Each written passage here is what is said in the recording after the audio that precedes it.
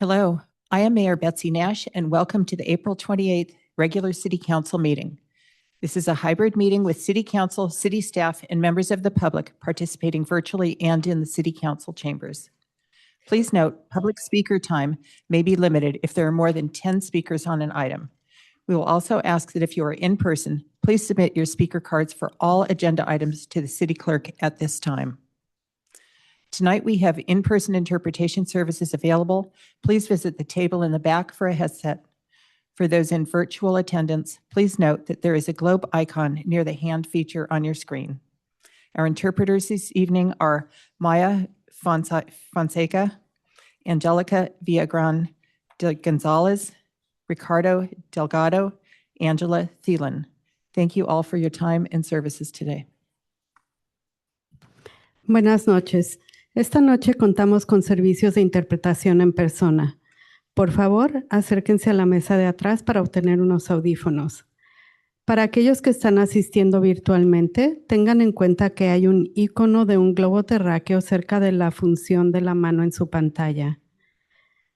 Ahí podrán obtener su interpretación también en español. Nuestros intérpretes esta noche son Maya Fonseca, Ricardo Delgado, Ángela Thielen y su servidora Angélica Villagrán de González. Gracias a todos por su tiempo. I would like to introduce City Council members and staff present in the City Council chambers are myself, Mayor Betsy Nash, Vice Mayor Jennifer Wise, and City Council members Drew Combs and Jennifer Schmidt. City Council member Taylor is participating remotely using Assembly Bill 2449. City Council Cecilia Taylor, please provide a description of circumstances under AB 2449, and if there are any persons 18 years or older present in the room, and the general nature of your relationship with the individual. Thank you, Mayor Nash. I am participating remotely under the Brown Act due to illness, and there is no one in the room with me over 18. Thank you. Thank you. In accordance with Government Code 54953 and the City Council Procedures Manual, when one or more City Council members participates remotely, agenda items requiring action will be voted on using roll call. This evening, the roll call vote will be taken with City Council member Taylor first, and then in alphabetical order using legal first name with the mayor voting last. Staff present include City Manager Justin Murphy, Assistant City Manager Stephen Stolte, and City Clerk Judy Herron. City Attorney Neera Doherty is participating remotely. City Clerk Herron, will you please provide instructions to the City Council and members of the public on how the meeting will proceed? Yes, thank you, Mayor Nash. And again, echoing a welcome to our April 28th City Council meeting. For members of the public who wish to provide comment this evening, if you're in person, you can complete a speaker card and return that to me here at the clerk's desk. If you are virtual, after the mayor calls for comment on the item you wish to speak, we ask that you engage that hand feature. And if you're calling in, you can press *9 at that time. That concludes my instructions. Mayor Nash, you may continue. Thank you. Agenda review. Agenda review provides advance notice to members of the public and city staff of any modifications to the agenda.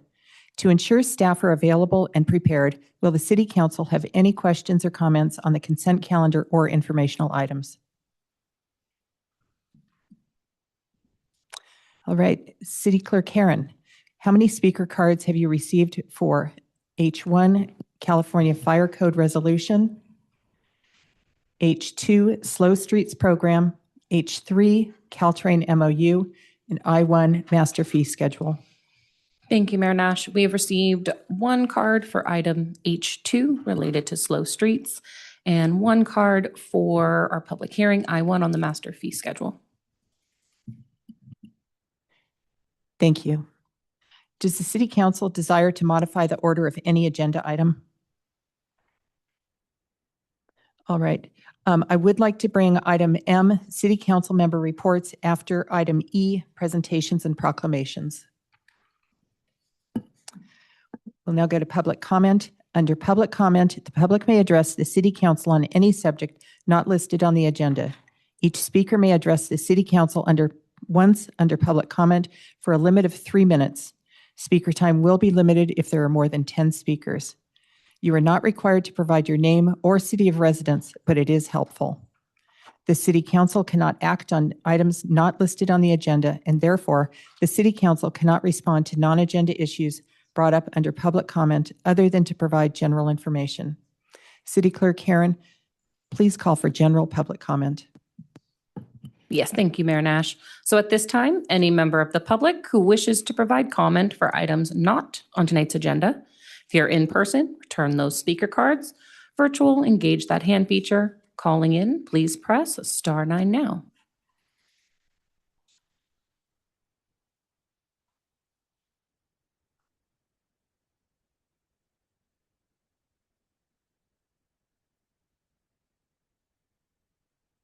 Okay, looks like we currently have 4 speakers. So this will be the final call for public comment for items not on tonight's agenda.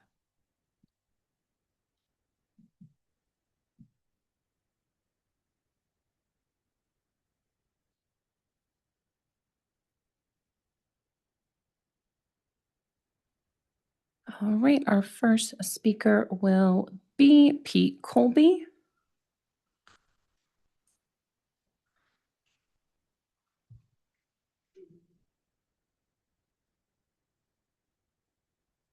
Hello, I'm a longtime resident. Can you hear me?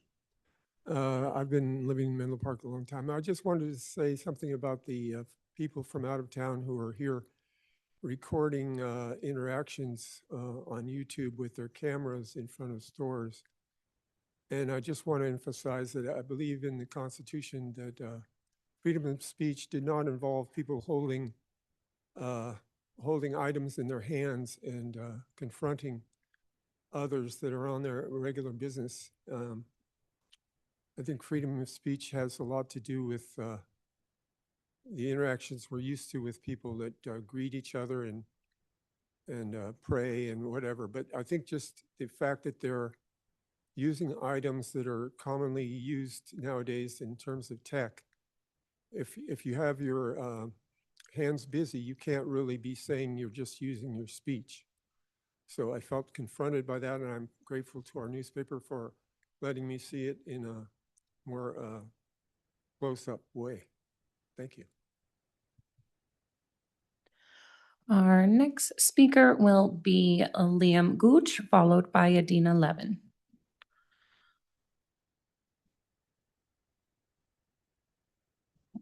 Liam, give me just one moment to bring up your presentation.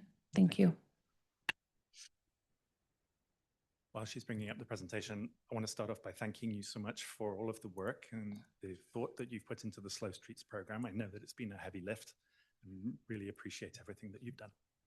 Can you hear me? Okay. So I've prepared 3 slides to talk about a situation relating to the mixture of streets. Could you please move the mic closer and speak in? Yes, of course. How's that? Okay. I'd like to talk about a situation where all of the good work that has been done in Slow Streets potentially could be extended to address streets that have got a mixture of high traffic volume, high velocity, but don't have sidewalks across the city. And so the picture on the left obviously is the great work that has been done on Middle Avenue and the traffic calming that's been done there. The picture on the right is College Avenue, which, as you can see, is a straight shot through to from University through to El Camino. And we're seeing a lot of traffic on there. And I'd like to bring this to life with you with some data that we've collected to illustrate the point. So if we could move to the next slide, please.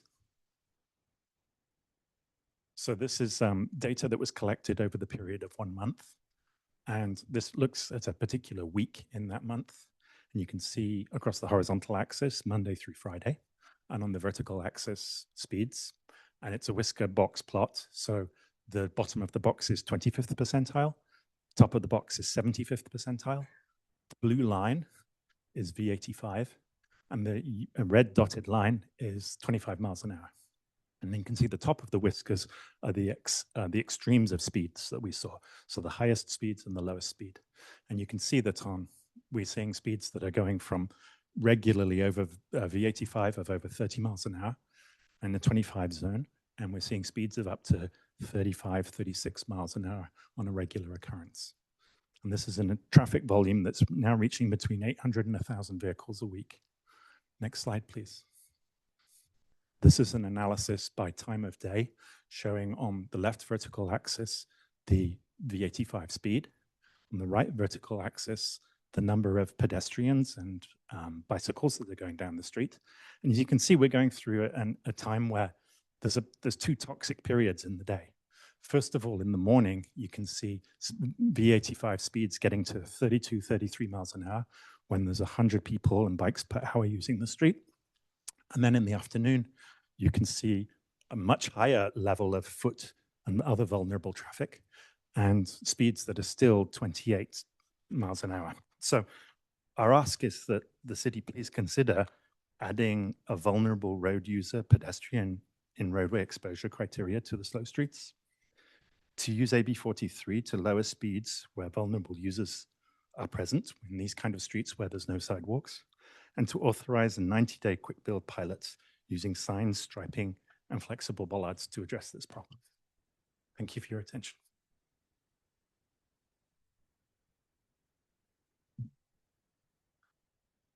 All right, our next speaker will be Adina Levin, followed by Jack Kackler.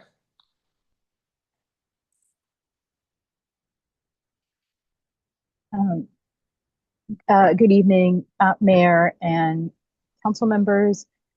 This is a request to the mayor and council about the sequence of the meeting this evening. And there is a presentation in the set of presentations that is from SamTrans, and it's about the local expenditure priorities for the Connect Bay Area regional ballot measure. And I would like to request, if it's feasible, for the mayor and council to enable public comment before the city council makes its comments. And the reason is that there have been several different community meetings with Belhaven, Empowered, and then with the San Mateo County Transit Justice Alliance, Team C, about this topic. And I would like to report on that, and if City Council would be interested in hearing that report before discussing and giving comments to SamTrans. There might be other people on this call also sharing from those community meetings as well. So the request is for City Council to hear public comment before commenting back to SamTrans. Thank you. Next speaker will be Jack Kackler, followed by Mukta Dahuka.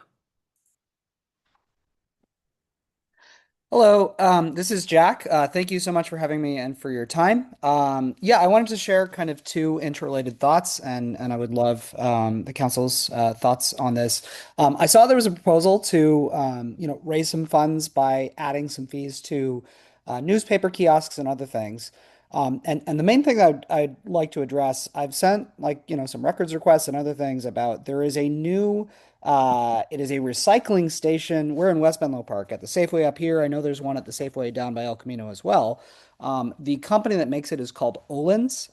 It has a very large digital screen that displays videos that run, I think it's 24 hours a day. They're large, they're very garish.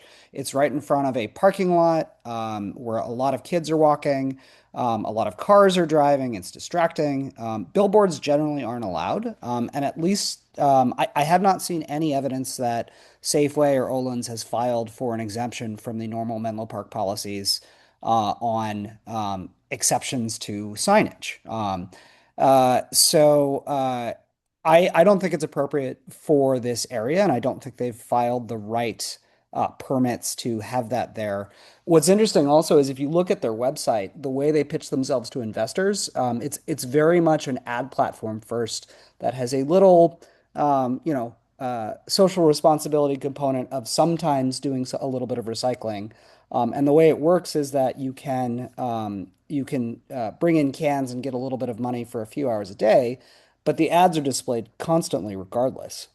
So I think this, I prefer them to be removed in accordance with city law. But the combination of, putting extra fees on the newspapers who are already hurting, and allowing, this company that is adding distractions to drivers that could hurt the children in the area, to sell ads, doesn't sit right with me. And I would love to see that addressed. So thank you. That's all I had. All right, our next speaker will be Mukta Danuka.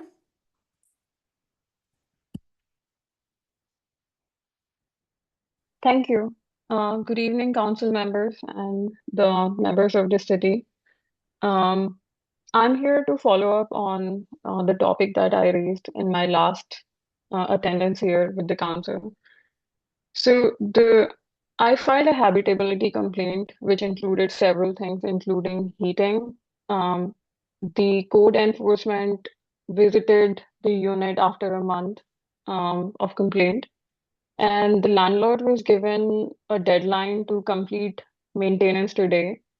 They continue to defer the maintenance for 2 full weeks, and they have actually not met the deadline, but no notice of violation has been issued. They asked for multiple access requests and continue to reschedule that multiple times. I also got really aggressive text messages from someone who claims to be the power of attorney holder.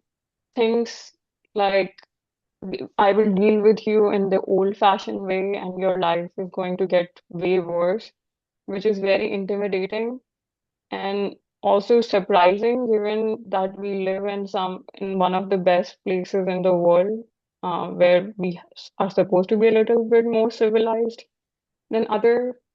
And the focus has been on not doing the repairs, but also intimidating the tenant. I have a very high respect for Menlo Park City Council and like the governing office officials, and I would really request that tenants are dealt with respect by the landlord and the property owners, and also they should focus on making repairs and not being aggressively like threaten the residents and the tenants. And they should take the code enforcement deadlines more seriously, and honor the rule of the law. And that's all I would request the city council members to like really consider as part of my speech. Thank you.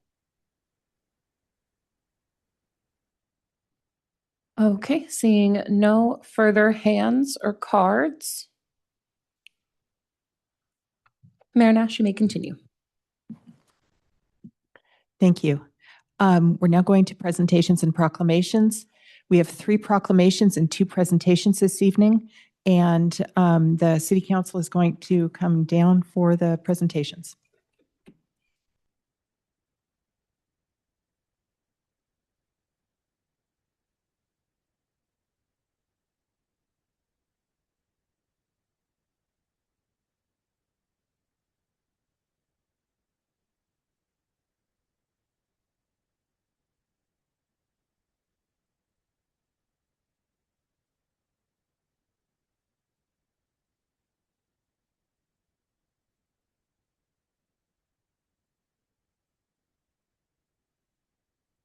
So our first proclamation is E1, Asian American Pacific Islander Heritage Month. City Clerk Karen, please call for public comment on item E1. Thank you, Mayor Nash. So at this time, if any member of the public wishes to provide comment on Proclamation E1 AAPI Heritage Month, if you are in person, return that speaker card. Virtual, engage that hand feature. Calling in, please press *9 now. Final call for public comment on item E1. Seeing none, Mayor Nash, you may continue. Asian American Pacific Islander Heritage Month is a time to reflect and celebrate the important role that Asian Americans, Native Hawaiians, and Pacific Islanders have in our community and throughout California, which is home to more than 7 million individuals of Asian or Pacific Islander descent.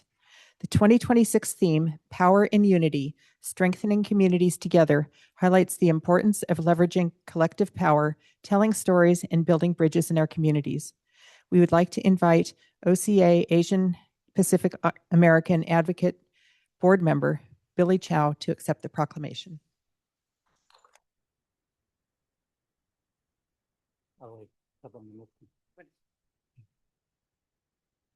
Good evening, Mayor and City Council member. My name is Billy Chow.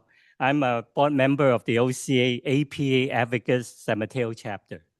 On behalf of our board and President Amy Yan, who couldn't be here tonight, thank you for this proclamation recognizing May as the Asian Pacific American Heritage Month. For nearly 4 decades, OCA San Mateo has been dedicated to advancing the social, political, and economic well-being of AA-NHPI community here in San Mateo County. As a local chapter of the National Advocacy organization founded in 1973, we strive to embrace the hopes and aspirations of all Asian Pacific Americans. Our chapter is an all volunteer-run organization that has grown alongside the diverse community we serve in San Mateo County. Our mission is built on 4 pillars: advocacy for social justice and equal opportunity, civic participation, including nonpartisan voter education and registration, community building through coalition with other nonprofit organizations, and fostering cultural heritage. Whether our annual Lunar New Year celebration or our Asian American Achievement Award Gala, now in its 35th year, we celebrate our cultural heritage and recognize those who inspire and uplift our community. One of our proudest legacies is our investment in the next generation. For 22 years, our Speak and Lead with Pride program has empowered AA-NHPI high school students to find their voices and master the art of political public speaking. Our scholarship program has provided thousands of dollars to local high school seniors, including MA. Our intergenerational Mahjong program, co-sponsored by the County Office of Arts and Culture, is designed to alleviate loneliness that San Mateo County urgent matter. In fact, I will be teaching a Mahjong this Friday at Bellhaven Senior Center. So, council member, you're welcome to join me. And we also have a youth council, high school student organization currently developing a summer program for the children English learner beginners for the county. And in the wake of the 2023 Half Moon Bay farm worker tragedy, we work with the city of Half Moon Bay and community partners to create 1,000 cranes art installation, a community healing project that now hang in the Half Moon Bay Library as a symbol of resilience and unity.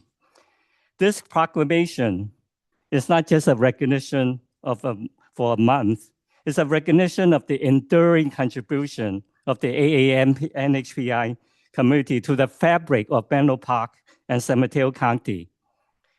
At OCA San Mateo, we believe that all of us belong here.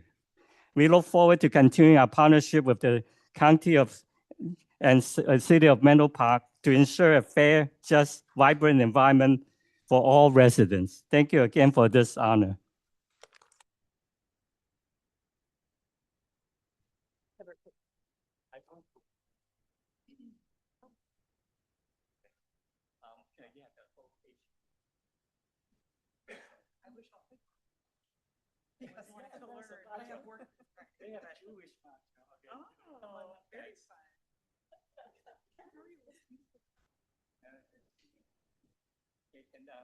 Someone take a picture? I can send it to you. Okay. Yeah, Okay. absolutely. Thank you. One, two, three. One more. One, two, three. Perfect. Thank you. Thank you. Thank you so much.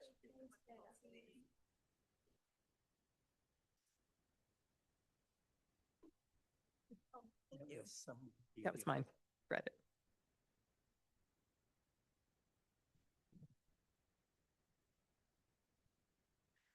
Our second proclamation tonight is E2, Jewish American Heritage Month. City Clerk Karen, please call for public comment on E2. Thank you, Mayor Nash. So at this time, if any member of the public wishes to provide comment on E2, our proclamation for Jewish American Heritage Month, if you are in person, return that speaker card. Virtual, engage that hand feature. Calling in, please press *9 now.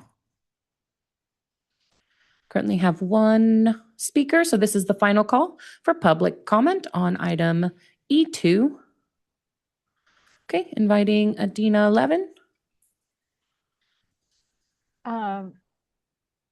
Hello, sorry, I thought that the SamTrans item would be as part of this, and I would like to speak on that item. Thanks.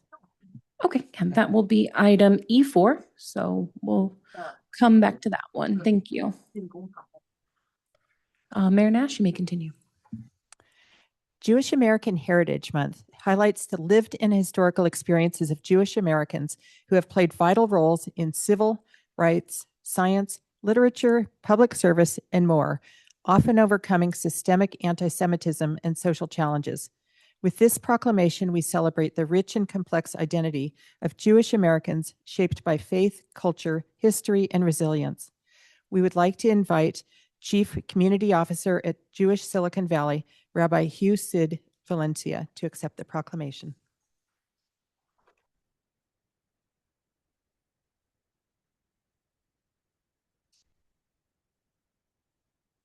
Thank you, Mayor Nash and City Council members. Jewish American Heritage Month recognizes and celebrates the contributions that Jewish Americans have made to the history, culture, and society of the United States. As a representative of Jewish Silicon Valley, I want to convey that we Jews have never taken our citizenship in this country for granted. We cherish the pluralistic, democratic values that underlie and make possible this citizenship. In these troubling times of increased political polarization and rising bigotry and anti-Semitism, we know that we must redouble our efforts to strengthen the institutions that build community and that support our participatory, enlightened democracy. Indeed, this work is baked into all that we do at Jewish Silicon Valley. In service of our mission, we harness the power of community to improve lives, build bridges of understanding, and strengthen the Jewish people. I want to thank the City of Menlo Park for issuing this proclamation. May this proclamation spur us to embrace the legacy of our predecessors left us, and may we continue to make meaningful and lasting contributions to our common civic culture here in Silicon Valley and throughout the United States. Thank you.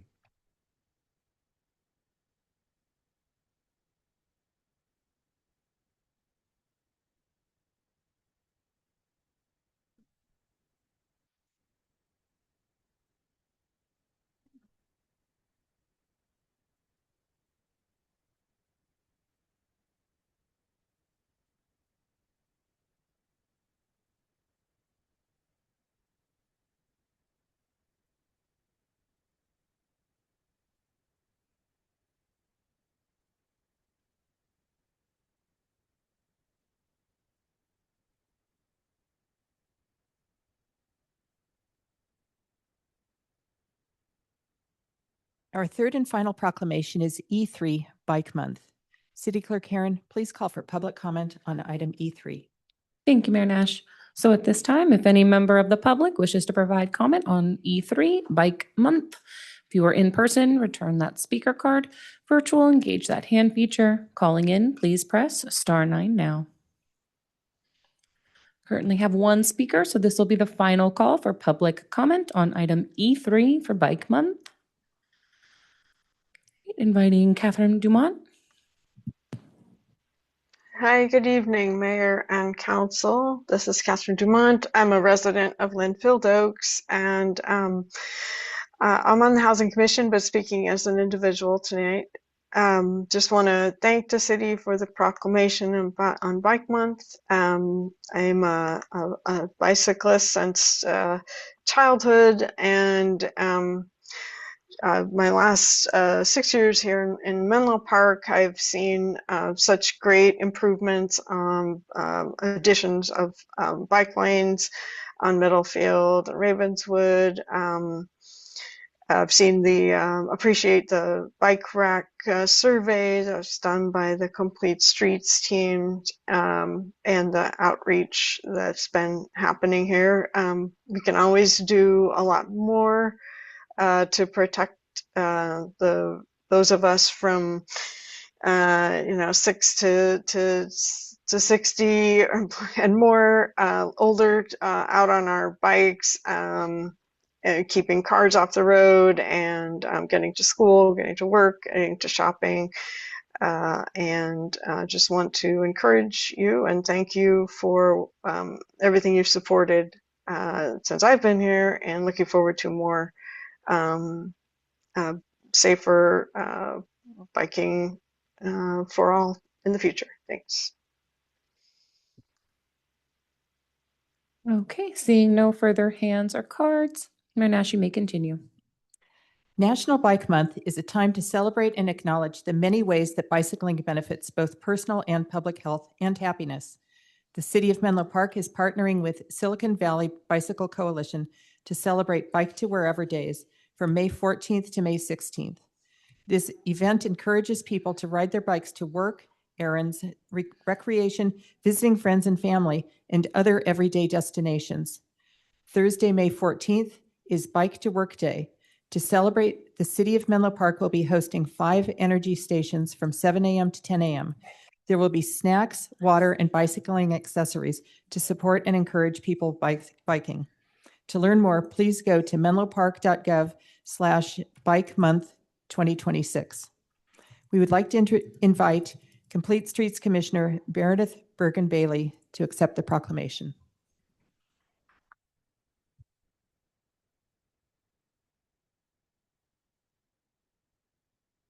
Mayor Nash, City Council, City staff, and community members. On behalf of the Menlo Park biking community, I am delighted to accept this proclamation recognizing May as Bike Month. This proclamation is a signal that our community sees cycling as a real part of how we live, connect, and move together. Bike Month is special because it belongs to everyone. It belongs to the parent who bikes their kid to school, to the neighbor who rediscovers their city at 10 miles an hour, to the commuter who arrives at work a little calmer, a little healthier.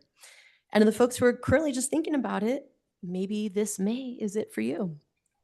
Our wonderful city is getting closer and closer to an 8 to 80 infrastructure, where people ages 8 to 80 feel comfortable and safe biking and walking around our beautiful community. And it is because of the commitment of our council and staff, and we thank you for that. Thank you for believing in a more connected, more fun, and safer city. Thank you.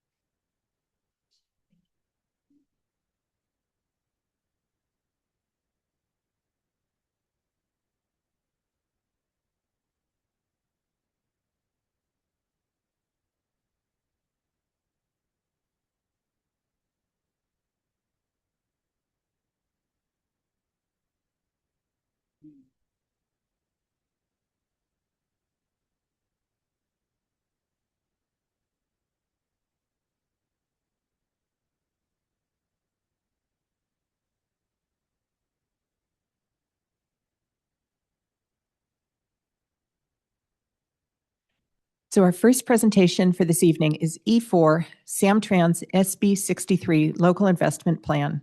Here to make the presentation is SamTrans COO Emily Beach. Emily, welcome.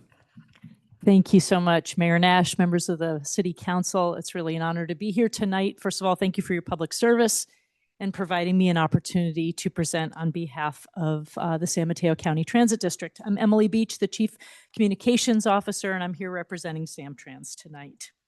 And the purpose of my presentation really is to provide, I guess if the slide deck is up.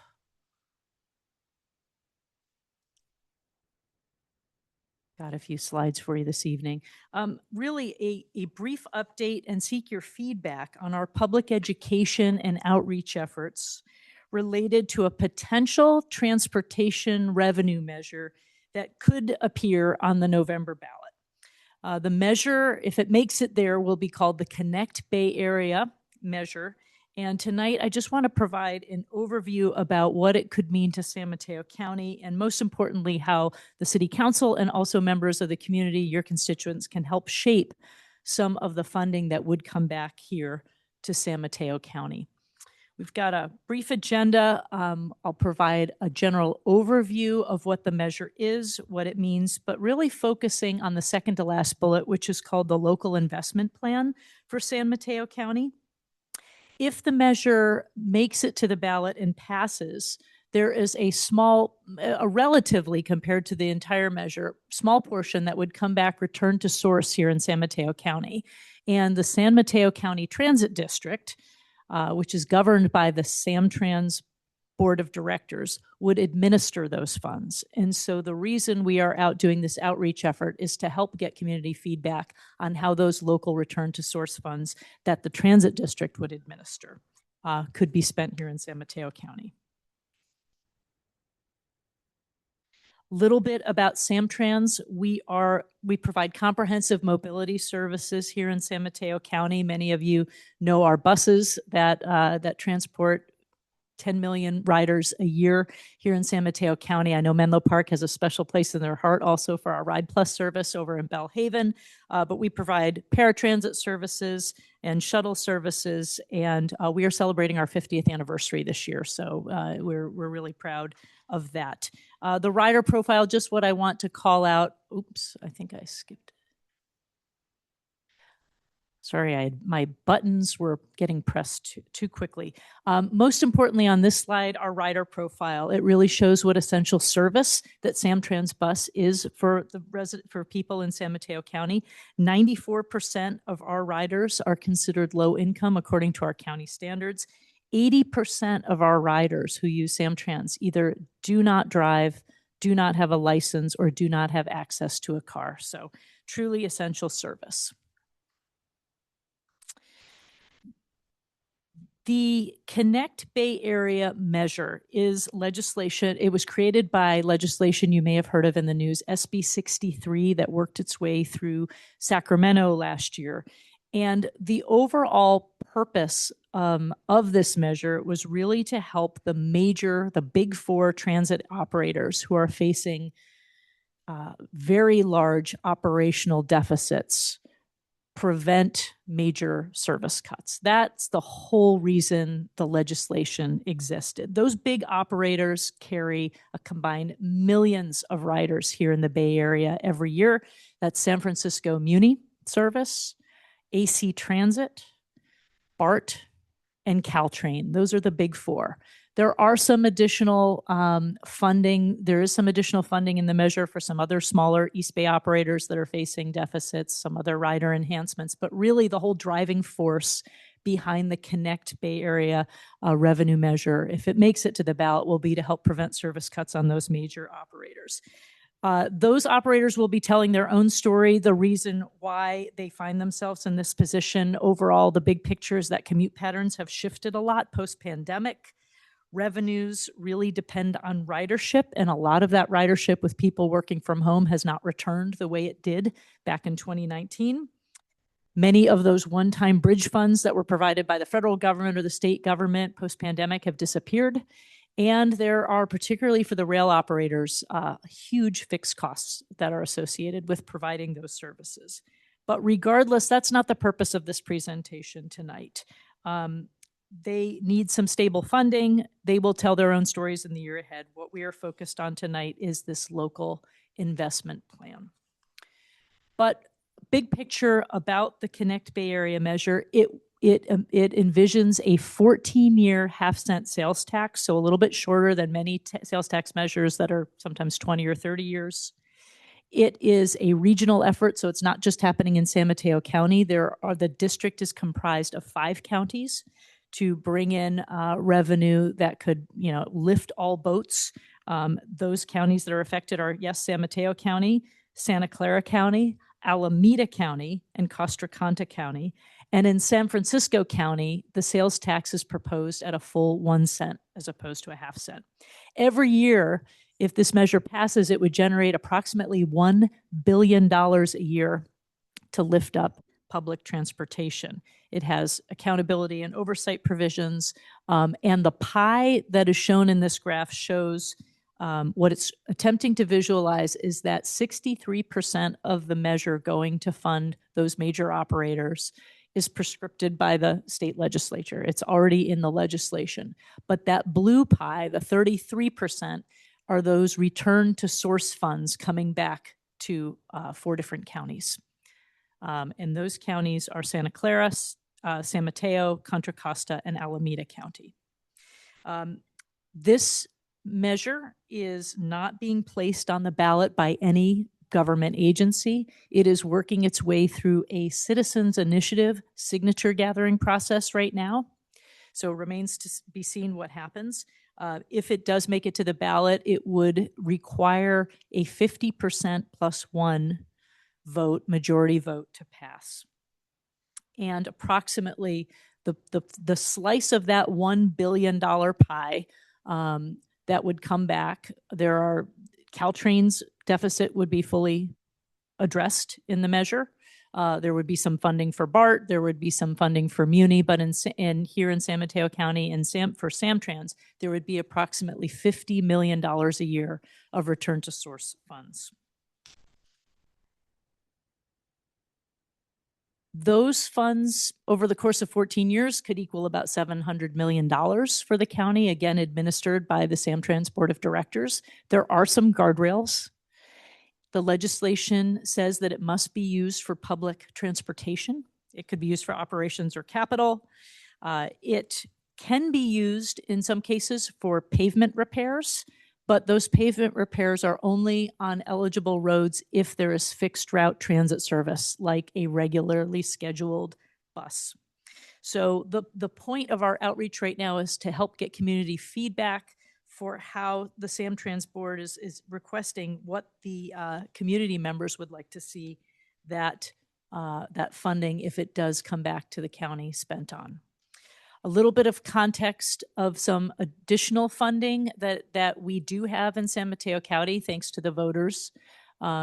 We are taking all ideas for what could be priorities for this local investment plan, but there are some, because there are guardrails on what Connect Bay Area can be spent on for public transit, there are other buckets of funding in this county through Measure A, that's administered by the San Mateo County Transportation Authority, and Measure W, where ideas that come forth might be better suited for some of these buckets of funding. We know Menlo Park is familiar with Measure A. It's really the workhorse for local transportation investments. Yes, it funds Caltrain, but it also funds grade separation planning efforts like here at Ravenswood. I remember being at the groundbreaking for Willow Road overpass and bike pedestrian improvements, various bike ped lanes, shuttle systems. All that gets funded by Measure A. Measure A was created in San Mateo County and authorized by the voters back in 1988, and it's been renewed twice. It was renewed again in 2004. Measure A will be expiring in 2033. And it is very likely that Measure A will go back for reauthorization by the voters, probably in 2028. And the reason to do it then is to really modernize the investment plan to make sure it's still reflecting community needs. So I kind of put that in context for any other good ideas that we're getting through this outreach process for the Connect Bay Area measure will help inform future expenditure plans for Measure A, which will be coming to the voters probably sooner than we even realize. 2028 is right around the corner. Little context about SamTrans. The Connect Bay Area measure was not conceived of to address problems that SamTrans has, but we will be administering any of these local investment funds back here. but this is the reality of the SamTrans bus system financial outlook as well. Like many cities, like many public agencies, inflation is hitting all of us. We are at an inflection point, although we have a balanced budget. We see that in the next few years, starting in fiscal year 2028, our expenditures start to outpace our revenues, and our revenues are driven by sales tax as well. So we are looking at being very proactive right now about how we can address that separation, and everything from how can we create more income in advertising and other partnerships, also cutting back on not growing our staff, making sure we're not doing discretionary travel. We are really tightening the belts now and coming up with a strategic approach to addressing this as well. So certainly the Connect Bay Area measure has the potential to help also preserve existing bus service in San Mateo County as well. So we have been actively doing presentations, offered these presentations to every city council in San Mateo County. We've been out making those presentations, getting council feedback. We also engaged, starting early on, we've had a series of meetings with two critical stakeholder groups. One is called the Agency Advisory Group, and we really thank the City of Menlo Park and the city manager who's participated in that process. We've had everybody from city managers, public works directors, senior staff, planning efforts, folks that could potentially be implementers of some of this funding, coming to help us shape what even buckets of categories should we be asking the community to prioritize. They were very early on in that process. We also have a stakeholder advisory group made up of business leaders, labor leaders, CBOs, service providers, business, and trying to get their perspective as well on what those priorities should be. So these groups have been very actively involved, and I believe they've had 3 meetings thus far. They've been critical in helping shape some of these community priorities. Right now there is a survey out on our website and social media channels. We also have some flyers here that we've left in council chambers. So folks that prefer a paper flyer. The 10 priorities that we initially sort of the buckets of all the different great ideas that have come out are listed right there. They're kind of hard to read, but we call the extended play version of this to further define what these categories mean. On the website, you can click or you can call our customer service center and learn more about them. And what we're asking for council feedback, but also folks' feedback in the community online, paper survey, calling in. Help us prioritize these 10. What are your most important? And if you can help us rank order them 1 through 10. These surveys are available on our website in all languages. So we've got them in English, in Spanish, fully translated, Tagalog, and simplified Chinese. And there's QR codes where you can find those surveys as well. And again, for folks that prefer to talk to a human, you can call into our customer service center and they can take your feedback. We're on a very accelerated timeline because the legislation was just passed last fall.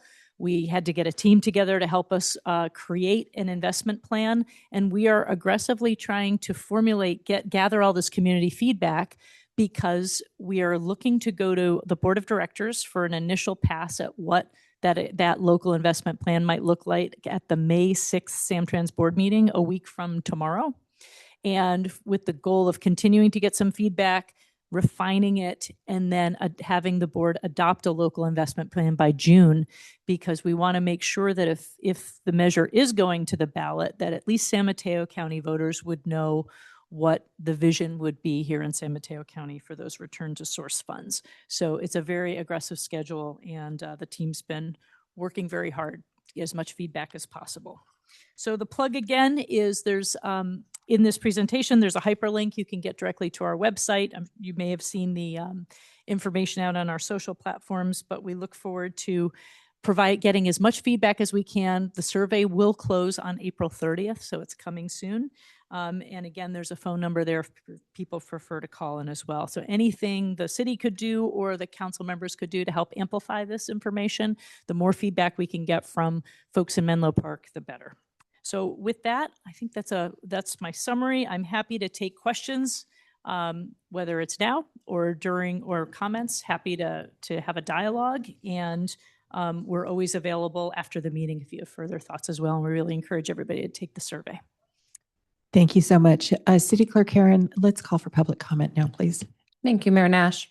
So at this time, if any member of the public wishes to provide comment on our presentation item E4 related to SamTrans Senate Bill 6.3 Local Investment Plan, if you are in person, return that speaker card. You're virtual, engage that hand feature.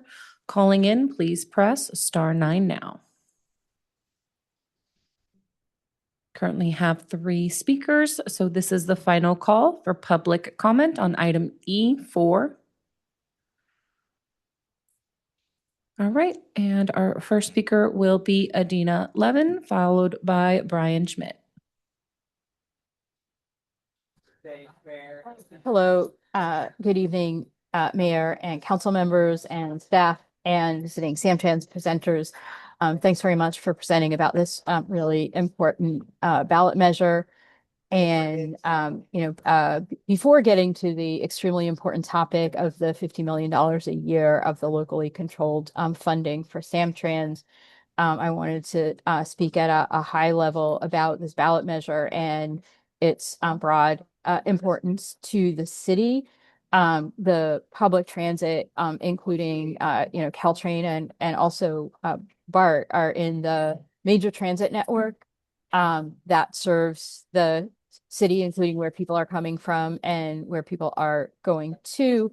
Caltrain has said that they carry about 3 car lanes worth of people. So if you can imagine Caltrain service being badly degraded and pushing 3 car lanes worth of people onto the highways, I have no idea how they would fit. Our housing plans depend on maintaining and improving our public transit system. So this ballot measure is really important for the city. I wanted to specifically comment on the SamTrans gathering feedback about the local expenditure plan of the $50 million in those locally controlled funds. I wanted to report on feedback from a couple of meetings recently and then a little bit earlier with Belhaven Empowered and climate resilient communities. And community members have consistently given, and also a recent meeting of the TC Transit Justice Alliance in San Mateo County, where community members want to see maintaining and improving the bus service, including the hours of service, making service the hours of service where sometimes really important services end early at night and don't run on the weekends. The improvements, we support people supported the improvements to make the buses faster and more reliable. One thing that was really people it might, but people who use the bus really want the bus stops to be safe and dignified. And, people mentioned not having to sit on the curb and get rained on. And like this is relatively small amount of money and really important for people in our community. Maintaining and improving the Ride Plus microtransit service that's been serving Belhaven and East Palo Alto and doing a better job of communicating.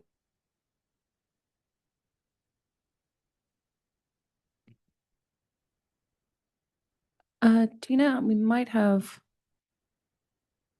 lost the last bit of your audio there. The affordable to people with low incomes. So thank you very much.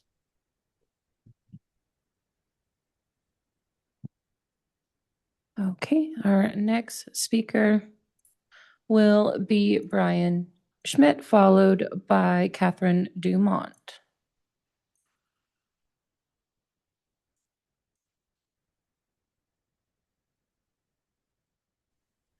Good evening. This is Brian Schmidt from Menlo Park. I'm speaking in support of the presentation and the Connect Bay Area measure.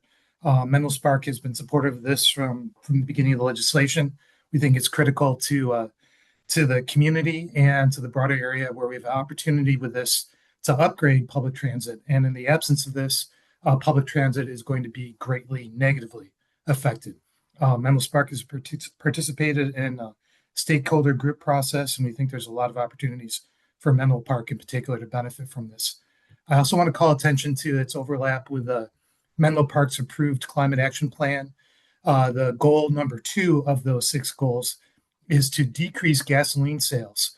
And goal number 4 is to reduce vehicle miles traveled. And both of those would be greatly benefited by the passage of the Connect Bay Area measure, and harmed if they are not, if it doesn't pass. Thank you.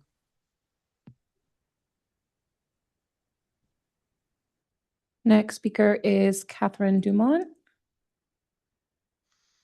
Hi, good evening, Mayor, Council, and appreciate the presentation from SamTrans. It's very exciting to anticipate the additional revenue that could be spent on improving our bus service. And I'm a bus rider myself. And I've noticed that, bus stops are not very well set up. They're just stops on the road, and there's not shelter for folks. And as our climate changes, this is getting to be a lot more of an issue for us. And I'd like to, I guess the goal here is really investing in our community, making sure that people can get to where they need to go, preferably without having to own a car, which is one of the most expensive things that you can, the folks have to deal with these days. And so I want to plus the Ride Plus micro mobility connections and investing in discounts for youth and seniors, and improving service wherever possible. Thanks very much. Okay, seeing no further hands or cards, Mayor Nash, you may continue. Thank you. Let's bring it back up to the dais. And does anyone have any questions or comments? Councilmember Taylor. Thank you, Mayor Nash, and thank you, Ms. Beach, for the presentation. Just have a question, and a comment. The comment is that there needs to be some additional places to upload Clipper cards. I'm not sure if there is a list of the locations, but I know that there are a few, not enough. And my question is SamTrans in charge of the DB? It's a bus that I think provides a great service, but is only available until a certain time during the week, and then there's no service on the weekend.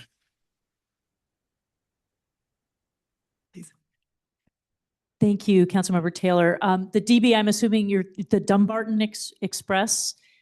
We are actually, that is an AC Transit line. So that line does not belong to SamTrans, but it's great to get that feedback because it's a sister agency as well.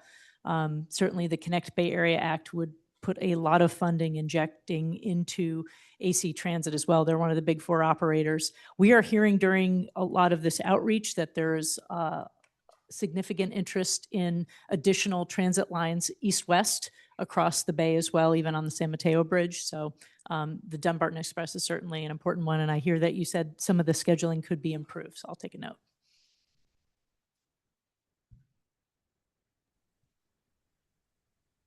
Thank you.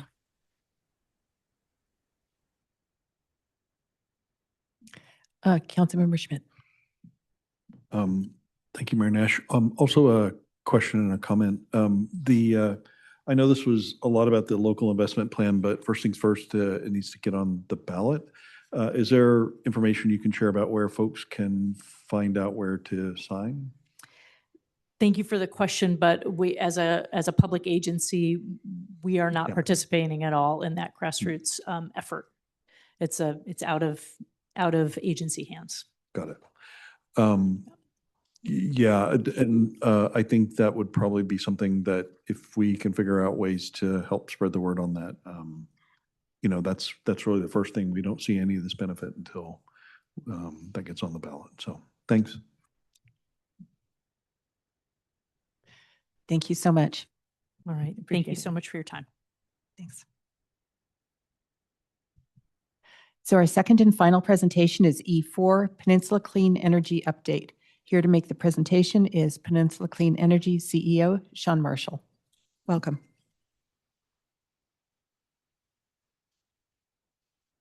Good evening, Mayor and council members.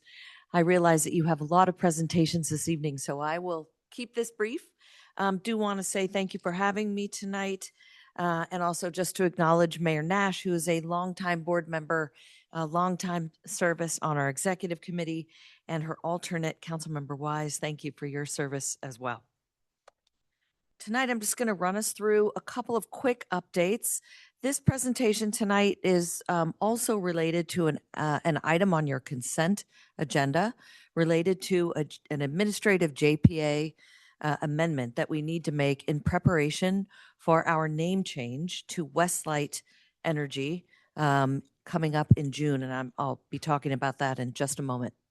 But first, I think you all are aware that how PCE works in the CCA arena.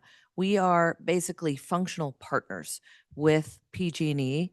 PCE takes over responsibility for the procurement and development of certain power resources, clean power resources. We partner with PG&E, who continues to provide gas services, all of the pole and wire infrastructure, the customer billing, so that at the end of the day, all of our customers are receiving a discount on their bill along with cleaner energy. So we are also celebrating this year our 10-year anniversary, which is a little bit astounding because it literally feels like just a few months ago that we launched back in October of 2016. We were founded on a couple of core principles. The first is to provide affordable rates. And I'm happy to report that since our inception, PCE has always offered electric generation rates that are lower than PG&E. We currently stand at 10% lower. We have also offered 100% clean energy for our default product. We also have a voluntary 100% renewable. We are on our way to achieving 100% renewable energy for our default product by 2030. So that is, we are incrementally moving the needle upward to that goal.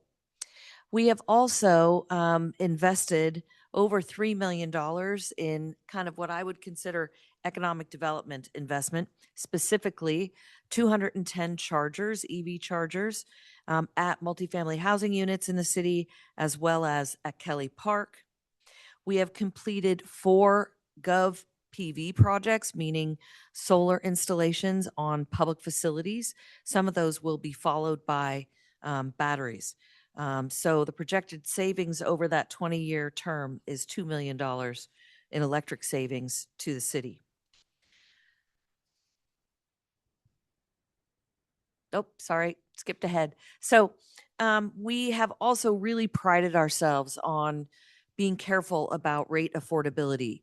Our totals now for our whole service territory are pushing up into $230 million since our launch in 2016. Of that, Menlo Park has enjoyed a little over $17 million for its residents and businesses, which equals out to about a week of free electricity per year. And we are hoping to actually increase that as we go along. I mentioned already over $3 million in community reinvestment through various discounts, rebates. We have a 0% loan program. And then we are at already 100% carbon free across all of our energy resources. Our role has expanded. So when we first launched, we really focused on the core function of our agency, which is to provide cleaner power at cheaper rates.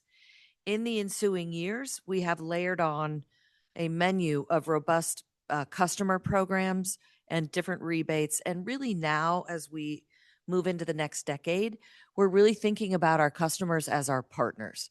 So how can we work with our customers to reduce peak load, to work on virtual power plants?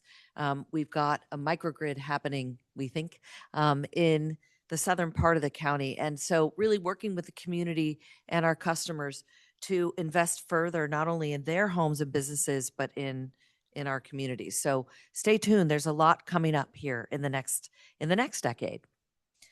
The year ahead, we are currently at a 10% discount.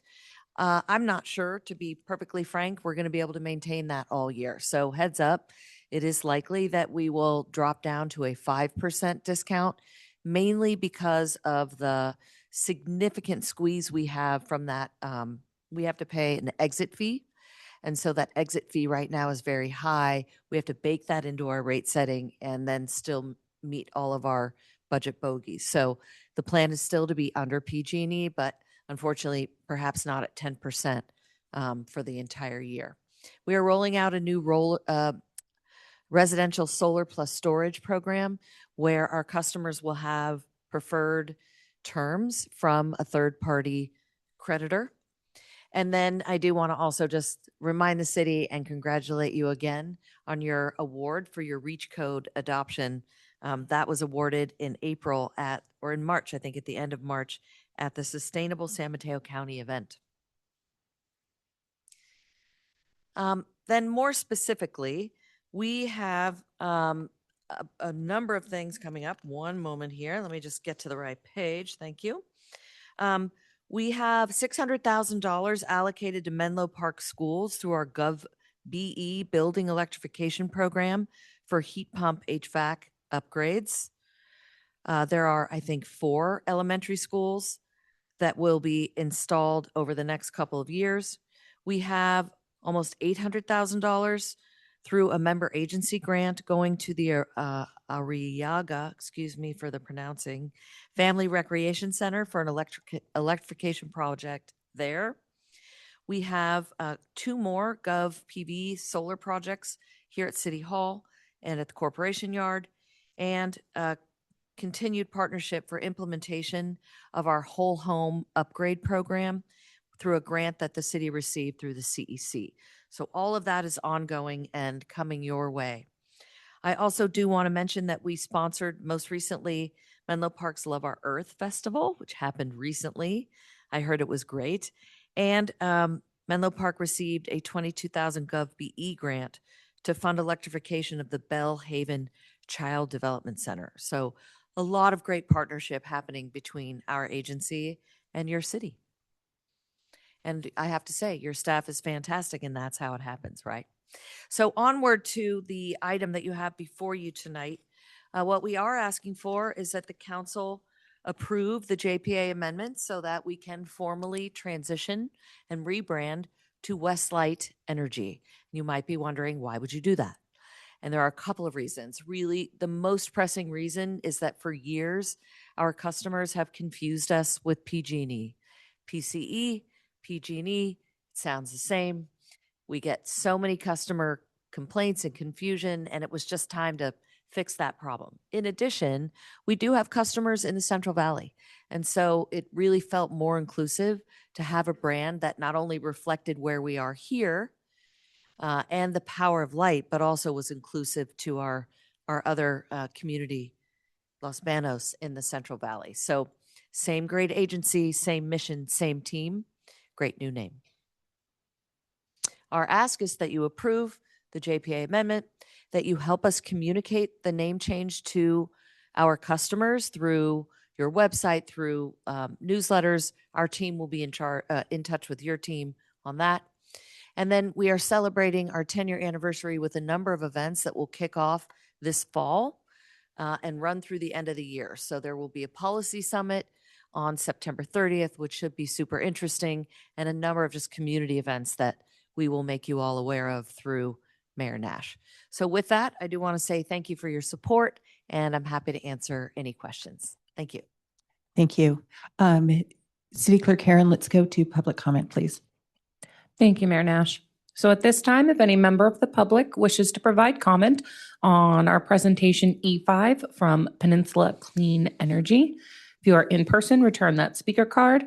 Virtual, engage that hand feature. Calling in, please press *9 now. Final call for public comment on item E5. Seeing none, Mayor Nash, you may continue. Thank you. Let's bring it back to the dais. Any questions, comments? Councilmember Schmidt.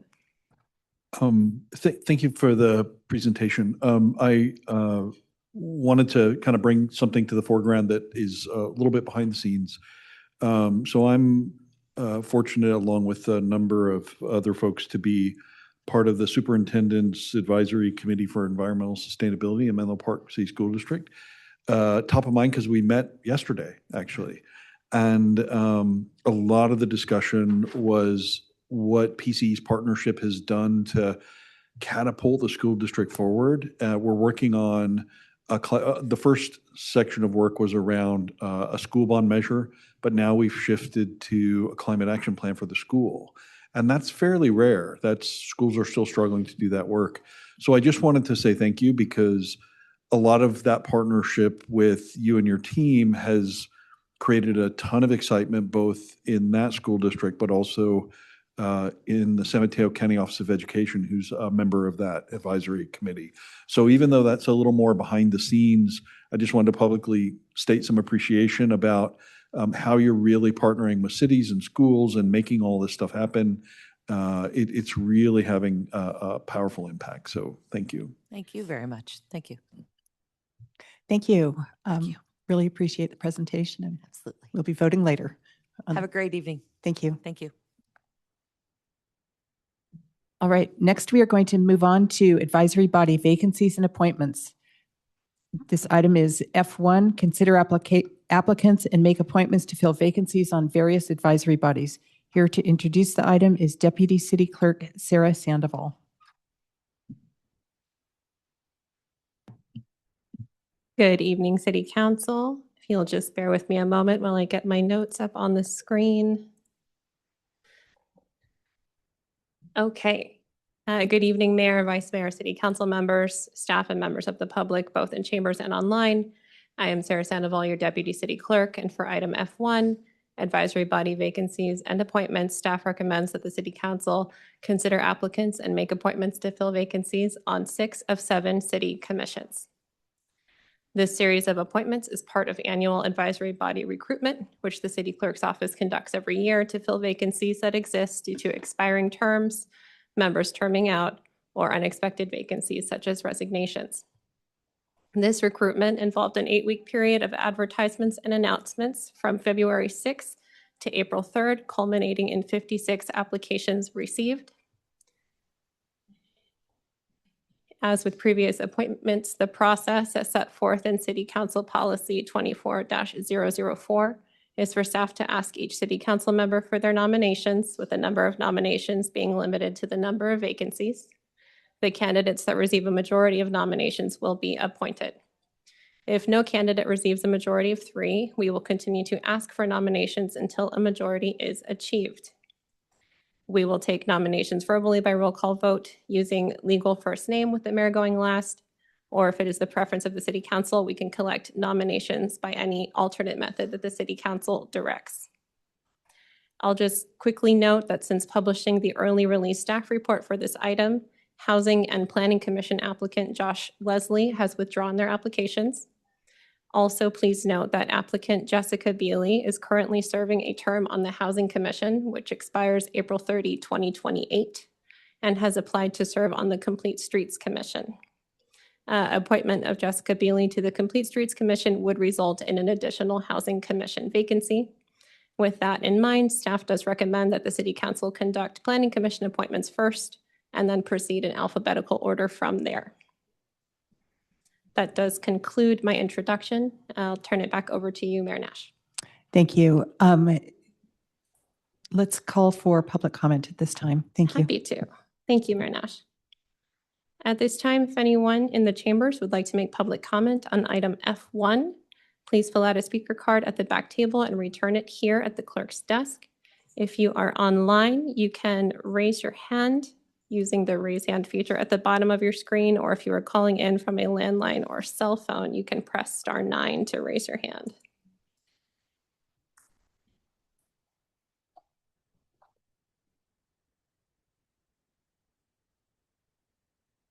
Mayor Nash, I have 5 speakers right now, but I see a few more coming over if we want to wait just a moment.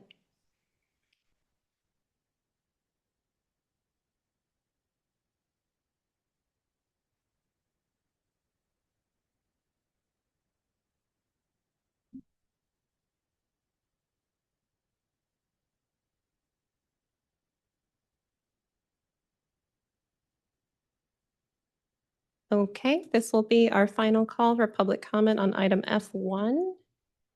It looks like we have 7 speakers total. Mayor Nash. Thank you. We'll continue with the 3 minutes each. Okay, great. Our first speaker will be Tim Rochel. Apologies if I'm mispronouncing. Hello, members of the council. My name is Tim Rochty, and I'm here applying for the Complete Streets Commission. And I wanted to take a few moments to introduce myself for those of you I haven't actually met in person so far, and just sort of give you some context. So I've lived in Menlo Park in the Willows for over 20 years now with my wife and 2 kids. You know, we've been able to enjoy the special environment that Menlo Park gives, partly because of, you know, how the entire city infrastructure is set up. You know, that we have a certain environment that is conducive to a good living experience. A lot of that depends on how traffic flows and how bicycles flow and how pedestrians flow and all this kind of stuff.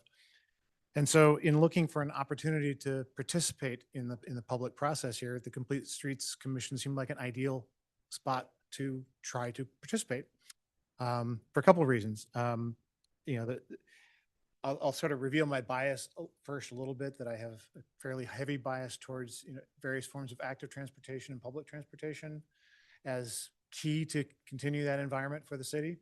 Obviously, it has to be balanced with needs to move vehicles around and how that happens. You know, these are in conflict, but not necessarily opposed, if that makes sense in my mind.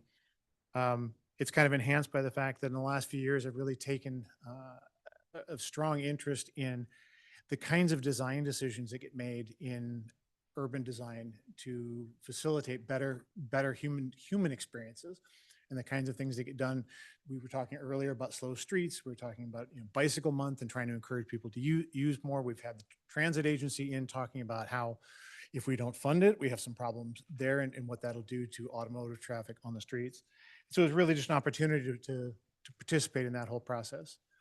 You'll see from my background, no public service formally in the past, but some professional roles that I think adapt well. You know, product management has been my primary career, which is basically herding cats, listening to a lot of people and trying to understand what's important to them and how it's important, and then working with a very fluid environment of resources and priorities and trying to come up with something that makes the best answer for the most people. There's never perfect, you know, and that seems to align very well with what has to happen in the city government kind of process for doing that as well.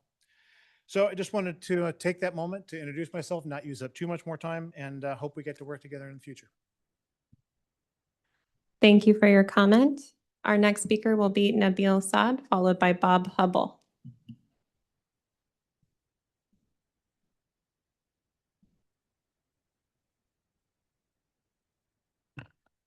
Good evening, Vice Mayor, and City Council members. My name is Nabil Saad. I'm an environmental science professional and air quality expert. I've applied to the Environmental Quality Commission, one of the 2 open positions, and that's my 4th time to apply. Although I do understand that this is a very popular position, and that's to my joy to understand that a lot of people would like to serve on this commission. I believe that my background in air quality and environmental justice would be a very good match for this open position, and I've served previously on the Independent Redistricting Commission in Menlo Park, and it was an enjoyable public service. So just a brief introduction, and I've included more information in my application, and I hope we can work together in the future. Thank you so much. Thank you for your comment. Our next speaker will be Bob Hubble, followed by Patrick Yee.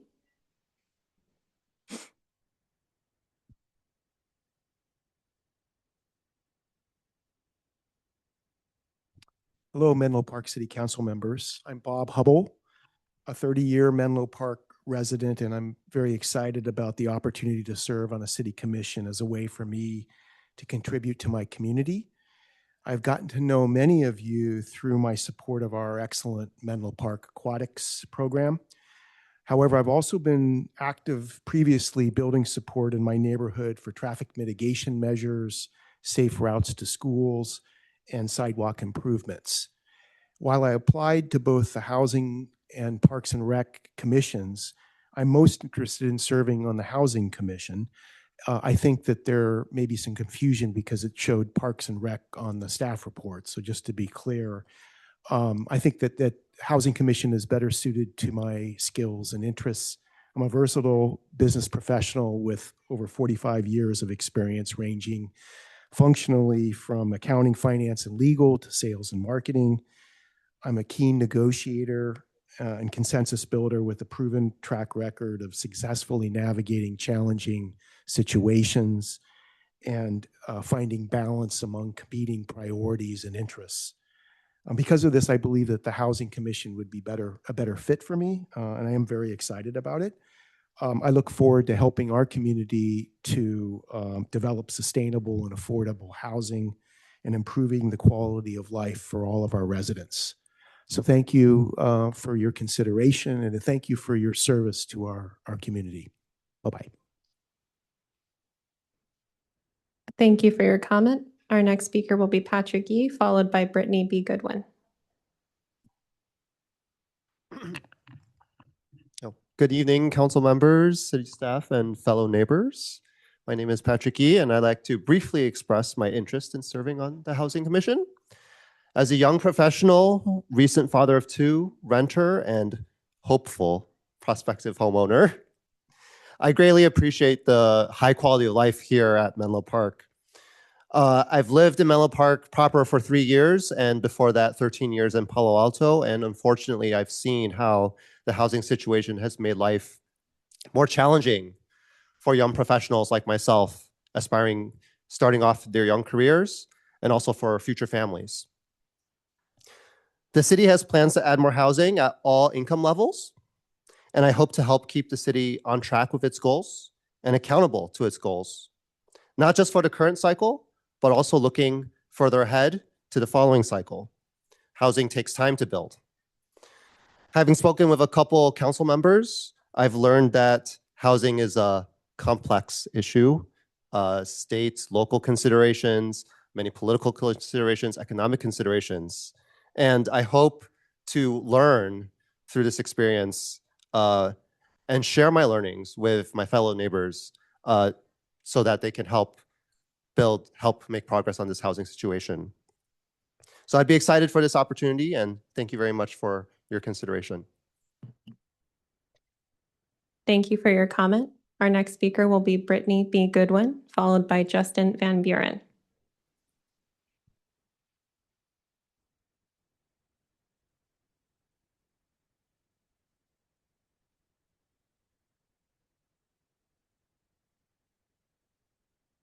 Good evening, Mayor, Vice Mayor, and members of the City Council.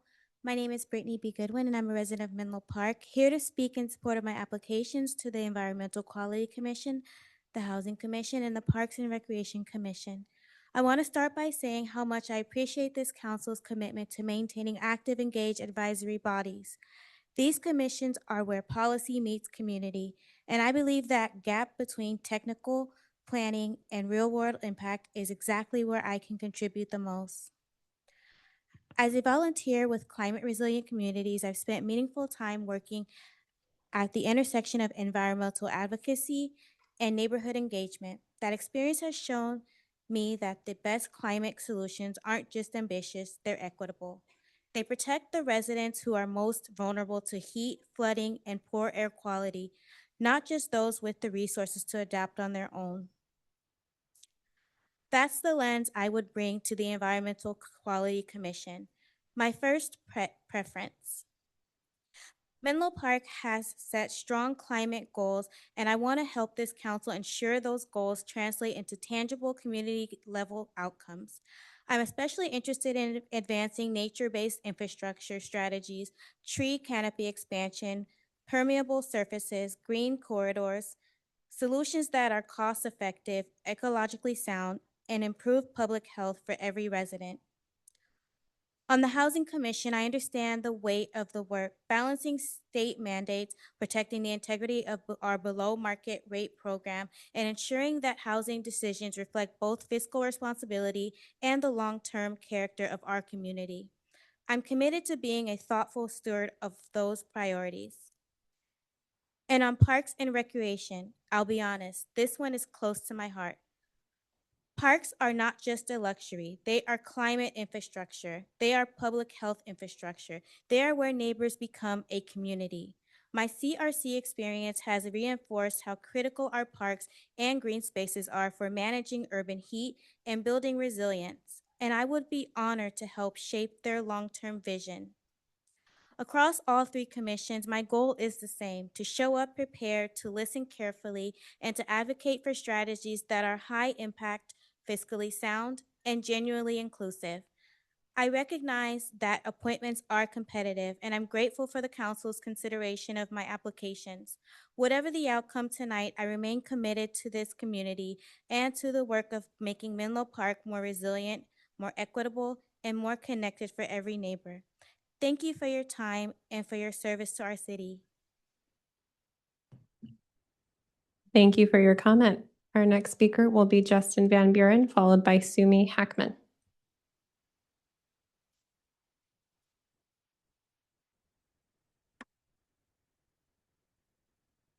Justin Van Buren, District 4. I've thoroughly enjoyed my time on the Parks and Rec Commission these last 20 months. I was only appointed in August of 2024. I think that we've continued to accomplish a great many things. We've reviewed and updated a lot of policy. Most recently, we held the inaugural Menlo Park Fun Run, starting at the Belhaven Community Center and also featuring Bedwell Bayfront Park. Should I be reappointed, there are a few things I would like to focus on in the future. We all know how wonderful the new Willow Oaks Park is. My toddler loves it. And I think some of our other parks in the city would equally benefit from a similar refresh. I would also like to help establish a Friends of for Parks and Rec. We have two for the library. There's one for Bedwell Bayfront Park, but there is not a broader one for Parks and Rec. However, there are a number of members of the community who have expressed interest. That is something I would like to help facilitate. And finally, I've heard a lot of community feedback about how they would like some community gardens. We used to have one in District 1 that was operated by the Rotary Club, but it's hard for people to get a response to emails there. And I've heard from a number of citizens at the farmers markets and elsewhere that they would like the opportunity to have community gardens elsewhere. So there are a few policies that, should I be reappointed by you, I would try to make a priority as initiatives going forward. Thank you for your time. Thank you for the opportunity to serve the city these last 20 months. Have a good evening. Thank you for your comment. Our next speaker will be Sumi Hackman, followed by Michael.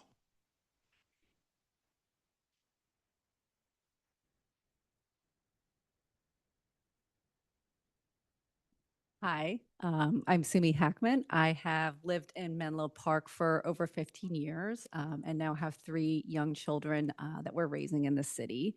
I have applied to both the Environmental Quality Commission as well as the Parks and Rec Commission and wanted to express my preference for serving on the Parks and Rec Commission.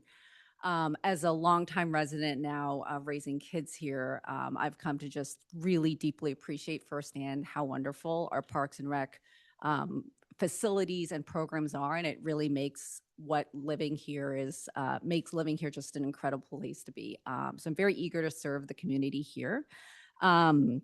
I have a background in strategy, most recently working in product management leadership. And while that's a different domain, the things that I think about bringing to bear here are we have to do a lot of, I think, honestly difficult decision-making when it comes to things around priorities, budgeting, and I'm very eager to listen to the community, hear the considerations, understand trade-offs, look at the data, and try to come together in terms of facilitating, guiding thoughtful decision-making, especially as I've seen in the last few years and going forward. It is as always, I think just a really interesting time in our community where we're seeing population growth. We're seeing a lot of families here. We're also seeing budget issues. We're seeing issues with how we need to run a lot of our facilities. So I just think there's a really interesting opportunity in the next few years to just ensure that we have a really vibrant Parks and Rec system. And I'm really looking forward to the opportunity to serve. And thank you for your service and your time. Thank you for your comment. Our next speaker will be Michael. Michael, you should be able to unmute and make your comment at this time. There we go. My name is Michael Barclay. I'm a resident of District 5 in West Menlo Park and have lived here for 32 years. I'm not applying for any seat on any of the commissions. However, I wanted to endorse Sally Cole for another term on the Complete Streets Commission. The Complete Streets Commission should have as its goal serving all of the residents and all of the interests in Menlo Park. That requires a balanced point of view in serving on the commission. I personally attend some of the Complete Streets Commission meetings and watch all of their videos after the fact. And I just like to say that Sally Cole has the most balanced approach of most of the people on that commission. And I think a balanced approach is important. Therefore, I endorse Sally Cole for another term. Thank you. Thank you for your comment. Our next speaker will be Stephen.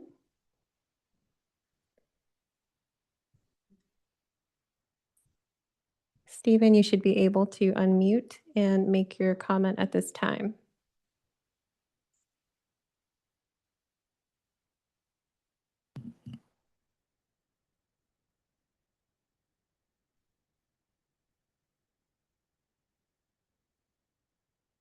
Stephen, if you can hear us, you should be able to unmute and make your comment.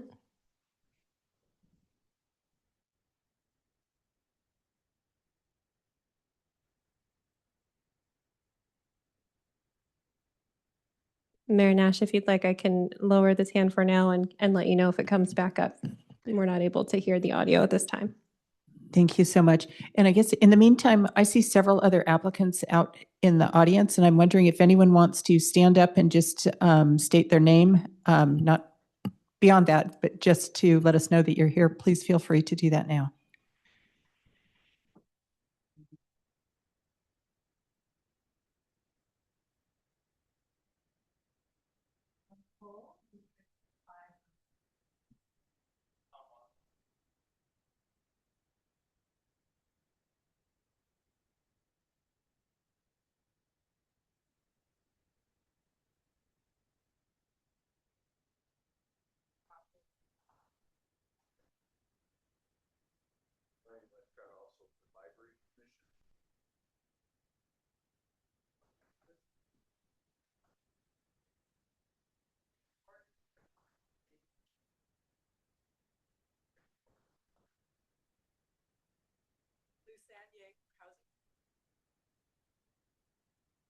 Thank you very much.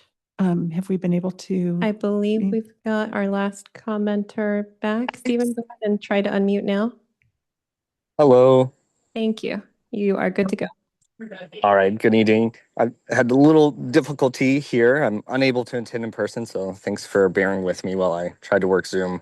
I'm Stephen Schweitzer. I'm really grateful for the opportunity to serve on the Housing Commission for the past 2 years, filling an unexpired term.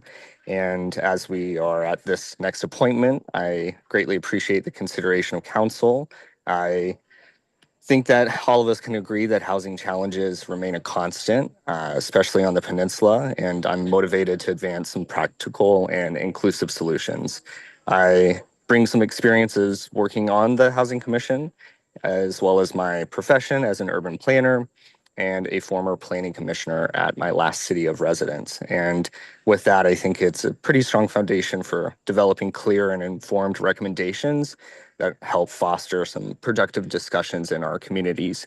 I would like to continue working on the Housing Commission and provide recommendations to City Council that drive some meaningful progress on housing challenges in our community that we call home. So thanks for your consideration. Thank you for your comment. This will be our final call for public comment on item F1. Okay, seeing no further hands or cards, Mayor Nash, please continue. Thank you. Deputy City Clerk Sandoval, could you please provide instructions on how the appointments will proceed? Certainly, if it's agreeable to yourself, Mayor Nash, and the City Council, we would like to proceed with Planning Commission and then alphabetically. For each commission, we will be asking for appointments from each of you equal to the number of vacancies. So if there are 2 vacancies, you'll give me 2 names. And if we do not have enough candidates that reach that majority, we'll go ahead and go again until we achieve enough nominations to appoint to those vacancies. Thank you. I would like to do Planning Commission by secret ballot, the way we've done it in the past, where we each write the names on one piece of paper and then you will announce it later if that works. Absolutely. We'll just need one moment to send you all the materials for that. Thank you. And any comments from council members in the meantime? Yeah, thanks. Just clarifying, we write it down, but it's not ultimately secret who voted for who. Precisely, Yeah, yes. yeah. What we've done in the past is we just write it on a piece of paper and then the city clerk will fill out the thank you. Maybe I'll just add your name.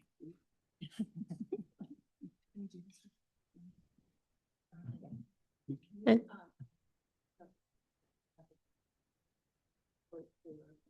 yes. City Councilmember Taylor, to participate in secret ballot, we ask that you text City Clerk Karen your appointments and we will add them to the sheet, the voting sheet. So were there any other comments that anyone wanted to make prior to proceeding with the appointments? Wonderful. Okay. Certainly. I just wanted to say thank you. This was a really hard set of decisions, and it was very impressive slate of candidates for all these commissions. So thank you for applying.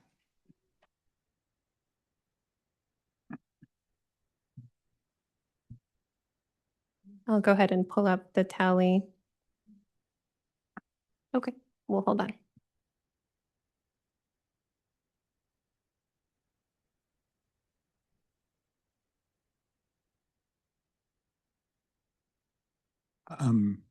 I'll echo Councilmember Schmidt's statements and appreciate everyone for applying. One of the comments I've made in the past is that in Menlo Park, this is one of the things where it's for some of these local commissions, you literally in some cases have national experts for subject matters applying, and so it is really humbling, but really grateful for you all to want to spend your time and some of your skill devoted to serving your fellow residents. I will say, additionally, as we're going into Planning Commission, just on that, I do want to my council colleagues say that I do think that we are in a intersection as it relates to the Planning Commission where there is some lack of clarity and direction about what their scope is. And I think it's after these appointments, we will have possibly 2 new or one new, at least one new Planning Commission. I do think it is imperative that if it is the desire for the council to have some scope change, that be communicated, that be an agenda item. I would encourage you all, if you have not, to view the last or second to last Planning Commission meeting, where it was sort of out of an episode of Parks and Rec, where Planning Commissioner went down and made a public comment and then came back up to the dais and then talked about the public comment, because the commissioner thought that that was the way to get an item on the agenda, to talk about how you get an item on the agenda of the Planning Commission to change their scope. And there's an easy way to change the scope of the Planning Commission, and there's only an easy, and it's convenient, that's the only way, and that is via the City Council. And so what we have there now is a situation that I think the City Council needs to address, because the bearer of that pressure is staff, and you get these interactions that can be very challenging. And so since we're going to go into Planning Commission, I wanted to share that, that either it's the council is willing to change that scope, or the council needs to communicate, I don't know if through the liaison or through that, the council has no desire to change that scope. And that if that is a problem for you, then maybe you don't want to be on the Planning Commission. Councilmember Schmidt, as the liaison, would you like to say anything? Yeah, thanks. I don't want to go into too much detail. I think we've had discussions about that. I think there's active discussions going on with pretty much all the planning commissioners. The meeting last night was another long Actually, one. But let me say this, we probably shouldn't go too far into it, because it's, yeah, fair enough. There has been discussions. Yeah, I think it's fair enough. There's been discussions. I think we can take those into a different forum, but yeah, I think it's been. And last night's meeting was very productive. Yeah. And if there is a change of scope, it will come through council. Yeah, which is where the discussion should happen. I hope Correct. any discussions are following the Brown Act. Yes. Because it is a Brown Act body. But also, again, the discussion should be at council. Right. And we will, if we do that, it will be agendized. Okay, if Please. we're ready, I'll go ahead and show the results.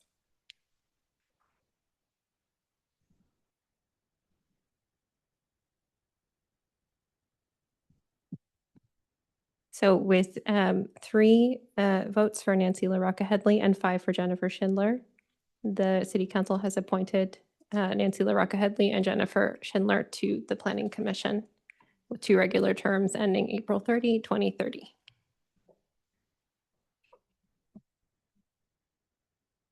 And are we continuing secret ballot, or would we like to do roll call vote for the remaining commission appointments? I think we can do a roll call vote unless anyone else has a preference. Okay, great. Thank you. I'll go ahead and pull up our next tally. This one will be for the Complete Streets Commission.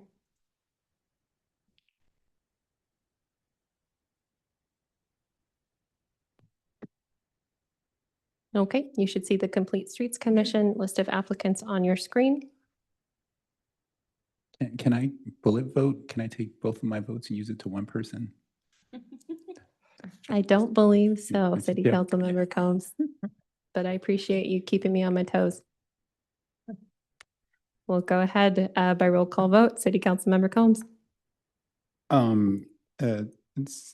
We're Complete Streets, right? Sally Coe and Tim Rockji.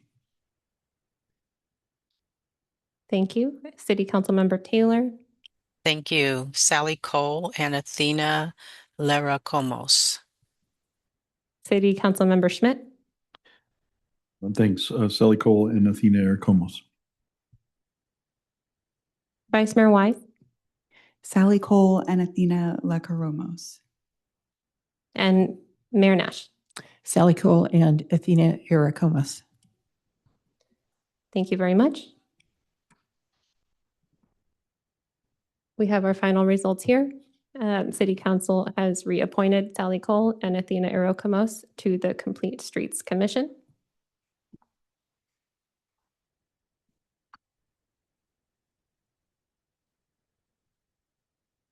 Moving right along, we've got the Environmental Quality Commission. This is also 2 vacancies, so 2 names. As with the previous, And because you are remote, we'll go ahead and start with City Councilmember Taylor. Thank you. Brittany Goodwin and Eduardo Lopez Hernandez.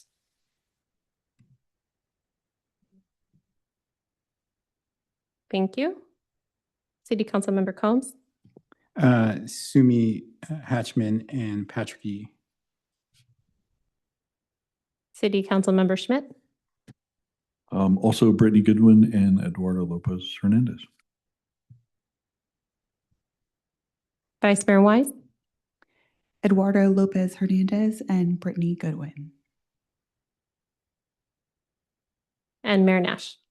Eduardo Lopez Hernandez and Brittany Goodwin. Okay. Thank you very much. City Council has appointed Brittany B. Goodwin and Eduardo Lopez Hernandez to the Environmental Quality Commission. Moving right along to the Housing Commission. For Housing Commission, we have one vacancy. So if you please, just one name, starting with City Councilmember Taylor. Thank you. Gina Grega.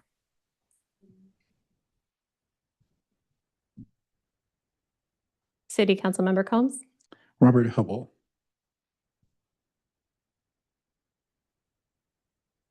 City Councilmember Schmidt. Stephen Switzer. Vice Mayor Wise. Stephen Switzer. And Mayor Nash. Stephen Switzer. Okay. Thank you, City Council. We've appointed Stephen Switzer, reappointed Stephen Switzer to the Housing Commission. We'll move on to the Library Commission, for which there are two vacancies.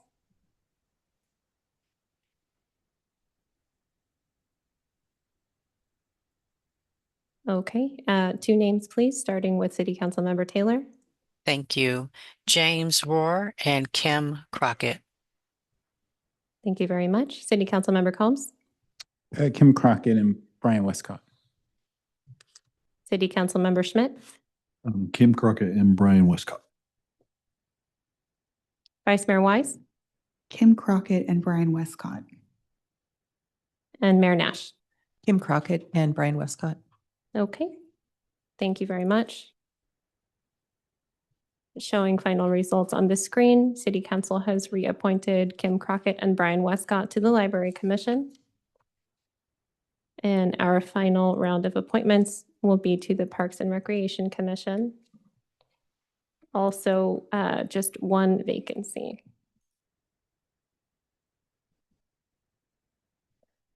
Starting with City Councilmember Taylor.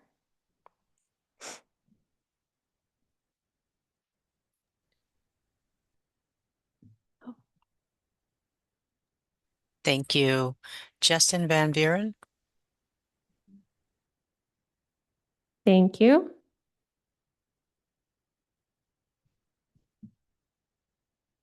City Councilmember Combs. Justin Van Buren. City Councilmember Schmidt. Justin Van Buren. Vice Mayor Wise. Justin Van Buren. Oh. I mean, I was going to vote the same, so it's fine. Just for the record, Vice Mayor Wise. Yes, Justin Van Buren. Okay, no problem. We'll go ahead and display. City Council has unanimously voted to reappoint Justin Van Buren to the Parks and Recreation Commission. Thank you very much, City Council, and to all of our applicants. The City Clerk's Office will reach out to appointees tomorrow with next steps and connect you with your staff liaisons and commissions. Thank you very much. Thank you. And I want to say, I really appreciate we all really appreciate all the interest and the excellent applicants, and also the incumbents who've agreed to serve another term. A couple things to note is, well, first of all, incumbents, there is a 2-term limit for commissions, so there will be seats coming back up. Each time we will be terming off. But also, there's many strong applicants were not appointed this time, and we really appreciate your interest in participating in the city government, and know that it is helpful to have put in an application and showed an interest, and it will be helpful on for future applications. Please do get involved with the commissions. As a member of the public, you can attend the commissions, you can give public comment, you can do a lot of the activities. Please do get involved with city government at all levels. And I guess just a final comment is about the incumbents. There were a lot of incumbents this time, and there really is an advantage to reappointing people who have served well, because they've come up a learning curve. City government is unlike anything most of us have done before, and it's a wonderful, wonderful experience. It's incredibly rewarding. And having a second term is often when people are even more productive. And I guess the other thing, Councilmember Combs and I usually finish this by saying that we both were not appointed the first time for our with our applications to city commissions. Please do persevere, and hopefully next time you will be appointed. Thank you. Anything else anyone else wants to state? So thank you so much to everyone who's applied, and congratulations to those who were appointed.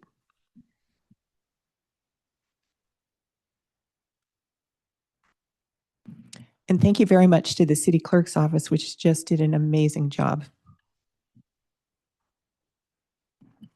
So we will now move on to the consent calendar. Under the consent calendar, Apologies for the interruption. We did try and reorder to bring up We city sure did. council member reports. thank you. Mhm. Let's move on to council member reports. And let's see. See page 13. Got it. Are there any reports from council members since the April 14th city council meeting? Councilmember Taylor. Thank you, Mayor Nash. Just reporting out that I attended the Chamber San Mateo County Progress Seminar from April 17th through April 19th, and I will provide a deeper report out at the May 12th meeting. Thank you. Thank you. Does anyone else want to go at this point, or should we actually, why don't we take the rest of the council member reports at the end of the meeting? So we can. Okay. I just want to echo that I also attended Progress and will provide a report out in future meetings. And Councilmember Wise, or Vice Mayor Wise. Yes, we're required to report out on Progress Seminar, and I unfortunately was no longer able to attend because I got sick, but still need to report that. So thank you. Thank you. Okay, thank you. And moving on to the consent calendar. Under the consent calendar, the city council may take action to approve routine business items in one motion unless a city council member, city staff member, or a member of the public requests that an item be discussed or continued to a later date. City Clerk Karen, do we have any public comments on the consent calendar? Thank you, Mayor Nash. So at this time, if any member of the public has comment on consent calendar items G1, meeting minutes, G2, Sandhill Water Main Replacement Agreement, G3, Massage Business Ordinance Adoption, G4, the Single Audit Report for fiscal year ending June 30th of 2025, G5, the Library Book and Media Agreement, G6, the Downtown Parking Management Study Agreement, G7, the Peninsula Clean Energy Agreement Amendment, G8, the Classification and Compensation Study Agreement, G9, a resolution adoption for construction at 320 Sheridan Drive, and G10, the Data Processing Supplies Agreement. If you are in person, please return a speaker card. Virtual, engage that hand feature. Calling in, please press *9 now. Final call for public comment on our consent calendar items, G1 through G10. Okay, we have one hand. We're going to go to Kevin Rennie. And Kevin, if you could let us know which item you were speaking on. Can you hear me? Yes. Yep. Speaking on G2, the water main on Sandhill Road, Mayor Nash, council members, staff. My name is Kevin Rennie from the Willows. I'm speaking today as a private citizen. I'm on the Complete Streets Commission. This particular project is going to be part of the resurfacing.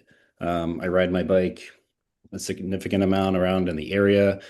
This needs some significant review. As stated in the staff policy, there was a policy issue with this area with Vision Zero and so on. Basically, I would like to see a protected bike lane going up from the repaired area. And then part 2 of that, as soon as you cross over the Rosewood, where Rosewood is, instead of kind of cresting Sandhill and start going down the 280, the bike lane basically decreases to about a third.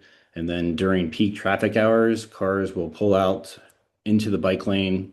And I've been in some situations where the car basically almost hits me. And then there's also a slipway off of that going into the corporate area over there as well on the west side. So I'd like some further review done before any actions taken to have a finished product. And then part 2 of that is there going to be a lane closed for bicyclists on a weekly basis? There's hundreds, if not thousands, of cyclists that ride on this. There needs to be more study done to help protect people. I was actually hit not that far from there last weekend in an unincorporated San Mateo County, and there's nothing that gets done. The cops say, it's your word against them. It's a minor injury. Insurance will figure it out. So protection is needed. No enforcement is available to us. Thank you. I yield back.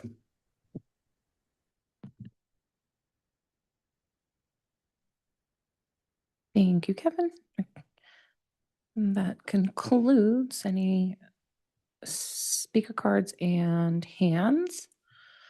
So with that, I can return it to the mayor. Thank you very much. I'm wondering if Public Works Director Mitch would be able to comment on the public comment from Mr. Rennie.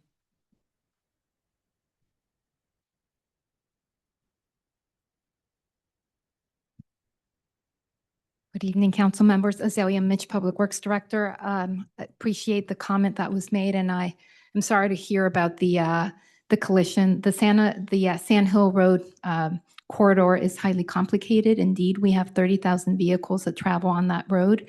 The proposed construction for the water main replacement, it's a high priority project. We have a water system master plan that identified this segment as needing repair because of it's past its useful life. The proposed construction is during the night to so that we avoid closing any bicycle lanes and not disrupt traffic flow as much as the daytime work would do. Thank you very much.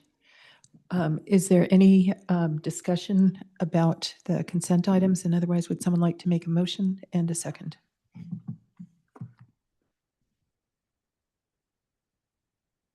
So as a reminder, without the remote participant, you are able to use your digital voting. I'll make a motion to approve. I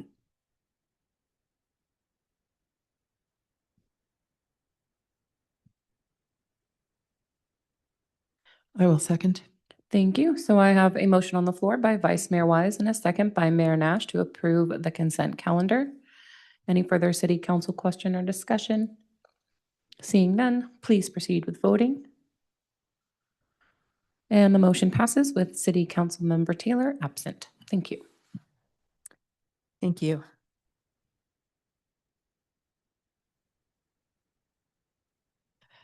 All right, now we are moving on to regular business. Under regular business, the City Council considers recommendations from city staff on policy matters or administrative actions that require City Council approval. Our first regular business item is H1, consider and adopt a resolution ratifying the Menlo Park Fire Protection District's Ordinance number 60-2026, adopting the 2025 California Fire Code with local amendments. Here to introduce the item is Community Development Director Deanna Chow and Menlo Park Fire Protection District Fire Marshal Gage Schleiss. Thank you.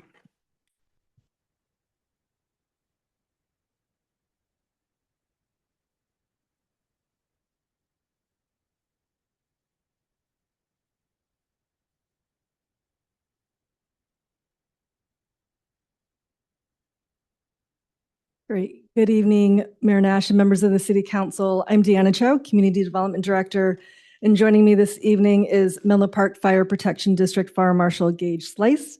And the item before you this evening is the ratification of the 2025 Fire Prevention Code.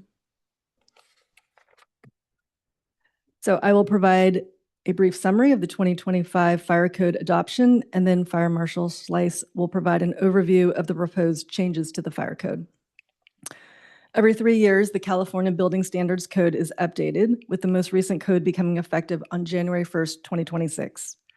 The code is applicable to all buildings that submit a building permit application during its effective period and incorporates regulations applicable to the construction industry, such as building, mechanical, electric, and fire prevention. Most recently, the City of Menlo Park adopted the 2025 Building Code with local amendments in November 2025. The Menlo Park Fire Protection District serves jurisdictions of Menlo Park, East Palo Alto, Atherton, and portions of unincorporated San Mateo County, and is the responsible agency for adopting and enforcing the 2025 Fire Code.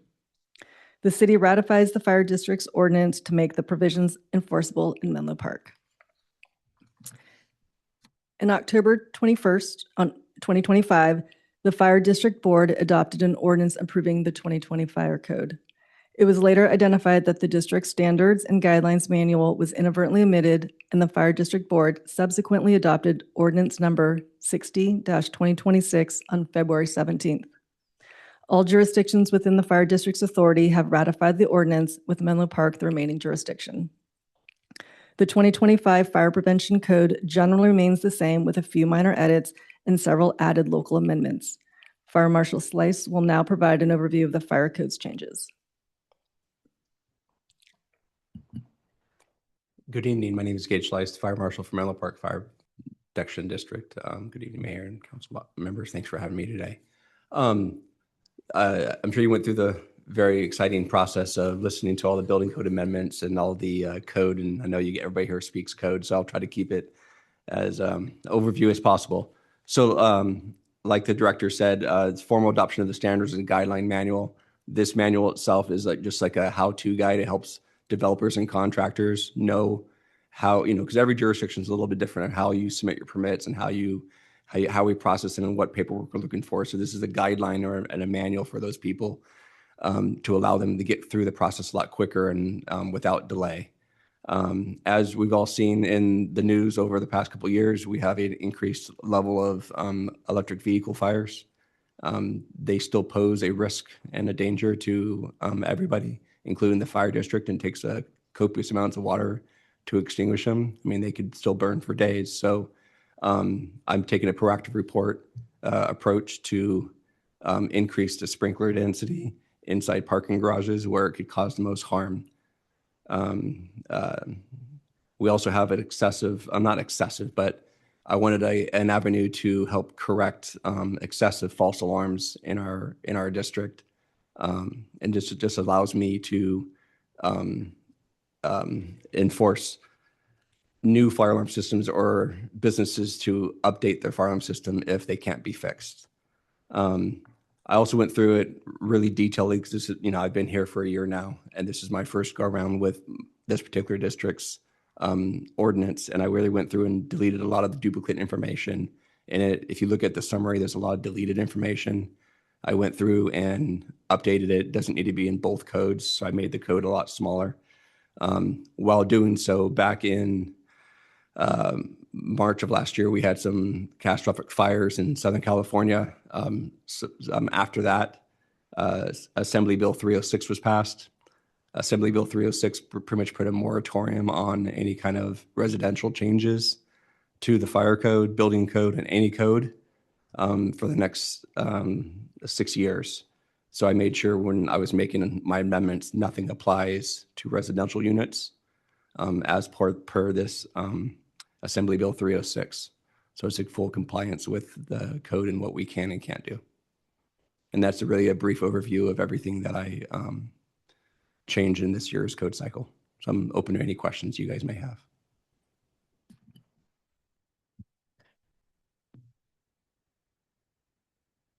Okay. Do we have anything more?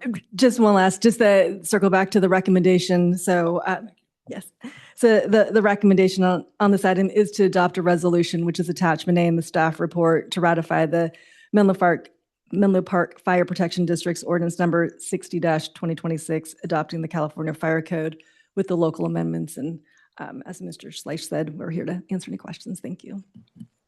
Thank you very much. Let's go to public comment at this time. Thank you, Mayor Nash. So at this time, if any member of the public wishes to provide comment on regular business item H1, adopting a resolution ratifying the Menlo Park Fire Protection District's ordinance. If you are in person, please return that speaker card. Virtual, engage that hand feature. Calling in, please press *9 now.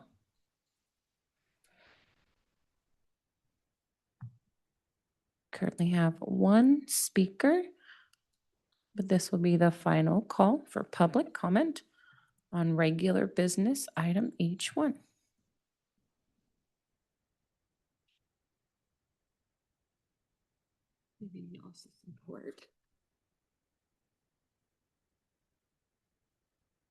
That's fine. Yeah. All right. So our first speaker will be Virginia, followed by Dina Levin. Good evening, council members and Mayor Nash. I am Virginia Chang Corrali, and I'm the current president of the Menlo Park Fire Protection District Board of Directors and the Menlo Park Liaison. And I just want to say thank you to City Manager Justin Murphy, who has been working with Chief Lorenzen and communicating very clearly and clarifying questions and suggestions. And so I just want to thank y'all for working with the fire district, and we look forward to working with y'all on other issues as they arise. Next speaker is Adina Levin. Good evening, Mayor and council members and Fire Chief Adina Levin, Menlo Park President.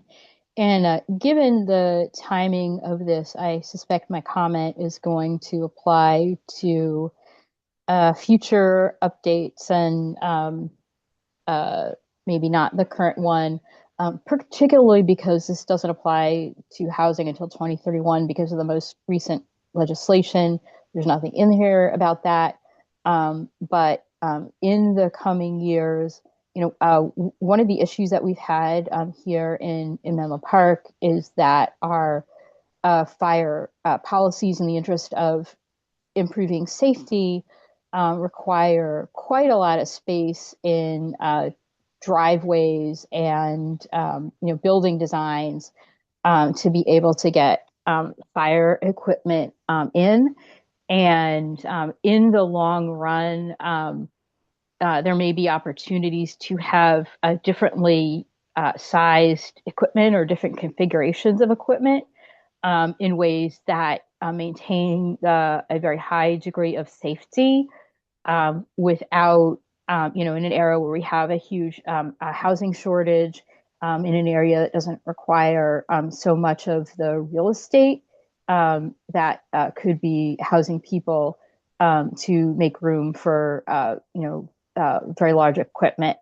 And obviously that also has a long lead time in terms of procuring, equipment as well. So I think that's something to be looking for in a longer time frame.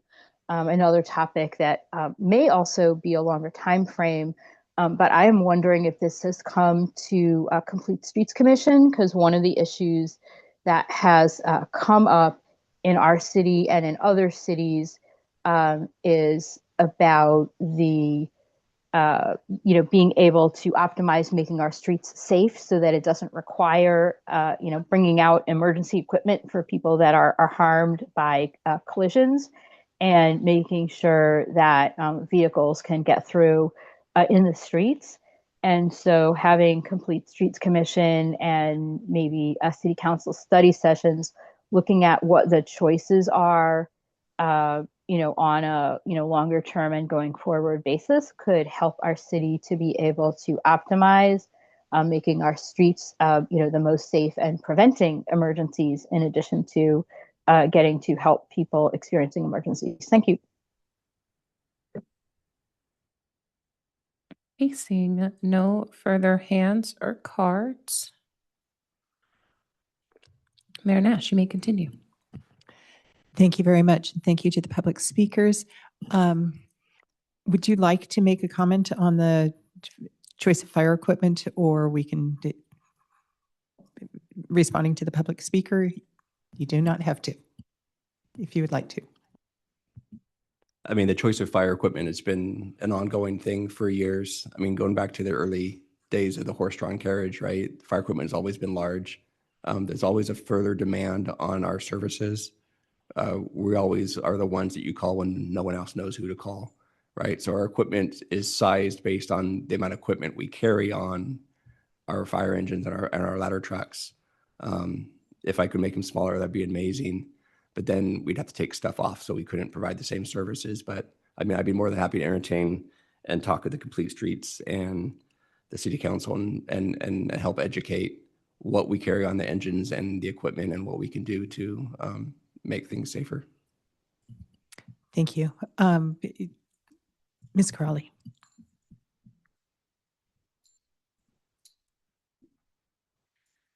Thanks for the comment.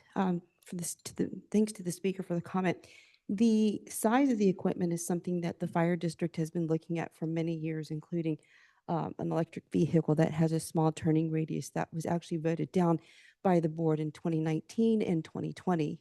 I was actually a supporter of it, but now we don't know what we're going to do. But at the same time, we recognize that there might be congestion that would cause some of the emergency response times to not be as fast as they should be.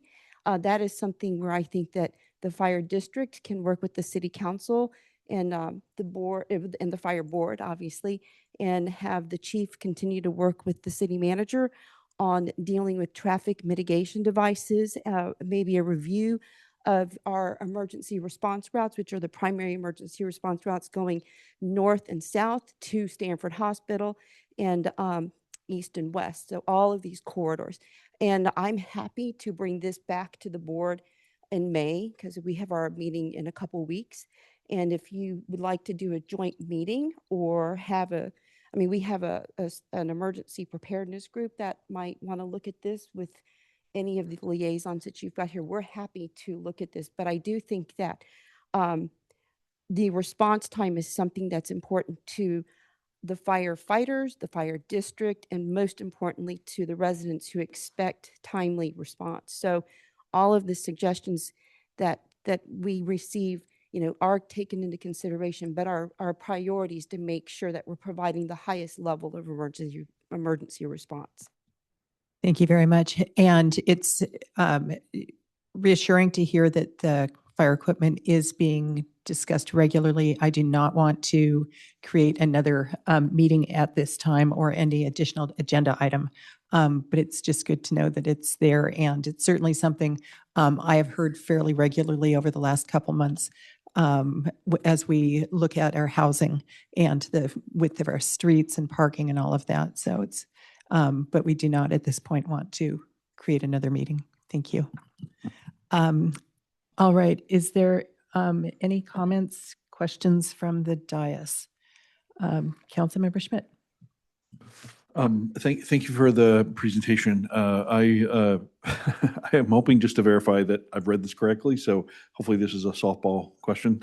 As somebody who came up through environmental quality and am wanting to promote more EVs and electric vehicles, I was a little dismayed when I read this part of the way through, but then I got a little further and a little further.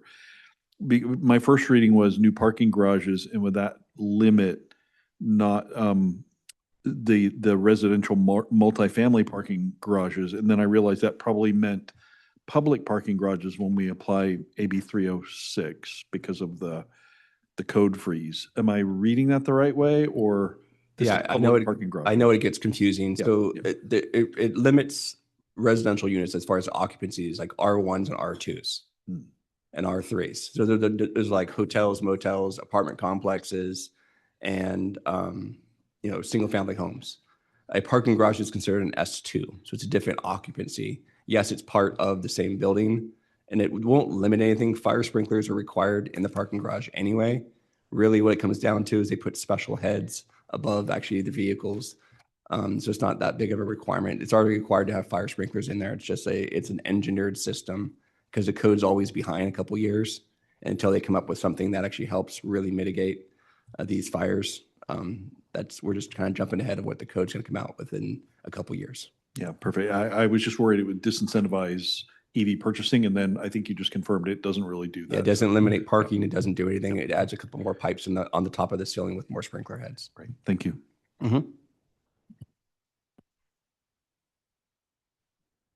Thank you. And so would someone like to make a motion and a second?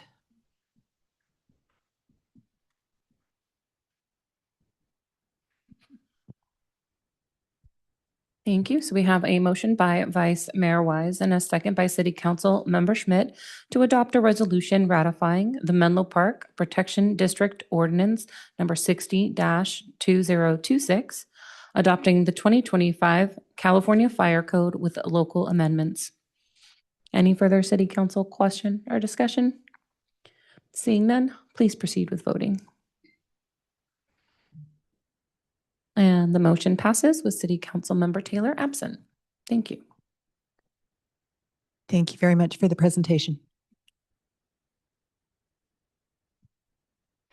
The next regular business item is H2, consider and adopt a resolution establishing the Slow Streets Program, superseding the Neighborhood Traffic Management Program, and authorizing the installation of traffic control devices consistent with the California Vehicle Code.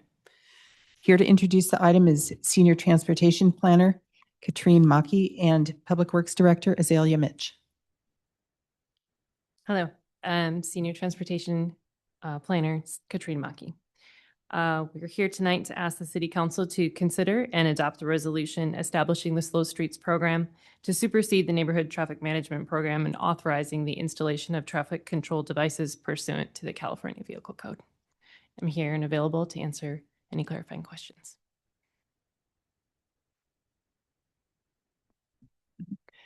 Thank you. City Clerk Karen, let's call for public comment, please. Thank you, Mayor Nash. So at this time, if any member of the public wishes to provide comment on item H2 related to the Slow Streets Program, if you are in person, return that speaker card. Virtual, engage that hand feature. Calling in, please press *9 now.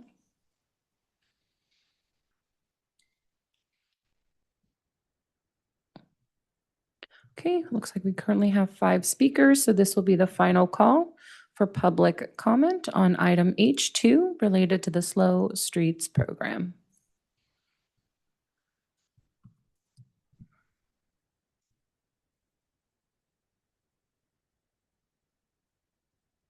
Okay, I still have a few more hands being raised.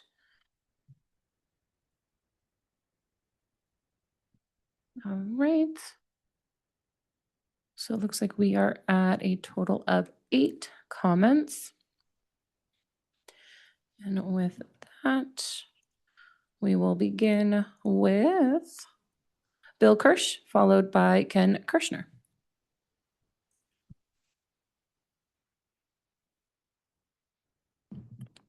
Bill, were you able to stay in the chambers? Okay. All right, so then we will go on to our next speaker, Ken Kirschner.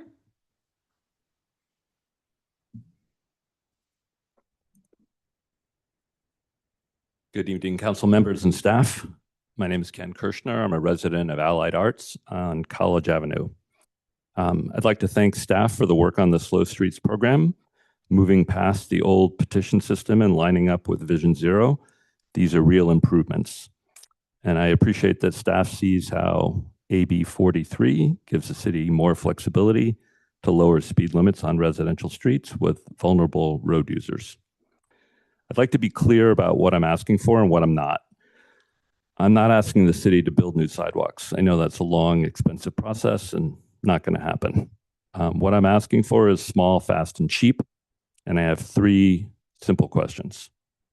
First, when a street has no sidewalk and people have to walk in the road, where does that show up in the score? On College Avenue, seniors and kids and cyclists are in the travel lane every day. If that earns no points, that street falls in relative priority, even though the danger is a daily constant. Second question, does the 85th percentile speed actually describe the drivers we're worried about? It throws out the fastest 15%, but aren't those the drivers who can cause the serious injuries? At 25 miles an hour, stopping distance is about 100 feet. At 35 miles an hour, stopping distance is 160 feet, 60% more. When someone's already in the lane, is it wise to rely on a number that filters out the worst speeders? Since the city knows people are walking in the travel lane, isn't that a known hazard? And shouldn't we act on it before someone gets hit, not after? So here's what I'm asking council to add to the motion tonight. 4 specific things. 1, please approve the program. The staff work is solid and it should move forward. 2, add a scoring criteria for vulnerable road users on streets with significant sidewalk gaps, so those streets actually rise on the priority list. 3, direct staff to report the 99th percentile speed alongside the 85th percentile from the existing data. That tail of the speed distribution is the traffic actually driving serious injury risk, and the city already has the numbers. And 4th, direct staff to use AB 43 to reduce the speed limit to 20 miles per hour. And as a next step from there, authorize a low-cost, quick build, 90-day pilot on College Avenue and any similar streets. Signs, flexible posts, maybe some paint. Nothing permanent, no speed bumps. It's reversible. Collect the data and let the results guide what happens next. Thank you. Okay, and our next speaker is going to be Janet Poses, followed by Laura Milan. Yes, thank you. Yeah, give me one moment and I can bring up the timer and the slides together. Okay, thank you. Of course.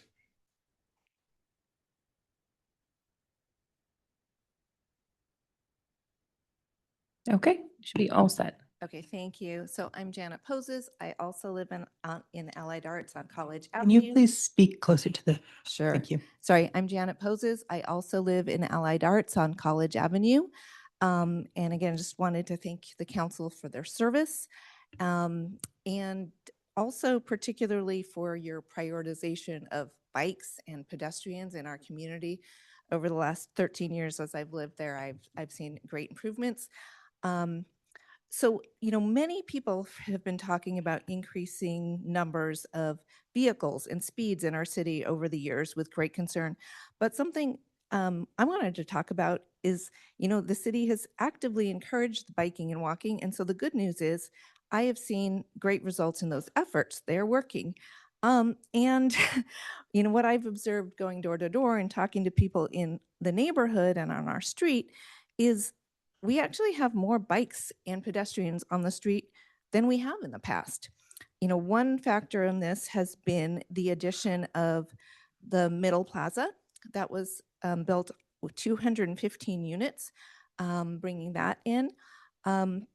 So it's great, but we don't have sidewalks and we have an increase in traffic. So the National Association of City Transportation Officials, I think, has a really great quote. It's like, we can't reduce traffic deaths without lowering speeds. That's the main lever.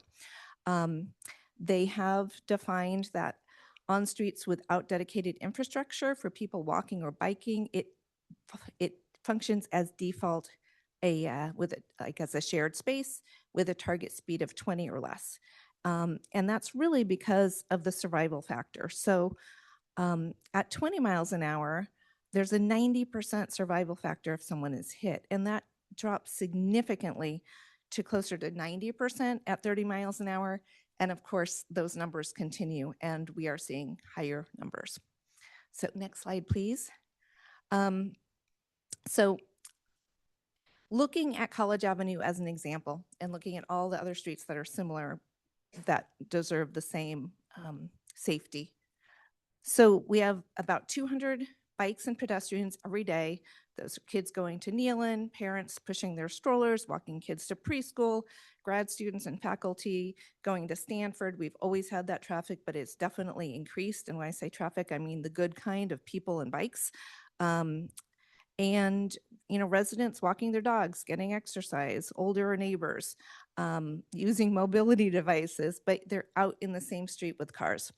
We get about 700 cars a day, and over 150 of those are speeding over 31 miles per hour. So above that threshold where it's a 50% fatality, speeds are sometimes 40. Okay, so I would be asking for the same thing that Ken just asked for, and I thank you for your consideration. Okay, our next speaker will be Laura Milan.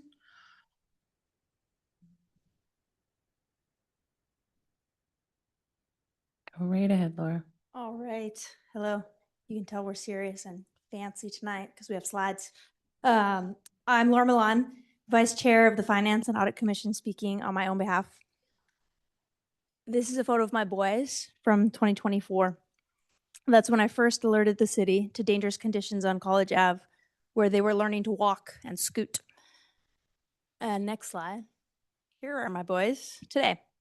They're 3 and 5 now, and they can ride their bikes all the way to Oak Knoll. Each one of those trips is on a street with no sidewalks and multiple cars going over 40 miles per hour every single day. Last week, a car was clocked going 50 miles per hour. That's a condition that will kill a kid, and it's happening on a road that our own general plan classifies as an official bike boulevard. In fact, about 200 bikers and pedestrians use College Ave every day. For my family, these are the years my kids learn to move through their neighborhood and find independence. For others, it's another season of life, getting outside for exercise in retirement or pushing a stroller on countless nap walks. For everyone, it matters not to face preventable risk every time you step outside. Life doesn't wait for debates about scoring systems, and it's not protected by them either. There's an inexpensive and already proven solution. Next slide. In 2020, as others have said and I've talked about before, San Francisco designated Sanchez Street a slow street using signs, delineators, and pavement markings. No expensive speed bumps, construction, or other engineering countermeasures. Speeds dropped below the program target of 15 miles per hour, and collisions decreased by 36%. It was the highest performing slow street in San Francisco, and Caltrans now holds that program up as a model for other cities to follow. They highlight it as a quick, low-cost way to deliver measurable safety results, and diverted traffic returned to arterials, where it belongs by design. College Ave is the same type of residential street connecting community destinations, except College has no sidewalks, which makes the case for intervention even stronger. So tonight, please approve the Slow Streets program with direction to launch a 90-day pilot in Allied Arts using the Sanchez Toolkit. San Francisco engineers have shared their designs and materials with us and indicated enthusiasm to support Menlo Park. So thank you for your work on this, and I hope we can find safety all across Menlo Park.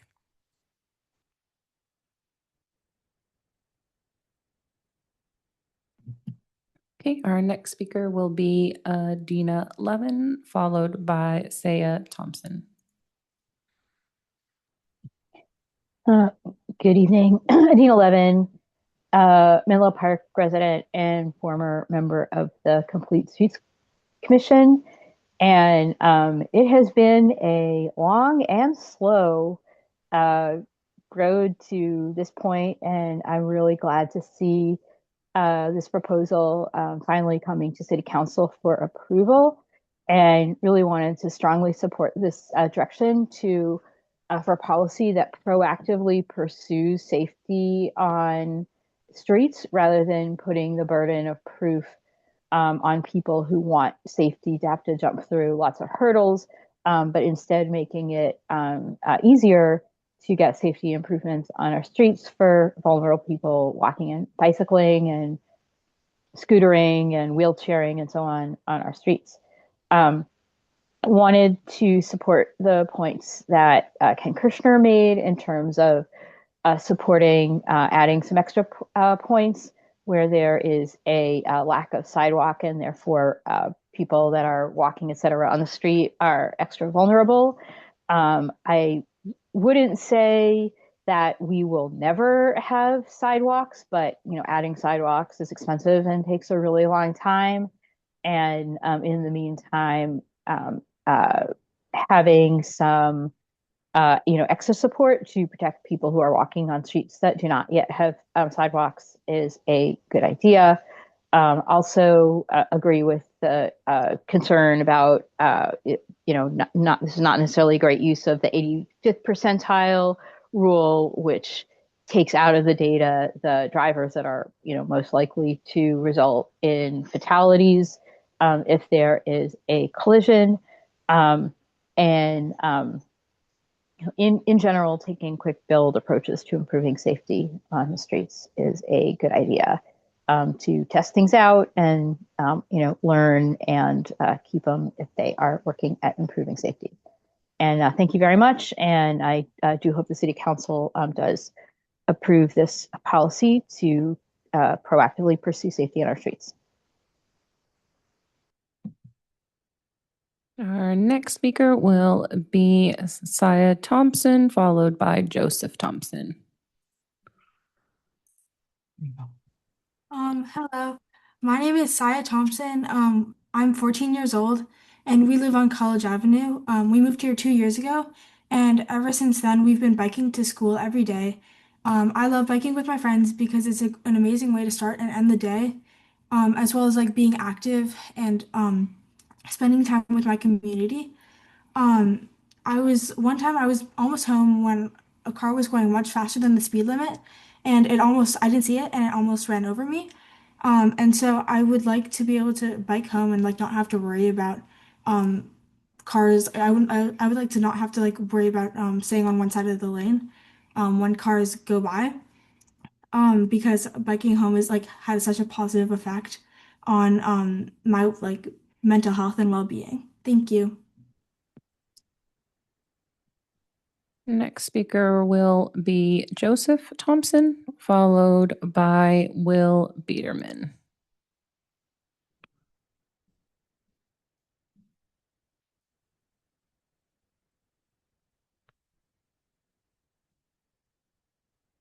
Joseph, you should be able to engage your microphone at this time. Sorry about that. Great. Hello, my name is Joseph Thompson. My family and I moved to College Ave a number of years ago. We quickly realized College Ave serves as the central nervous system for Allied Arts. It's a wonderful street for children, for pets, for families, faculty, commuting to Stanford and back. And it also serves as a thoroughfare to Nealon Park. Our daughters, and you just heard from Saya, bike to local schools most mornings up and down College Ave. This has the ability to continue for many years, but there's one barrier. Delivery trucks, Uber drivers, they're dangerous conditions every day. that put families and the sanctity of College Ave as the heartbeat of allied arts at risk. We've seen the data in the previous presentations, and it's clear the cost is low. The decrease in collisions is over 30%. Let's put a small investment forward to keep our families and our communities safe. Thank you. Our next speaker will be Will Biederman, followed by Randy Avalos. Good evening.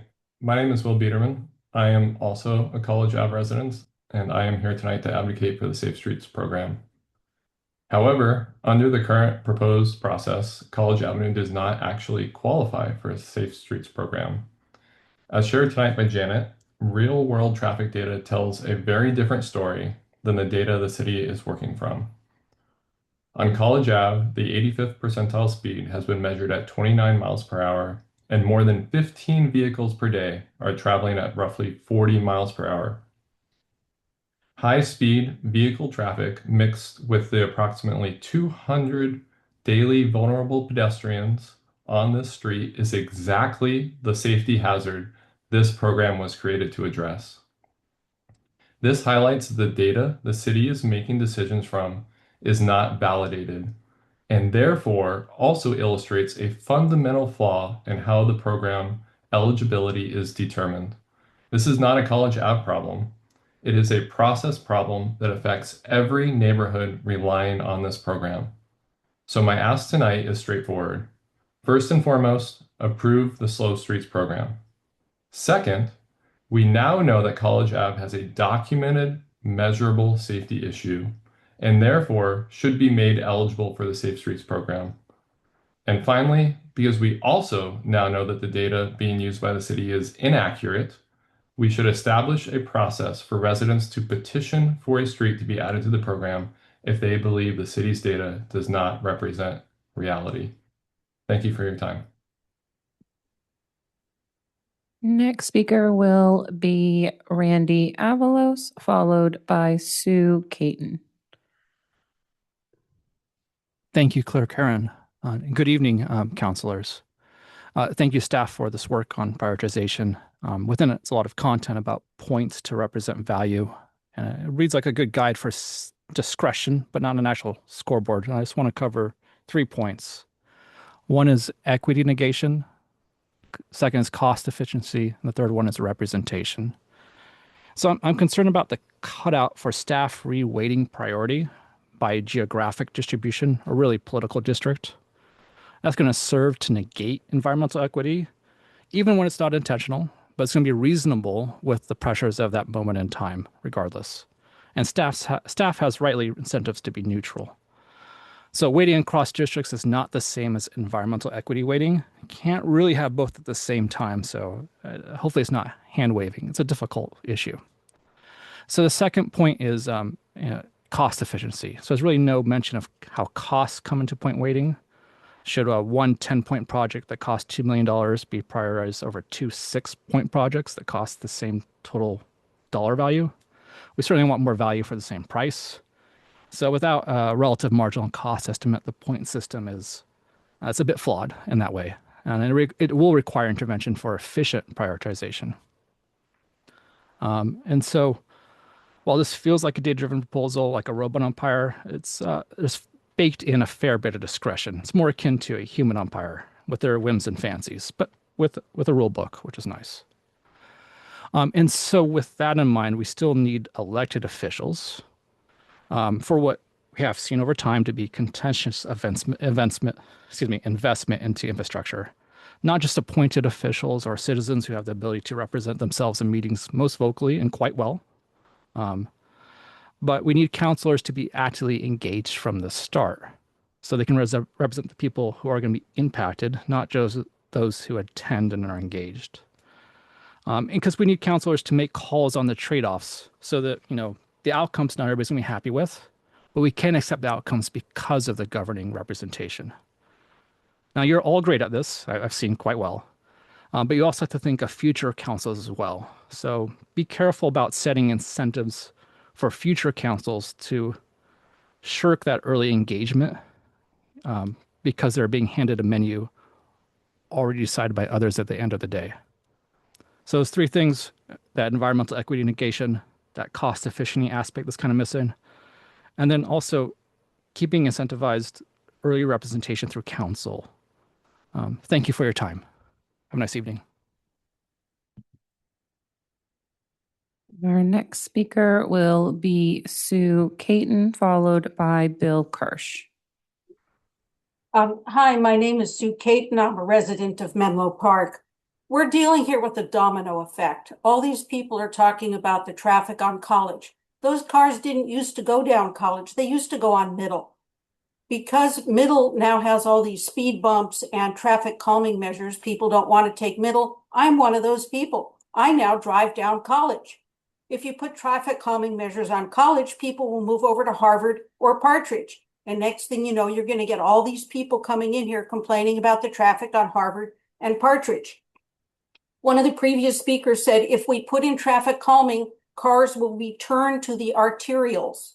The arterial is Middle. We want the cars to return to Middle. Please take the speed bumps off Middle. The cars will stop going on College. Cars will flow freely, and you won't have a problem with people running over going fast on College because they're pissed off because they can't go on Middle. Thank you. Our next speaker will be Bill Kirsch.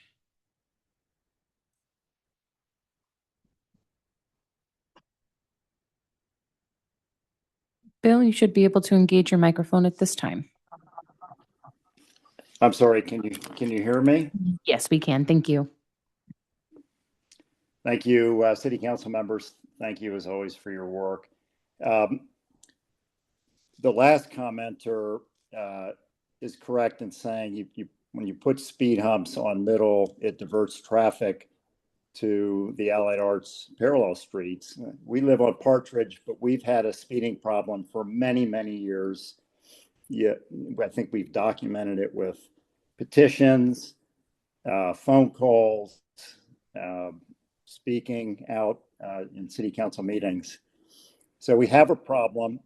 What I'd like to ask the Public Works Department would be to come out and look at our streets, our parallel streets here, College, Partridge. We on Partridge have nothing to slow vehicles down. We don't have a stop sign mid-street. We have no side streets that come onto our street. So we're a straight shot from University to El Camino Real. We probably have over 700 cars a day. And if the city is using the 85th percentile, I'd like you to do a little thought experiment. Let's say the 85th percentile speed is 28 miles an hour.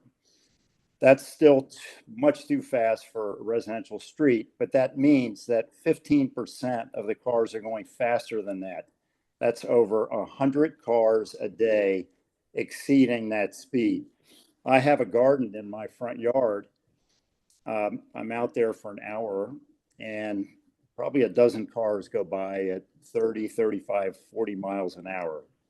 So we really need help. What I'd urge the city to do would be to take some quick build, low cost steps like Laura mentioned in her slideshow a couple speakers ago. San Francisco has a great model for slow streets. They have a program on Sanchez Avenue up there.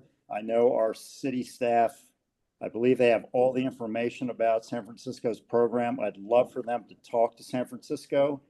They're using low cost, simple interventions. They don't have to change speed limits, but by putting in simple interventions, they get the result that they want. Cars have to drive slower.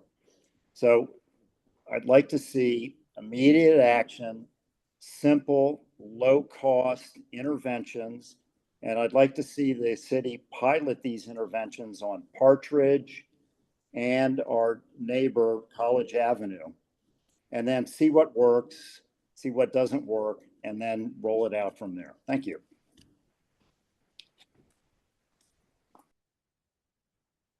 Next speaker is going to be Katie Baruzzi.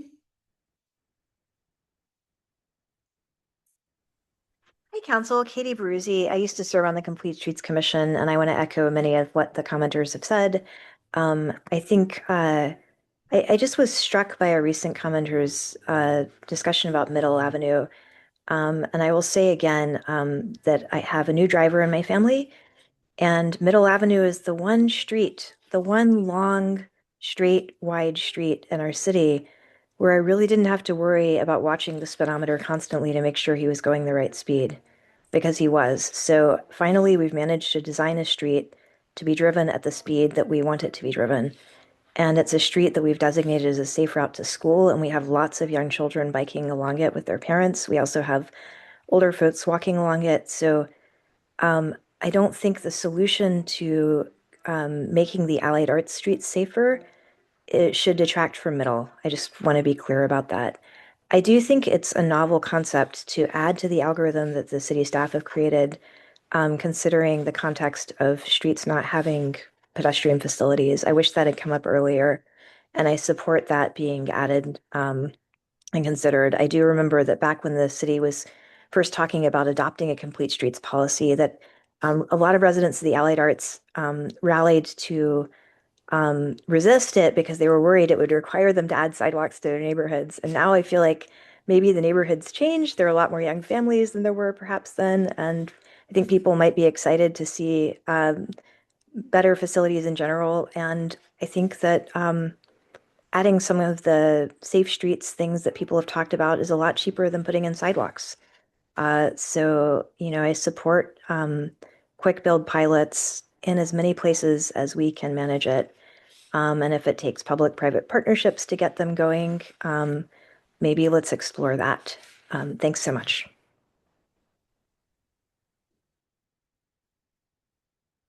All right, seeing no further hands or cards. Mayor Nash, you may continue. Thank you very much. And thank you to all the speakers and obviously the incredible passion in the Allied Arts area about traffic and safety. So I'd now like to bring it up back to the dais and for discussion.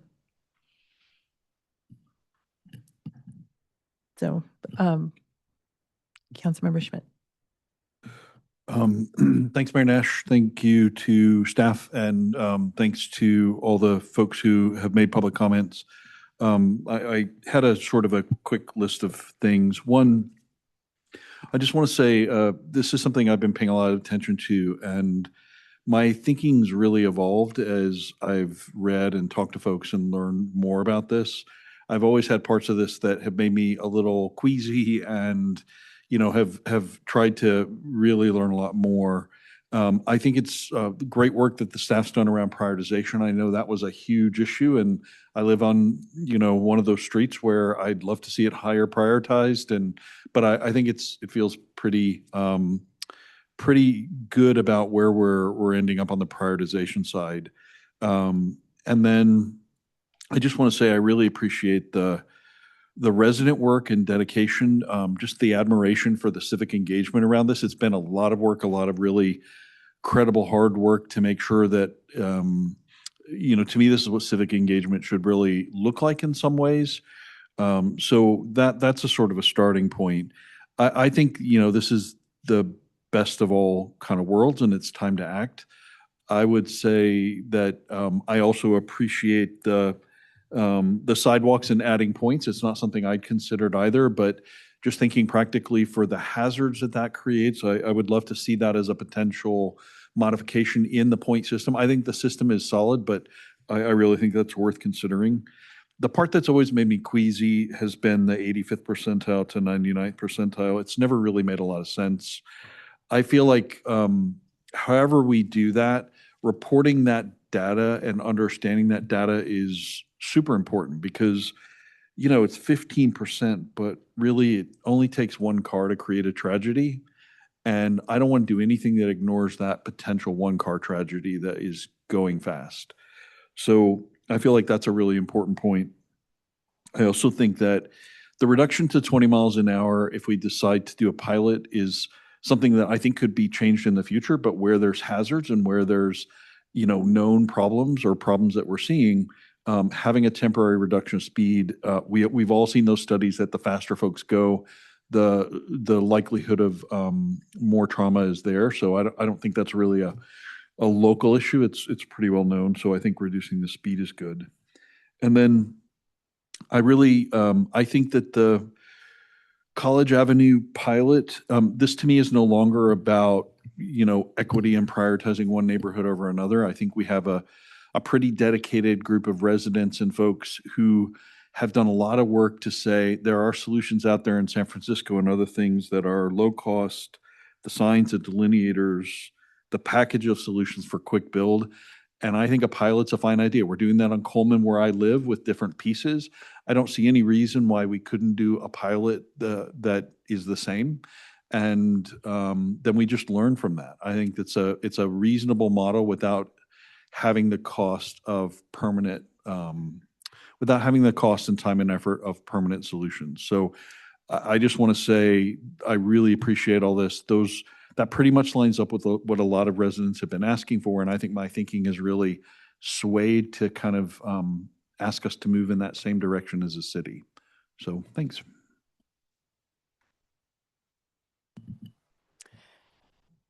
So I have been involved, I was on Complete Streets, actually Bicycle Commission, and then Complete Streets before I came on council. I've been looking at this issue for many, many, many years. And it has been, it's always perplexing. There's always something that we could do to tweak it to make it better. I would actually like to see us proceed with the project as it is right now and do regular looks at it, like, well, probably annual for the first and just as far as reasonable.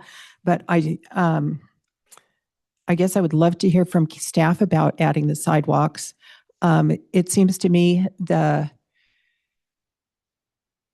85, whether we use 85th or 95th or 99th, all of the projects move forward would be getting the same,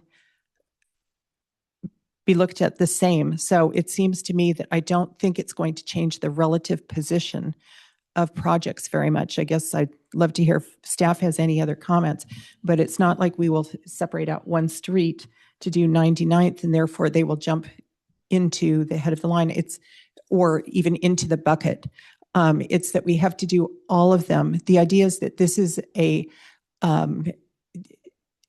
equitable way to be prioritizing projects across districts and looking at this first bucket first. And I guess I am just eager to get started, and then we can tweak it as we move forward and find that there's a need to tweak. Maybe, but please let me have staff respond. Sure. Thank you, Mayor Nash.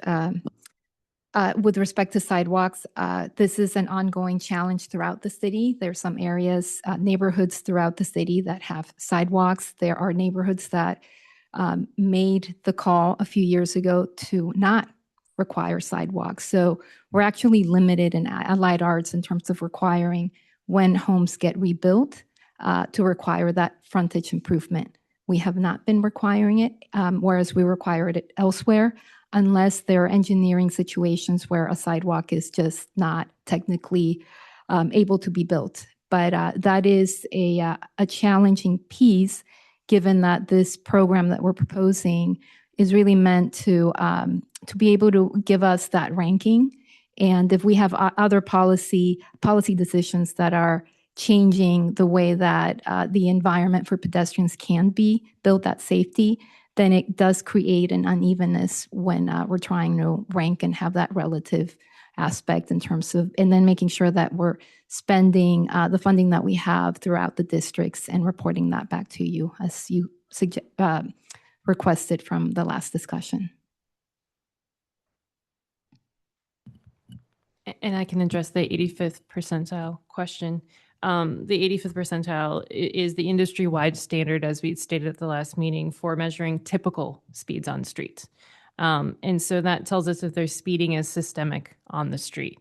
not just occasional. So we're ranking for what we're seeing systemically on the streets. It's probably the easiest way to describe it. And I want to make clear that none of us are discounting the fact that, yes, the people who are going in that remaining 15% is an issue. But I guess what I'm not, it's an issue everywhere. And so it's, if we change it, it just sort of floats the whole issue up. And yes, the 85th percentile is an industry standard. I wish there were better, there were other ways to do it. I wish there were better ways to do this. I think staff has done a fabulous job pulling this together and just coming up with a way to rank projects, trying to take out the politics and you just make it the best system it can be to make the city safer. And then I guess the other piece is my understanding is the idea really is that these will be low cost, quick build projects in general. And that is definitely our goal. There will be more expensive projects, and that's why we have proposed a 3-year approach in terms of what we can incorporate into our street maintenance program, and then projects that we may focus on submitting grant applications for that may be more expensive in nature. Like we currently have grant funding for a few of those projects. So part of our approach is to be able to do what we can with quick build, but to also engineer those projects that just require more and be able to program them through our existing programs. Thank you. Other comments? Vice Mayor Wise. Thank you so much. So going back to the earlier question, and sorry if I missed it, and thank you for the history on the sidewalk, excuse me, issue. So are we at a place where we could incorporate adding points if a street does not have a sidewalk? Or I guess from your perspective, how would that work at this stage? So what I meant to say earlier is that we currently have a historical direction from City Council on not requiring sidewalks in allied arts. And so if we're being asked to add points to streets without that infrastructure, which is the safest infrastructure for pedestrians, then we will be ranking these streets. They will receive extra points. And so they'll be ranked probably higher. Yet we have a policy in place that prevents us from requiring the safest infrastructure for pedestrians. So it creates a dilemma for us. Got it. I see. Yeah. Thank you for making that connection. So, because if I'm just following up on that, are there any streets with no sidewalks in Belhaven?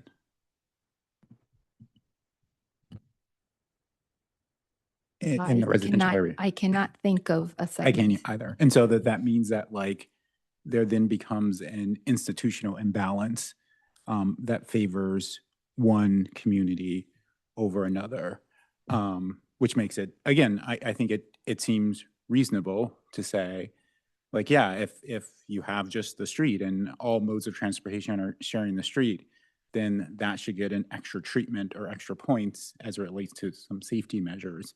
But then again, if that only exists in certain areas, when I think of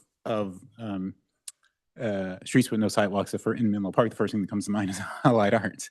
And so then that is something then that just sort of disproportionately benefits that community, which is problematic, which brings me back to my concern, which I'll reiterate from the first time we took this up. I'm glad to see this transition from the NTMP program to the Slow Streets program, that it's finally actually happening. And so in that sense, I think that this is a great development, which in an academic sense, I'm supportive of. But ultimately, I have concerns which result in me not being supportive in that there is not room for what I think should be active council involvement in these decisions. Because you wouldn't have to worry about trying to add an analysis of streets without any sidewalks if you said that like council would have some review. Then council gets to weigh that.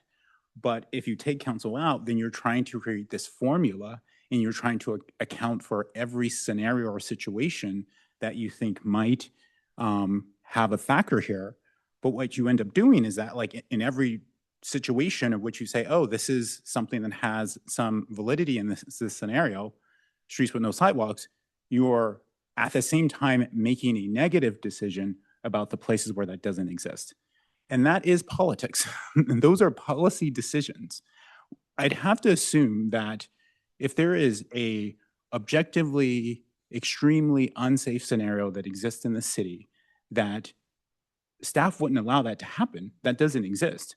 I think if I ask staff, I was like, is there any place in the city that at this moment you think is like completely unsafe?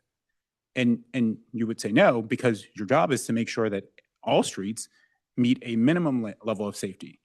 So what we're talking about here with these programs are ultimately nice to haves. That's what this is about. And it's residents coming up with ideas. And I think in that scenario where you're ultimately talking about things that, again, and by nice to haves, I don't mean to diminish it, and because I do think it is about safety, but it is about safety over what is a minimum safety standard. And so in this scenario, like, I think that these are policy decisions. And so ultimately I can't be supportive of a program that would remove the city's policy-making body from being able to weigh in. And so that's for me, like ultimately the concern why I don't think I can be supportive. Also, I have to admit, again, I accept that like 85% is industry standard. I still don't completely understand it. Like if I were doing anything in the world and someone said that like, oh, there's for some analysis, like we have a safety record, but I'm gonna like remove 85% of our worst scenarios or situations and not include that as an analysis of our safety, I'd be like, wait, no, I want to know what's happening in that 15%. Like, why is that removed? Why is that not part of the analysis? Could you see like a bus company or a train company or an airplane company saying like, hey, we're going to remove that 15% for your analysis? I'm like, oh no. And so I just have and I don't disagree that it is industry standard, and I don't disagree that it makes a lot of sense. But coming at it from a layman's perspective, it just unnerves me that gets removed. And so that again, and so I can see how it would unnerve residents. And that's where then I would say like, well, there is validity in making these policy discussions, but they're not they're not going to be policy discussions. And so again, we get back to the sort of the genesis of the concerns I have. But like I say, I'm very happy to see this program moving forward, and saddened that it won't be moving forward with my support. I have a question that might help in this situation, and that's, could we, without giving it points, track what is the, I don't know if it's 95th, 99th, whatever, percentile, just put it on the chart and track whether or not they have sidewalks. And then when we actually, once you do the rankings, we can have that information to also take a look and see if it's something that we want to tweak the system. So it wouldn't go into the rankings at this point, but we would be gathering that information, which I assume is not terribly difficult, to just add it as just another point of information right now. And then at least we can have some data from which to actually take a look and see if this is, would it change, how would it change the rankings? Is it something that we want to do? That could be possible. I just want to clarify, was it which percentage above 85th and I have no idea. That I was sort of hoping that you would. 95th? Ms. Milan, do you, can you shout out a number?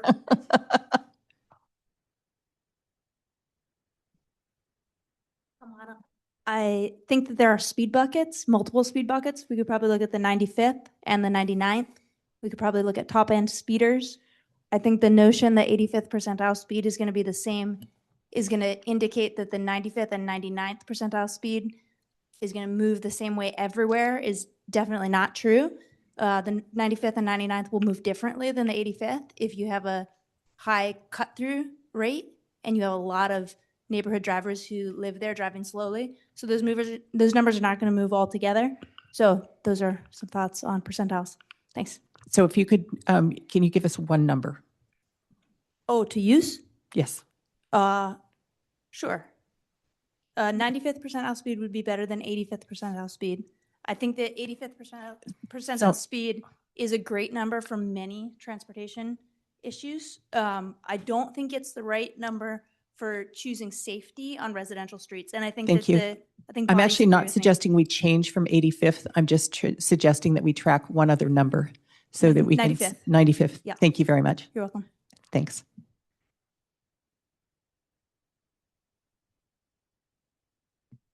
Councilmember Schmidt. Yeah, I just want to add a couple things to the discussion.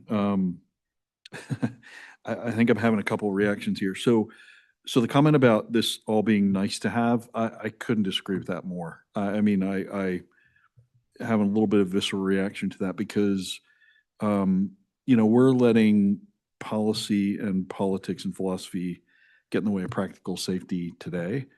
In real world experiences. And I can say, like, for me, this doesn't apply the same way, but I live on Coleman Avenue and I bike on Coleman Avenue pretty much every day. And I can tell you that from practical lived experience, when I'm on the city side, when we have sidewalks and we have all this stuff, it's great. The minute I hit the county side, it turns into a semi-paved country road where I feel like I'm taking my life into my own hands because we don't have sidewalks and other things, right? And the county is working through some of that, but it's going to take a number of years. So I empathize a lot with the sidewalk issue. I think if we're letting policy and politics get in the way with this, let's change some things that make the streets safer practically now and make it less of a thought and an equity exercise in our brains and just realize places without sidewalks are more hazardous. Like I can't not believe that because I experience it pretty much every day. The Allied Arts neighborhood has made a deliberate decision in the past that they do not want sidewalks. And so the sidewalk in most parts of the city, when you do a certain amount of remodel, rebuild, you need to put in a sidewalk. That is not true all throughout the city. Totally understand. The Allied Arts. And so I think that what was being said is that it is something, and I represent Allied Arts, and I love the area dearly. But it's something where it's, you would be giving points for something that they have requested in the past, and not these residents specifically, but historically, that they have requested that they do not want to have. Now, yes, there's repercussions, but I think it's something where it's, I guess I personally would like to track it. I certainly, agree. And there's also places, but that's where it is, as Public Works Director Mitch said, it's a dilemma because it's hard. Now, bottom line, we're talking about safety. Right. So, right. Bottom line, we're talking about safety. And with all of these, I think I would agree that these are not nice to have. The issue is we can't do it everywhere. So how do we do it? How do we prioritize what we do? I just have to chime in. If it's not nice to have, if it's actually safety, then you have to do it everywhere. Right. So let's be clear with our language. I mean, if the city had an objectively unsafe scenario, that would be legal liability.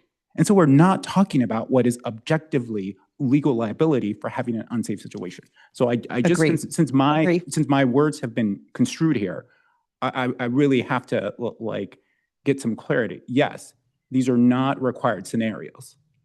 These are not required projects, full stop. And I'm not saying that they're not about safety. I've been very supportive of a lot of them. And so, but there is a difference. And because again, if they were required as a base safety level, you would not be picking and choosing. And I would only say, and I can't speak to specifically the Allied Arts history, but as it relates to Coleman and you transition to county, it's because the residents don't want sidewalks there. They have over decades not wanted sidewalks there. And the county is working nothing out. There will not be sidewalks there at any point in the future because those residents have clearly expressed time and time again that they did not want sidewalks. So actually, let me, I'm worried, we still have a big agenda item to go. So let's see if we can wrap this one up. Thank you. Thank you.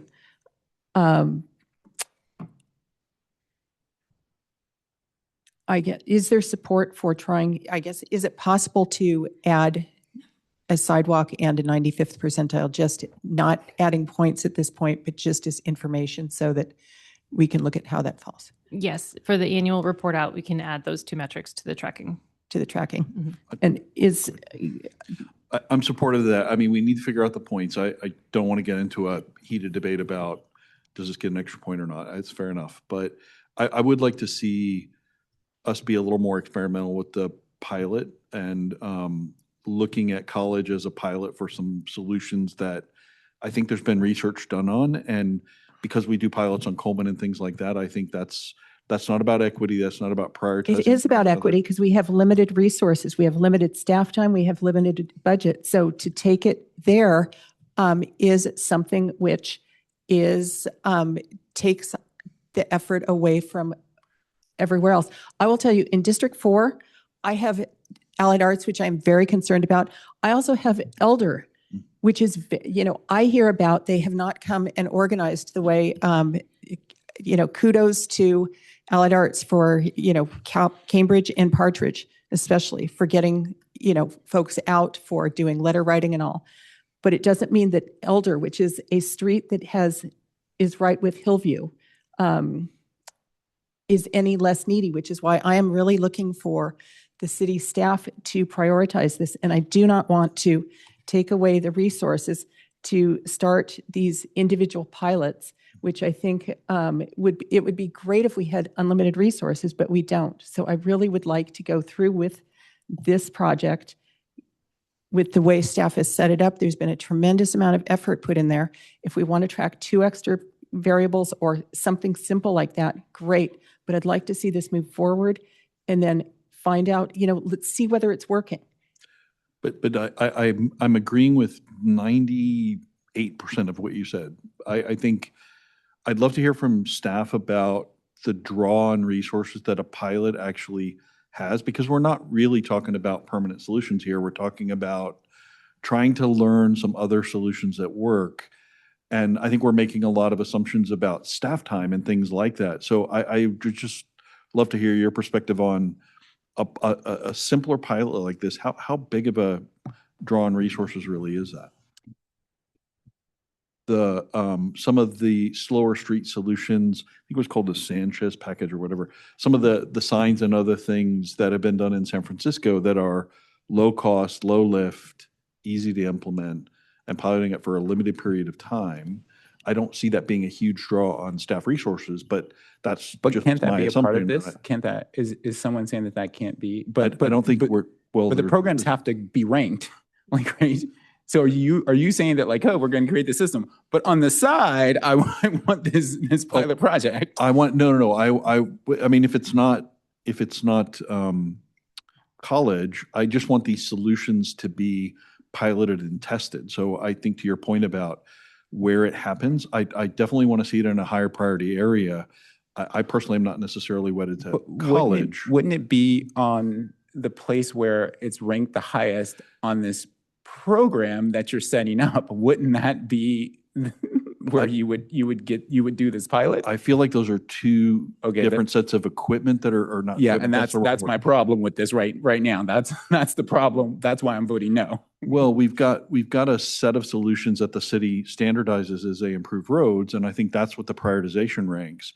But there are other solutions that are not really in the equation that I think the pilot idea is requesting. So I just want to hear from staff about that and the interpretation of that. Okay, and I would like to move on within 5 minutes. Fine. Thank you. If I can start, so specifically with pilots, I will say that there are two pilots right now.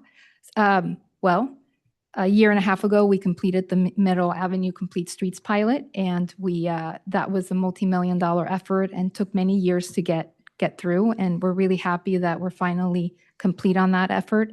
We have the Blake Street closure, which we'll be bringing back to you later this year. We also had the assessment on improving the frontage at Menlo Park. So there's been quite some activity in allied arts. We have then the Coleman Avenue pilot, which will be returning to you later this year as well.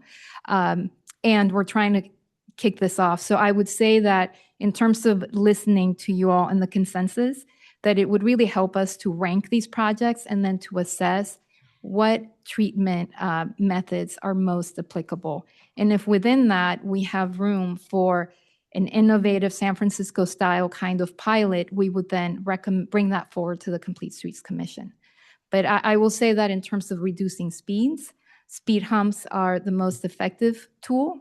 And so we'll be assessing speed limits. We'll use our streetlight data that will inform us on the areas where we see the most issues.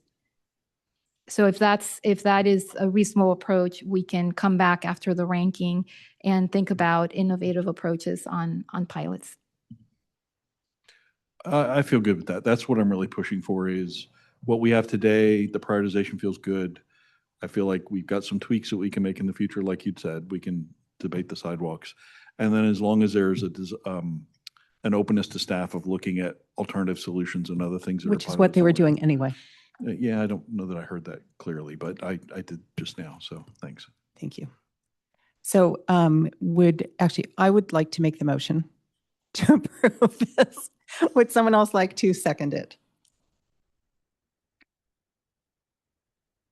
Thank you. And I do very much appreciate all of the discussion up here and all of the residents who came out. Thank you.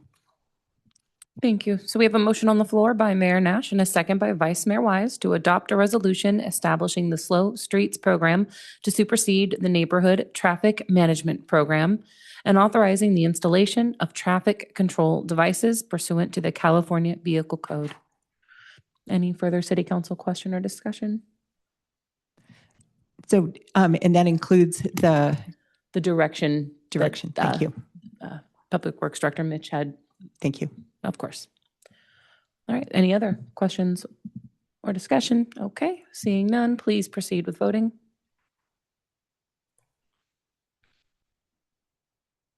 And the motion passes with City Council Member Combs dissenting and City Council Member Taylor absent. Thank you very much.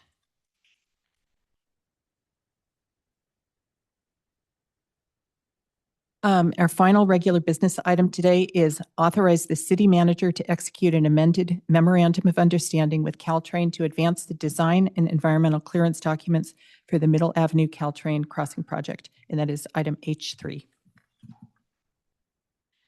Here to introduce the item is Public Works Director Azalea Mitch. Thank you again. Good evening.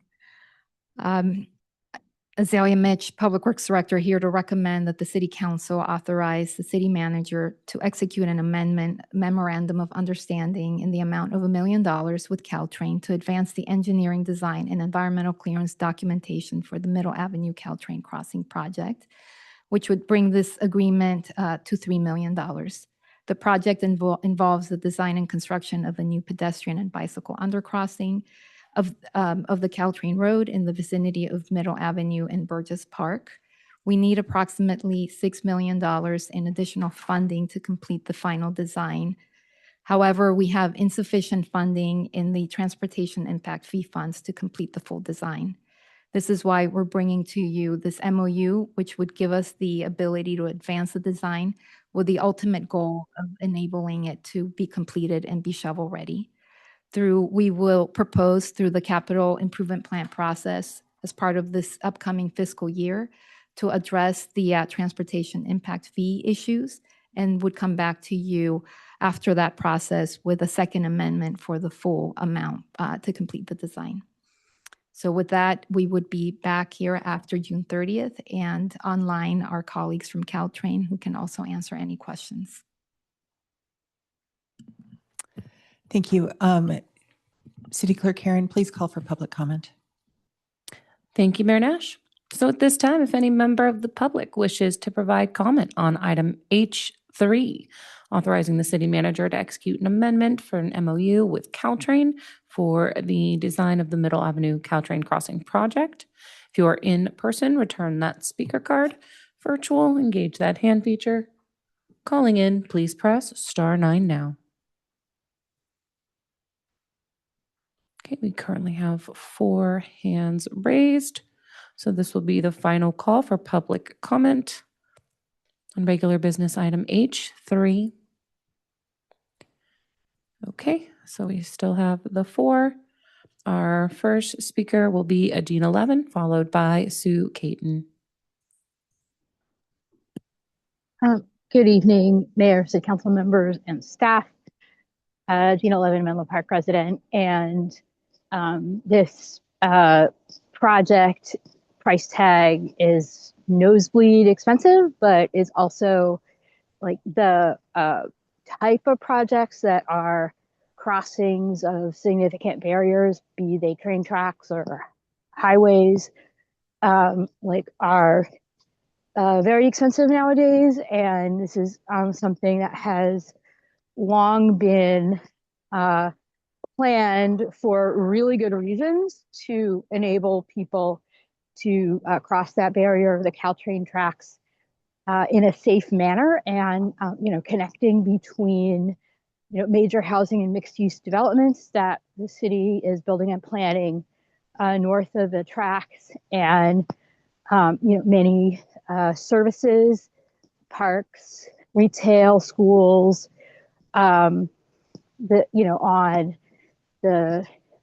south side of the tracks, and schools and other needs, like things on both sides of the tracks. People go back and forth, and by making the trip on that increment of shorter and safer has the potential to greatly increase the share of people that are walking and biking, and alleviate the traffic burden for people who drive, and improve the health and safety of our community, and provide quality of life benefits, and enable the development that we are adding to the geographical center of the community, enabling that to happen, accommodating a lot more people with less car driving. So we do encourage moving forward. The SMCTA has programs that can potentially support this. State and federal have been kind of chilly lately, but that might not last forever. So getting to shovel ready is something that can help get this project eventually done and benefiting our community. Thank you. Our next speaker will be Sue Caton, followed by Michael. Hi, Sue Caton. I'm a Menlo Park resident. The bike tunnel would be a great idea if there weren't other ways to get across the train. You can right now go a quarter mile north to Ravenswood, a quarter mile south to Palo Alto, and cross. Has anybody actually done a survey to see how many people would use this nosebleed expensive bike tunnel? I ran some numbers. If we assume that 1% of the city will use this bike tunnel once a week, and we make assumptions about the maintenance cost and the lifetime and the law enforcement costs, the numbers I ran comes out to over $1,000 per person per trip through the tunnel. There are much better things we can spend our money on in the city. Because remember, we're not just building a tunnel, we have to maintain it, and it's going to attract unsavory people, so law enforcement is going to need to spend a significant amount of time keeping this tunnel safe for people to use. especially at night. This tunnel is not going to be a good place. People are going to want to go without a lot of law enforcement. So please, let's not throw any more money down this rat hole of a bike tunnel that only a very few people in the city can use. Instead, let's spend the money on parks, on sidewalks, on the library, on schools, on after-school programs, on parks and rec that will appeal to more than less than 1% of the residents of the city. Thank you. Next speaker will be Michael, followed by Bill Kirsch. Hello again, I'm Michael Barclay. I live in West Menlo Park in District 5. I'd like to remind the City Council of where this project stood the last time it was here, which was on January 27th. At that time, you gave very clear instructions to the staff to figure out where the $60 million was going to come from. In particular, the $40 million shortfall was going to come from. And if you compare the report from January 7th to the report for today, they've done essentially nothing. In both reports, they said they applied for a grant through the U.S. Department of Transportation, which was denied, and they said they're going to apply again. Well, what do you think the odds are that the Trump administration will approve $40 million or $60 million for a bike and pedestrian tunnel? Just about zero. They also propose a local ballot tax or general obligation funds. Do you think the voters are going to want to pay for that? They have done nothing to do what you told them to do. And I'm reminding you, I was there at that January meeting, and you told them in no uncertain terms, figure out where you're going to get the money. And they have not said where they're going to get the money. That was my first point. My second point, which is, and they don't even have the $6 million to complete the shovel-ready design. They don't even have that much money, let alone another 40. So my next point is something called the sunk cost fallacy. The more money you keep spending on this project and the more staff time is used, the more you'll feel that you can't abandon the tunnel because you've invested heavily in it, even when it's clear that abandonment would be more beneficial. And this is a good example of what's what's up for vote today. You've already spent $2 million on the MOU. They want you to spend another $1 million on the MOU.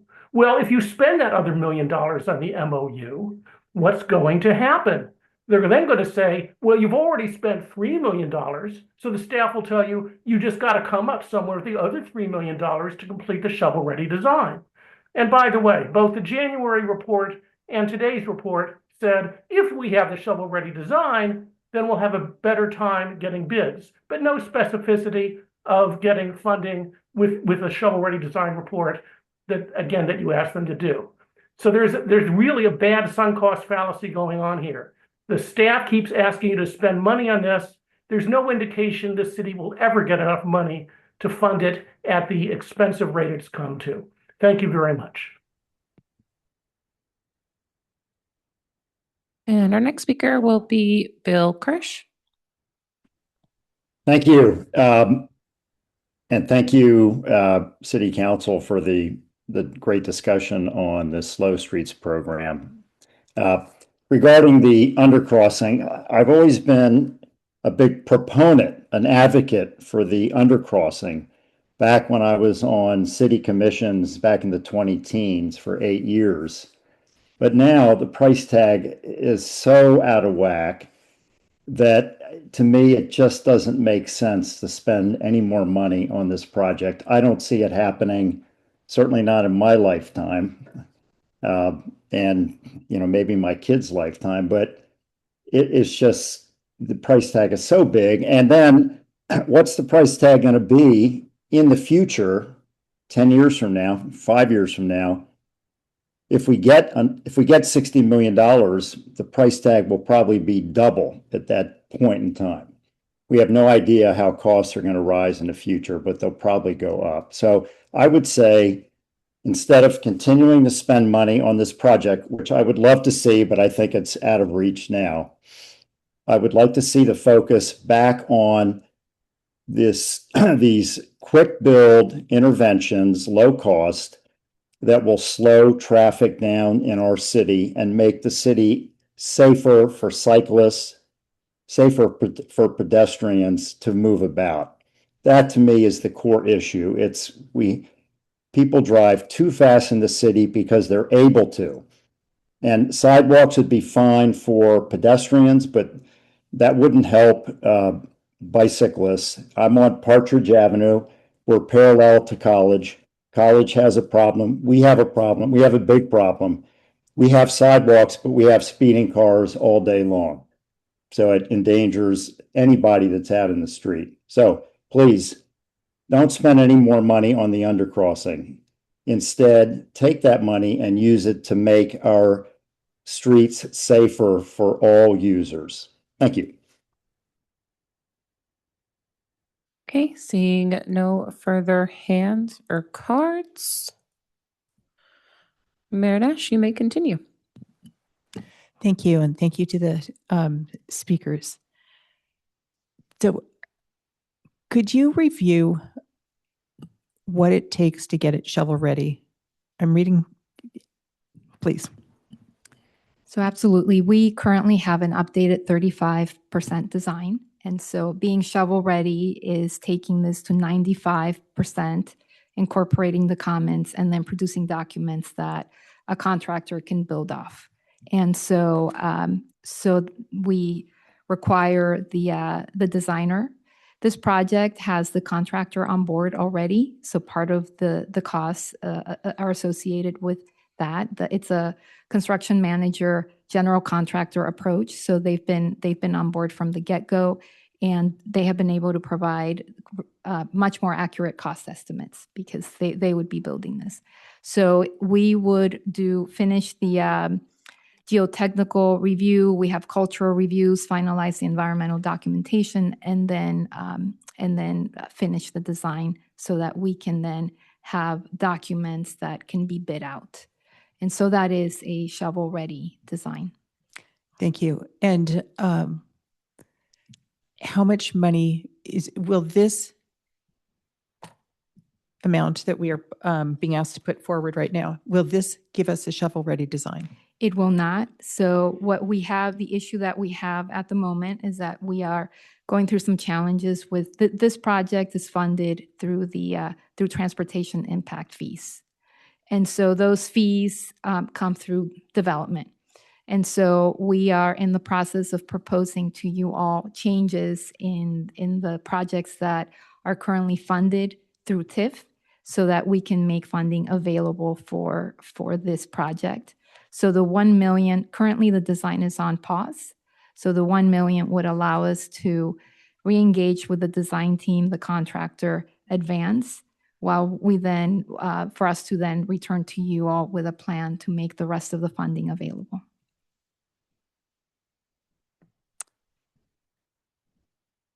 So one of the things that I understand, and which is different from one of the speakers, is my understanding is we do not know where we will get the funding until we have a shovel-ready design. And at that point, we will have a much more attractive project for going after funding. So I guess, first of all, is that correct that we are currently working on a grant application process, or a application. We were not successful last time, but we received very good feedback. The change with this application is that Caltrain will now be a partner. Mm-hmm. So this will be joint. And we think that will really raise our profile so that this can become much more attractive application. So it doesn't mean, so having a shovel-ready project, the fact that through this application process, if we can say that we have a schedule to complete this design, that makes us in itself much more competitive. When you do have a shovel-ready design, the story is different. We already have that. So indeed, shovel-ready projects are more competitive. But with this MOU, we can submit that application, which is due in May, and we can note that council has authorized for us to advance and finalize. And do we know how much money we will be, but the money will be coming, it does require more money, but it will be coming from TIF projects where you are, okay. Yes, exactly. Thank you. Councilmember Schmidt. Thank you, and thanks for plugging away at this. I think I was one of the folks last time that was really concerned that the back end funding wasn't going to fall into place. I just want to make sure I am processing what I heard. So the $1 million gets us to a percentage of readiness under 95%, whatever that is. You don't need to guess, but then that potentially makes Caltrain more, that $1 million makes Caltrain more of a partner for a grant that's coming up before we have to spend the extra $6 million to get to 95%? Or do we have to spend the full $7 million to get Caltrain a partner? And I'm trying to just get the sequencing. We are submitting this application next month, and so we are working together on the application materials for the SS4 grant. So the $1 million signals to Caltrain that this is off pause and it's moving forward. And then how much money would that grant be worth? I'm trying to keep the number straight in my head. If we won it, how much would that be worth? We are evaluating how much to ask for so that ideally we would ask for the shortfall. We're trying to figure out what will make this more competitive. So tens of millions potentially. And then we would have to put in the additional 6 million. Let's say we get that. Then we would put in the additional 6 million to get to shovel ready and fill any gaps. Is that the basic sequence? So the application would be for the construction funding. So right now, what we are in parallel working on is to make the rest of the design money available. So with this pause, it just re-engages us so that we're not, the longer we wait, the more expensive things get. So we've had really good momentum. With this, we would re-engage the design team, submit the application next month for the construction funding, and then work with you all on then releasing the money needed for the design. Would we know the grant answer for the construction before we have to decide on releasing the 6 million, or no? No, we would probably learn about the grant at the end of this year or early next year. So we're going to get a $6 million request this year? Yes. Okay, thank you.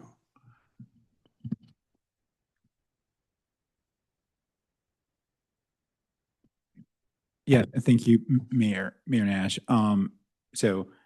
Another item that this is our second time, and my views don't change much from the first time we took this up, or the last time we took this up. And again, like I don't know that what we have before us is a project that is realistic or realistically going to happen. There's lots of moving parts there, lots of dependencies, which I think are unlikely to break our way.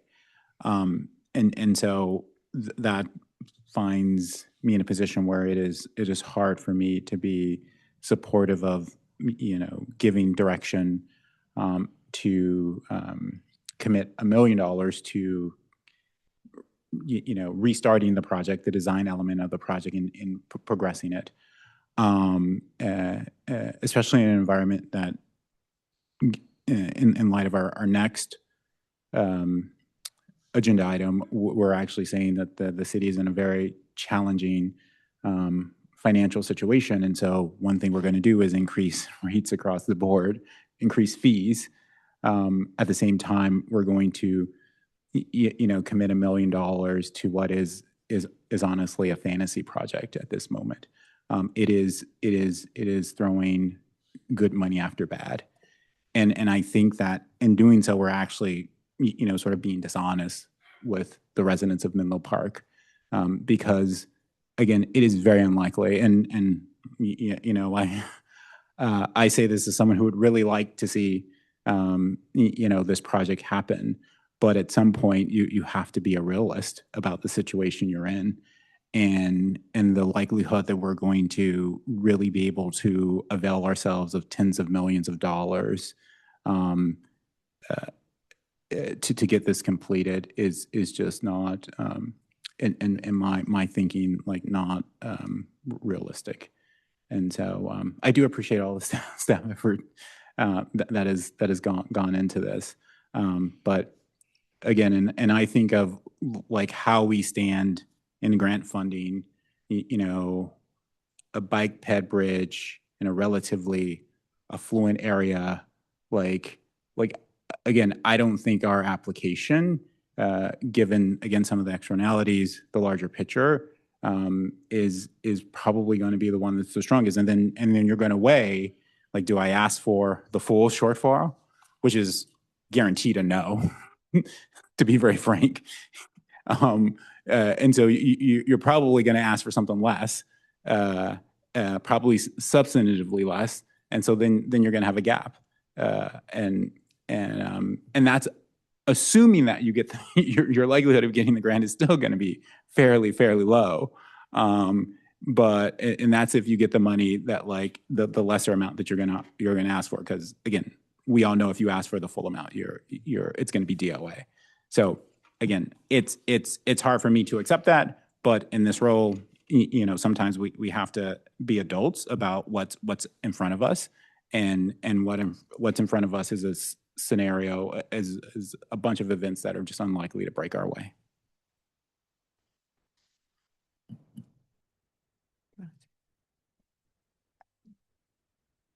So I will just say, as the trains get faster and more prevalent, which is what is planned, and obviously we heard there is an issue with Caltrain and funding, so everything is somewhat up in the air.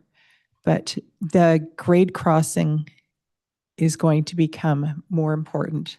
Whenever we do that grade crossing, this tunnel will be incredibly important for several years, I would assume. Just one comment. I have heard that, I believe there is documentation, but I don't have it with me today. I did have it the last time, from Caltrain, where this project is actually ranked quite high. And I have had, I've been approached to be, and was told that because this is relative to grade separation, which is hundreds of millions of projects of dollars, that this project actually is being looked at favorably, and that it would be a good project to get over the finish line. And so that they're actually, I have heard favorable comments about this project actually getting funded, because it is to do with Caltrain, to do with Caltrain crossings, and that it's is relatively less, you know, much less money than actual grade separations, which are really do not have funding right now. I guess can you shed any light on what you've and Caltrain staff are online. Sherry Bullock is online. Judy, city clerk, could she be promoted? Yes, the corridor study, this project is ranked very high. Grade separations are extremely expensive. We do not have money in Menlo Park for the grade separations we were planning. And if a project is within reach along the corridor, this is the one. It is a fraction of the cost of all the grade separations currently in the works, and our project is not viable. But this one is from a regional perspective. But I do want to just, like, because I think it's important, but grade separation delivers a lot more value. So it is like saying, like, an RV is less expensive than a 4,000 square foot house. They are different value propositions. And so, yes, this is less than full grade separation, but we cannot discount the attractiveness that will come with full grade separation, because then you have all modes of transportation and would provide a lot greater value to communities. And so that can't be forgotten in this analysis, that like, well, we have a cheaper thing, and so that makes it attractive.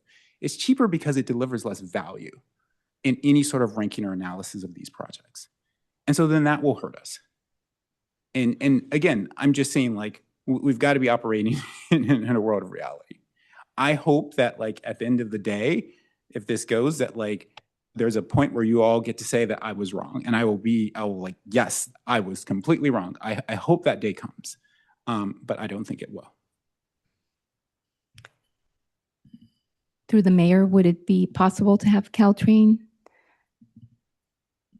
or Sherry Bullock leads the capital program at Caltrain, so she can address the where this project ranks, and then the partnership that we are proposing to embark on, so that we can be much more attractive and competitive.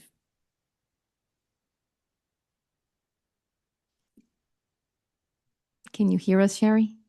Yes. Can you guys hear me? Because I'm still in the office. Yes. Thank you. Appreciate the opportunity and allow me to address certain concerns. And Mayor and Vice Mayor and council members, I met with you in person on January 27th. And I still recall vividly all the conversation we had back in January 27th. As I recall, at the end of the January 7th, the councils agreed to move the project advance forward to the next phase of the design. As also I recall, there is a funding advocacy and funding uncertainty concern from everyone, including, of course, our project as well. I would like to highlight a few things, just wanted to make sure the facts are correct. So this request today for council's approval is try to advance from 35 to next phase of design. The design needs to be at the detail level if indeed we want this project to be built, to address some of the uncertainty. The most uncertainty we need to address through the design advancement is the alternative selection of the tunnel installation. And that is the critical elements of this project in order to secure the construction cost and the certainty that address the funding gap. As we propose, the project has a range around the $10 million difference. It's all depend on what method we're gonna choose during the installation of the tunnel. And that is the effort we need to do during the 65% design. Second is I received all the comments. I take it back to Caltrain. As you see the recent Cratus Crossing strategy report out, we changed significantly on funding advocacy and ownership of the ending for construction. So I want to make sure there's a record correctly. One of the grants coming from the DOT that is for construction for this project. Caltrain already taking on this task. We already submitted through Caltrain. The FHWA grants already sent it to FTA. We should be able to use that construction fund without losing it before September of this year. So the paperwork is already submitted. We already reached out to Caltrain as well as FTA. So that's already in the books. And the second, as Azealia mentioned it, we are looking into the grant application, which is going to due in May 26th, about SS4 all. That range is from $2.5 million to $25 million. We are trying to define the scope with the funding subcommittee wanted to make sure that Middle Avenue have an opportunity to apply for these grants. The reason behind it is really wanted to make sure we are able to not only advance the design, but advance the design, the timeline that we could without stopping and go. So I may have a little bit different of picture of the funding on the Middle Avenue It is absolutely correct. This project is ranked highest if I put Broadway, Burlingame, and Ringstop in Mountain aside. It's because this project is very straightforward. The scope of work is simple compared with the rest of it, but in terms of value this project brought, it's really for city connectivity. It happened to be Caltrain delivered this project because it has to go under the railroad track. It's not so much for the Caltrain operation per se, for Caltrain service. So in the end of the day, Caltrain's already city's partner, no matter the money situation.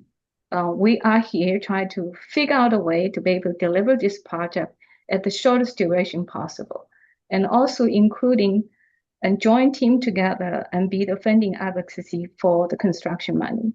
Now, the only thing we did not know back in January 27 is the budget issues that city has encountered for the design phase of the money, which Azealia come up the solution and with the phasing out deal with the cash flow issue for the next 65% design.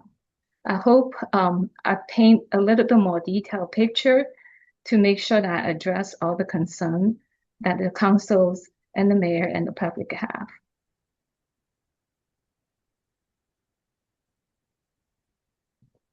Thank you. Councilmember Schmidt. Thank you for that.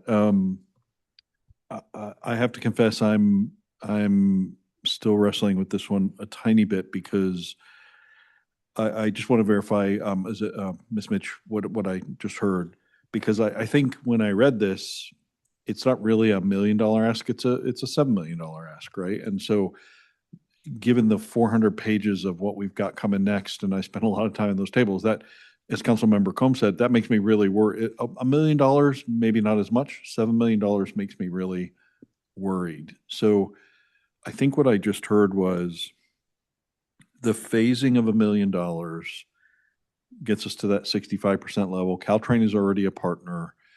We already have one grant for construction, I think she said in the books for September, and we should know by September. And then when is the request for the additional $6 million going to come? So I'll clarify a few things. This project is funded through the transportation impact fees. Yep. And so we are overcommitted on that fund.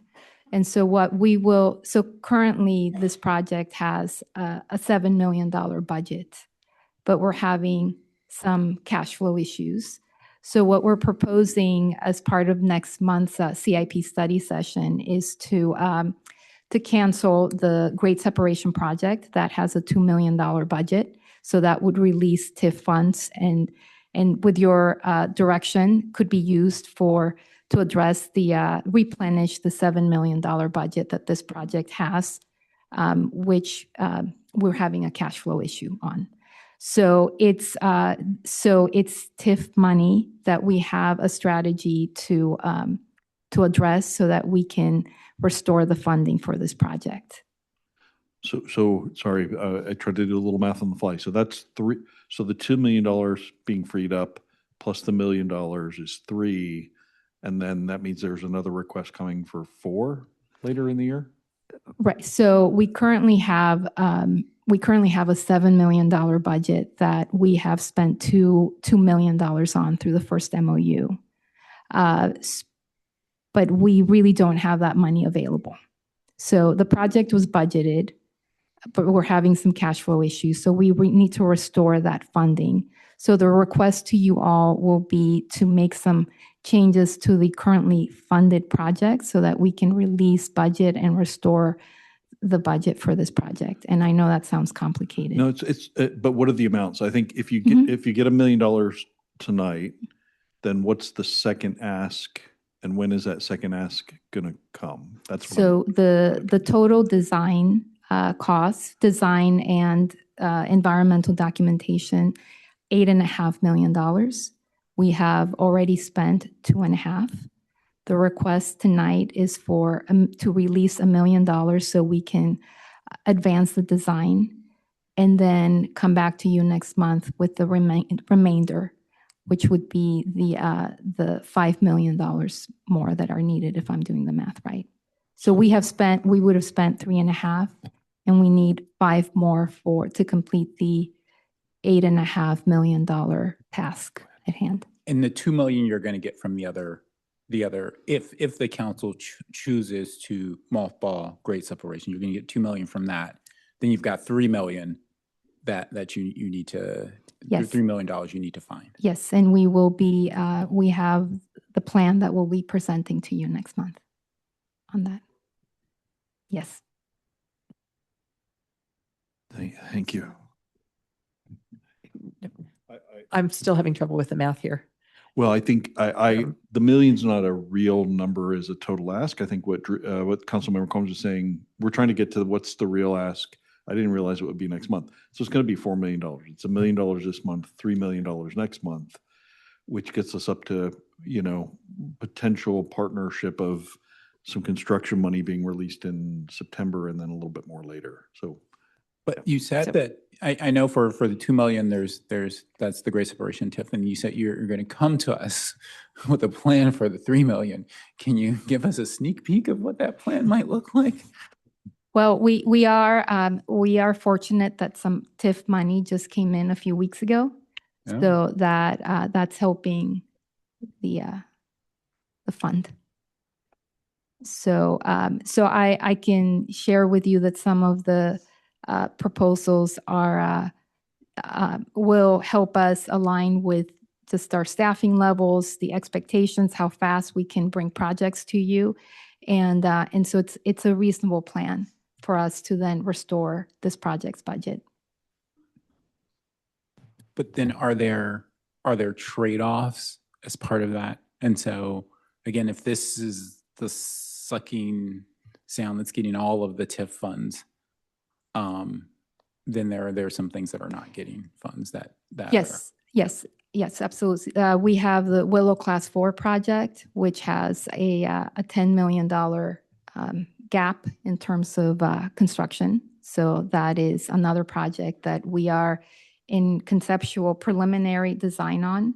We haven't started the design, but that is another TIF-funded project that would have a construction gap in the future. And can you provide, is that like the bike lanes on Willow? It's a separated, Yeah. separated Class 4 bike lanes on Willow Road.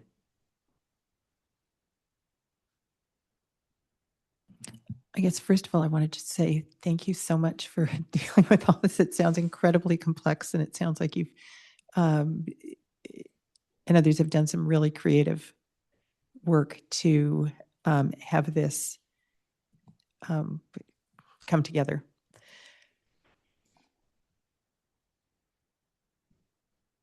So can you review the time points again? Right, currently you're asking for 1 million.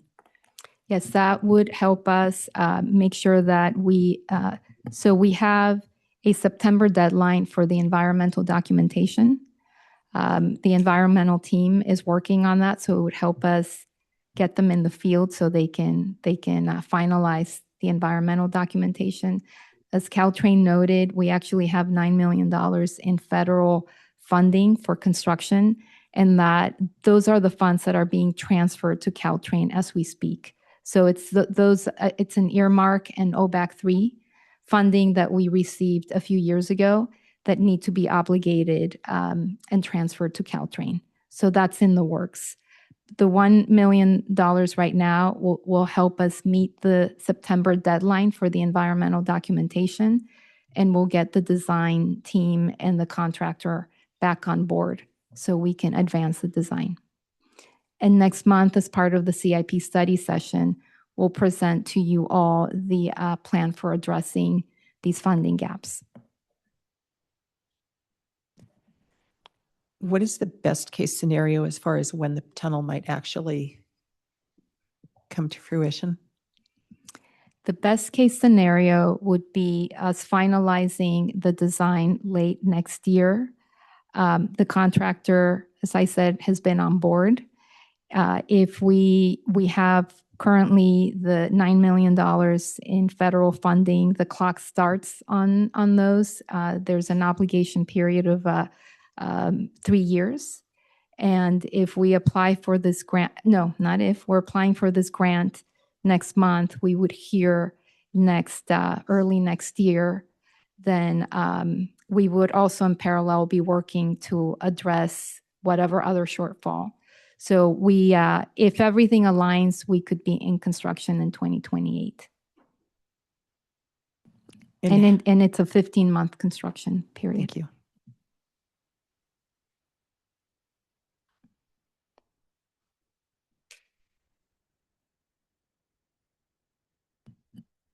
Okay, I'm going to, unless there's more discussion, I'm going to go ahead and move that we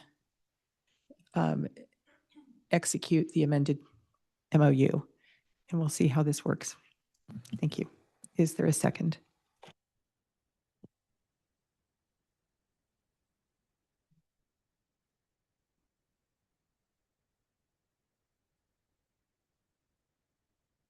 Thank you. So I have a motion on the floor by Mayor Nash and a second by City Councilmember Schmidt to authorize the city manager to execute an amendment MOU in the amount of $1 million with Caltrain to advance the engineering design and environmental clearance documentation for the Middle Avenue Caltrain Crossing project for a total agreement amount of $3 million. Any further city council question or discussion? Seeing none, please proceed with voting.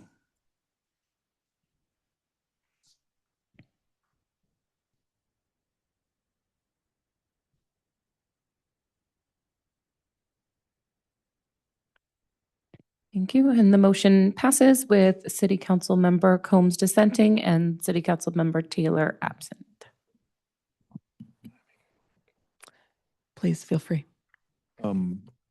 I just want to make a quick comment to Ms. Mitch. That was pretty uncomfortable. I personally made that vote based on a leap of faith in you and staff and the team.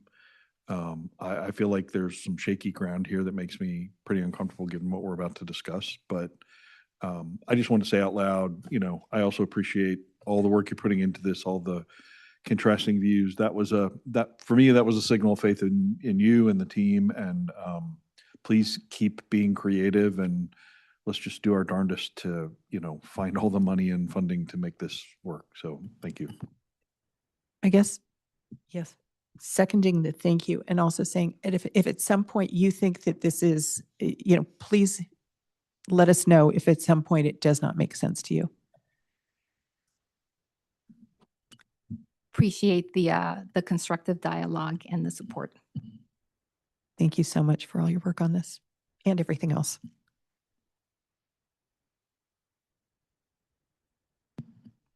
All right, next we are going to a public hearing.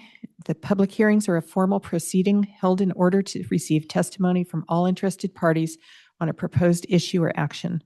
The public hearing tonight is I-1, consider and adopt a resolution amending the city's comprehensive master fee schedule for the following departments: general administration, administrative services, community development, library and community services, police, public works, and Menlo Park Municipal Water.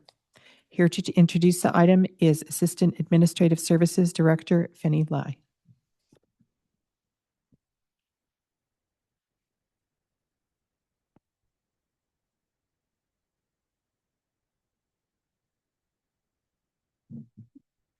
Thank you.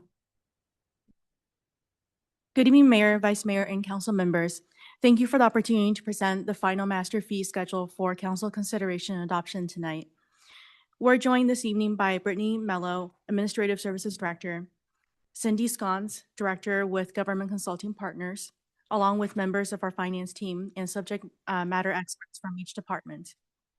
Tonight's presentation will provide context and on the cost of services study, walk through the key updates reflected in and recommended for the proposed fee schedule, and close with an opportunity for council direction.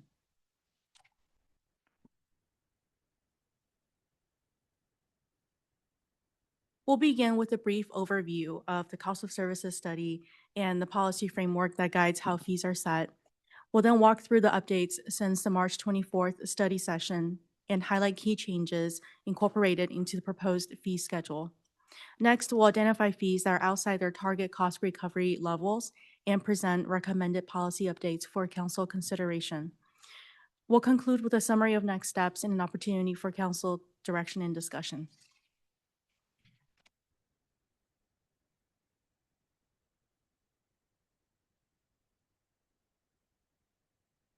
For a little bit of background, the city's last comprehensive fee study was completed in 2017, with fees remaining largely unchanged since CPI adjustment in 2019, nearly 7 years without meaningful update. During that time, the cost of providing services has continued to rise, while fees no longer fully recover the cost of providing the services. Our user fee cost recovery policy was refreshed in 2022, giving us a solid policy foundation. What the study does is it brings together our actual fees in line with the framework and with today's cost.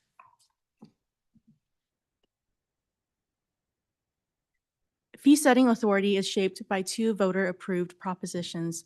Proposition 218, passed in 1996, requires fees to be fair, transparent, and tied to the cost of service. Proposition 26, passed in 2010, reinforces this by capping fees at the estimated reasonable cost of service delivery under state law. Simply put, the city is legally prohibited from using fees as a source of revenue or profit. Fees exist solely to recover the cost of providing the service to the public.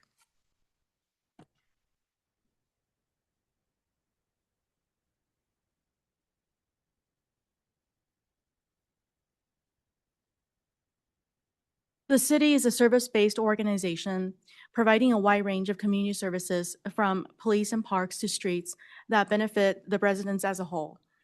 These core services are primarily funded through taxpayer dollars to support a safe, well-maintained, and vibrant community. For services that provide a direct benefit to a specific individual, property, or business, it is both appropriate and sound fiscal policy for the user to pay a fee covering some or all of the cost. The purpose of the study was to take a data-driven look at whether our current fee structure still reflects the true cost of delivering those services today, bring greater transparency to how costs are shared between the city and the community. The fees before you were developed using the principles of the city's cost recovery policy last adopted in 2022. The policy recognizes that not all services should recover costs at the same level. Broadly beneficial services are generally more subsidized, while services that primarily benefit specific private individuals or businesses are expected to recover a higher share. This is reflected in 3 cost recovery tiers: low at 0 to 30%, mid at 30 to 70%, and high at 70 to 100%, providing consistent structure while allowing flexibility based on policy priorities, demand, and administrative feasibility.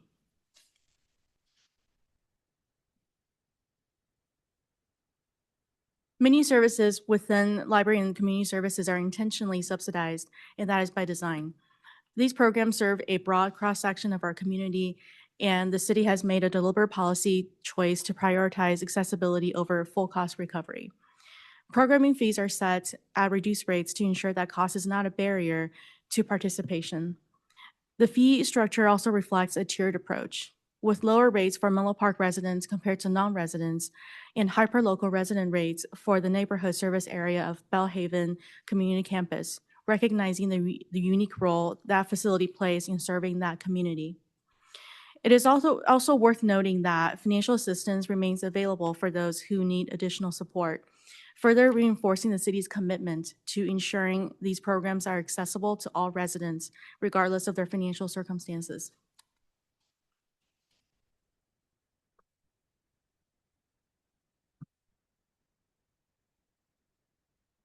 Now that we talked about the cost recovery policy framework, the cost of services study was conducted over approximately 6 months to evaluate the true and complete cost of providing city services.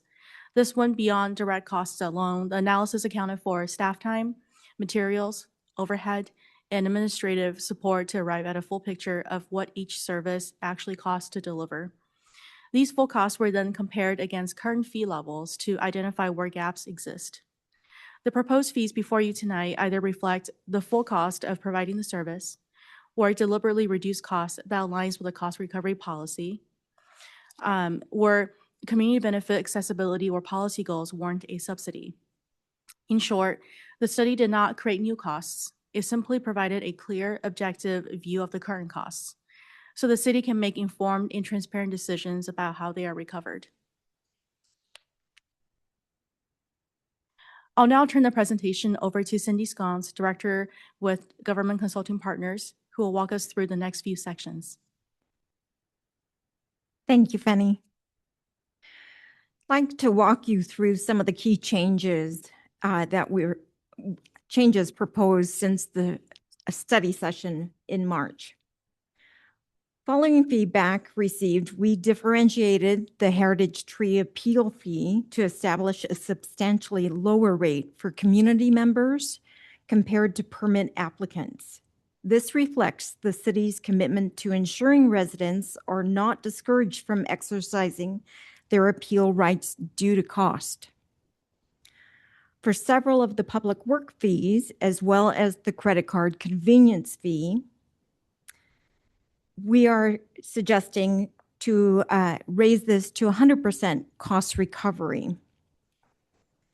For the Menlo Children's Center, for the preschool and school age fees, we are proposing to increase those fees by 5% to better align with the comparable programs in the marketplace. We are also proposing that the master fee schedule be updated annually going forward, indexing to the greater of Bay Area CPI or the personnel cost increases. This ensures fees keep pace with rising costs, incrementally avoiding the kind of significant gaps we're experiencing today. An annual adjustment would be brought back to council for review and approval prior to implementation. Finally, the number of administrative updates were made to improve overall clarity, including fee name revisions, formatting improvements, and a reorganization of the fee schedule to make it more intuitive and accessible for both staff and the public. There are also some updates proposed tonight for council's consideration that were not included in attachments. First, the site license wireless fee is recommended to revert to $270 in accordance with the FCC. This is not a discretionary change, but a required one. Second, remove the El Camino Real and Sand Hill road banners fee that was inadvertently included. The remaining proposed updates are purely administrative in nature. These include typographical and naming corrections, such as updating technology surcharge to technology fee to better reflect the current terminology. We also recommend updating the unit of measures column where needed to better reflect the context of updating things such as a per meal or per season charge. Another clerical update in the inclusion of the relative effort factor table in the master fee schedule for applicable building permits and plan checks. These multiplier factors range from 1.00 to 1.46, reflecting varying levels of staff time and complexity. Due to formatting constraints in the proposed schedule, which displays both the current and proposed fees, only Group A was initially shown, with the understanding that the relative effort factors would be incorporated into the final version. A table of these relative effort factors were published in the supplemental document. Finally, general formatting improvements are recommended across certain sections to improve overall readability, including separating out the impact and in lieu fees from the user fees. None of the proposed administrative changes affect the substance or rate of any of the fees. They simply make the document more accurate, consistent, and easier to navigate. An updated redline version of the fee schedule with these changes will be attached to the minutes after this meeting. To support council's review, staff has prepared a supplemental document published last Thursday. For each fee, the document provides a brief description, estimated activity volume, cost recovery policy tier, annual cost, subsidy amount, and both current and projected revenue where data is available. It is intended to provide the context needed to evaluate the proposed fee changes. A sample of the document's headers is shown on the slide to help orient readers to its structure and content.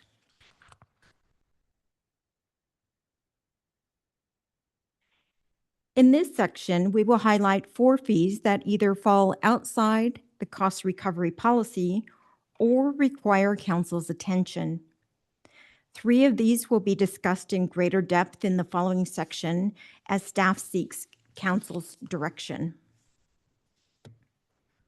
First, we want to highlight the gymnastics program, as its current and proposed fees exceed the cost recovery range established under current policy. The program is currently categorized with a low-cost recovery tier, which targets 0 to 30% recovery. With a recommended 10% increase, cost recovery is projected to move from its current recovery rate of 46% to 51%, surpassing the policy threshold. While this represents a meaningful change, the general fund would still subsidize roughly $1 million in annual operating costs in this program. We want to be transparent about both the level of recovery and the continued subsidy, while also clarifying the rationale. Providing accessible recreational programming for youth and families delivers a broad community benefit, and that priority is intentionally reflected in how these fees are structured. Even with the proposed increase, gymnastic fees remain approximately 60% below comparable programs in the region. Next, we want to highlight the Menlo Children's Center preschool program, as its current fee structure falls below the cost recovery range set in the city's policy. Per policy, this program is categorized with a high cost recovery tier, which targets 70 to 100% recovery. With the recommended 5% increase, cost recovery is projected to reach approximately 39%, remaining well below the target range. Based on current 2024-25 fee volumes and enrollment numbers, the general fund would continue to subsidize roughly $1.3 million in annual operating costs. This gap is largely driven by lower enrollment, due in part to the expansion of universal transitional kindergarten. Next, we want to highlight the news rack fee, as it requires council's direction on the appropriate cost recovery level before it can be finalized. News rack fees are intended to capture the use of public property and address maintenance concerns associated with news racks placed in the public right-of-way. However, following council's direction in 2021 to waive the fee for 1 year, it was never subsequently reinstated. As we bring the master fee schedule up to date, staff is seeking direction from council on how to approach this fee going forward. The fee can be set at full cost recovery, reduced to reflect a partial subsidy, or delayed to allow for further evaluation, including a review of how comparable jurisdictions are handling similar fees.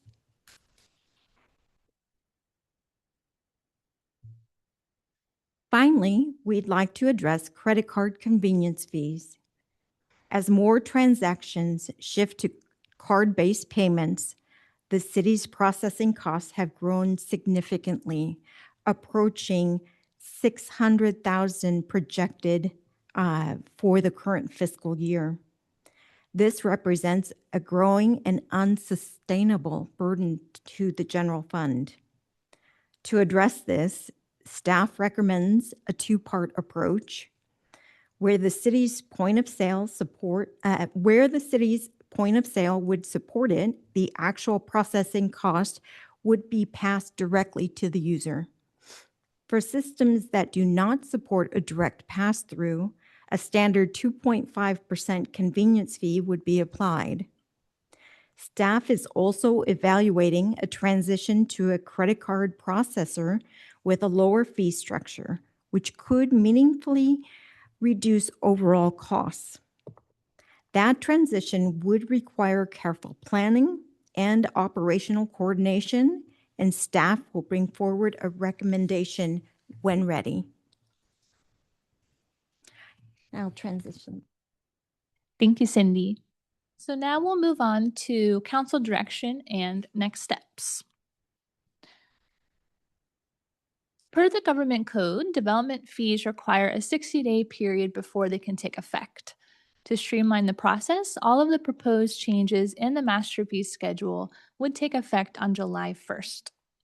Approved fees will be factored into the development of the fiscal year 2026-2027 budget's projected revenues. A discussion of service levels and potential reductions may be needed to help bring expenditures in line with revenues to help address the structural deficit.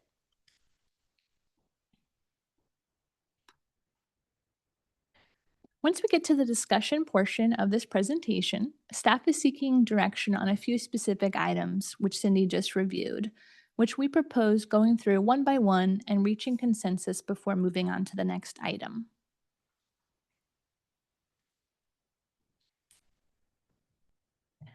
So to summarize, staff recommends the adoption of the master fee schedule to take effect July 1st, and staff, the consultant, and subject matter experts across departments are available for any clarifying questions at this time.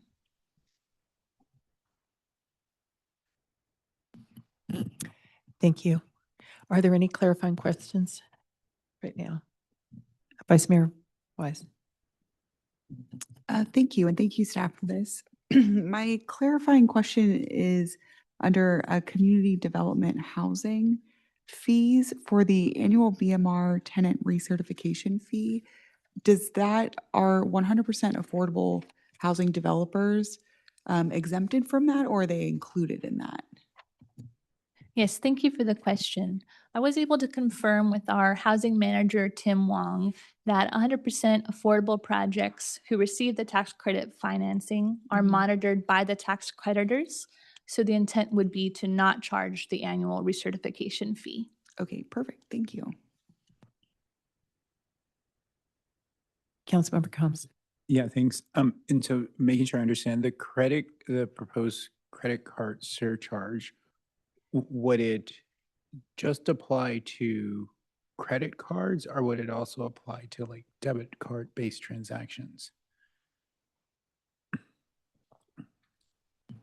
Thank you for the question. I believe it would apply to mostly the credit card transactions, but I have to do more research on the debit card transaction. Okay. And for our payment, can you pay by providing a checking account number? Is that an option at all? We can look more into that. Right now, the option would be a check or cash if someone wanted to avoid the processing fee. So where you can bring in cash to some place in the city, to City Hall, like the counter could take your cash for anything. For anything you may owe the city for, I can bring greenbacks, dollar bills to the counter at City Hall and pay for it. I believe our different counters at the different facilities might process different fees depending on the services provided at that facility, but we can look into potentially restructuring that for And- added convenience. I'd only add because like if we're talking about and I know just I'll just say really quickly, it's some of the if something like the gymnastics program where you guys may get all available on a certain day and everyone rushes to their computer and to hold your spot you pay at that moment, and so you really don't have an option if you're holding your spot unless someone wants to tell me differently. You don't have an option to like sort of hold your spot, hold your kid's spot in that gymnastics class, and then come to the counter and pay, or come and write a check. If I'm wrong, someone tell me. And so I do think that could be a problem because you would actually be forcing people to pay the surcharge because the only way that they could pay and hold their spot would be to use a credit card, unless you can avoid it by using a debit card, and then that would be a loophole. And so I just provide feedback to make sure there's an understanding of how that would work across all of the different ways that the city charges. I have the same question, which I think was just answered, but essentially, do people have an option not to use a credit card, so not to pay the fee? Is there some way they can get around the fee? And especially, I didn't realize that one situation, especially with that situation. So yes, there is the option for most services to provide that check or cash. We would need to look into Councilmember Combs holding a spot if you haven't paid. We would look into that further. Thank you. Councilmember Schmidt. Thank you for going through the tables one more time. I think I was interesting on the news rec fee. I just had a couple of quick clarifying questions about that. Could you just remind me, because I was having trouble finding it, the amount and how that's calculated? Because the use of public property for news recs feels like like it's such a small piece of public property. So I'm just trying to get my head around that.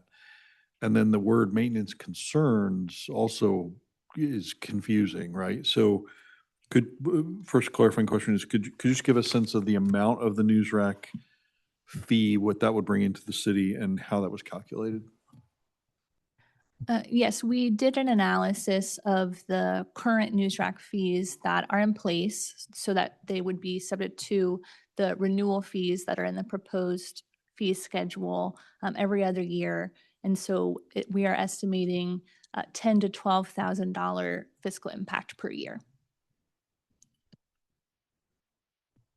in total for all of the news racks currently installed throughout the city.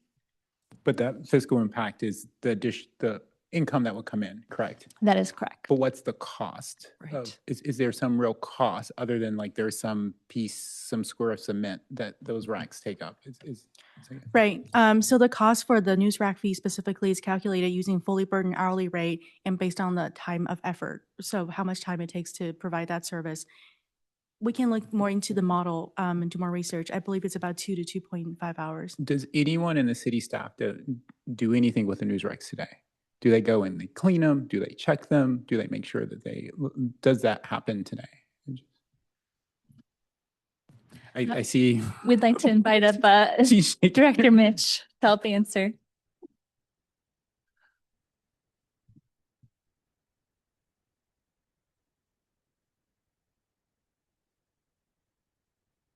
Hi, Azalea Mitch, Public Works Director. We do. We have, as part of the renewal process involves an inspection. So we have news racks in downtown. We have them in the Willows. We have them on Willow Road. So we inspect them at renewal. We also, when we receive complaints about news racks being filled with trash, we actually do go out and inspect and connect with the newspaper. And so there is coordination associated that we're currently doing and following up on.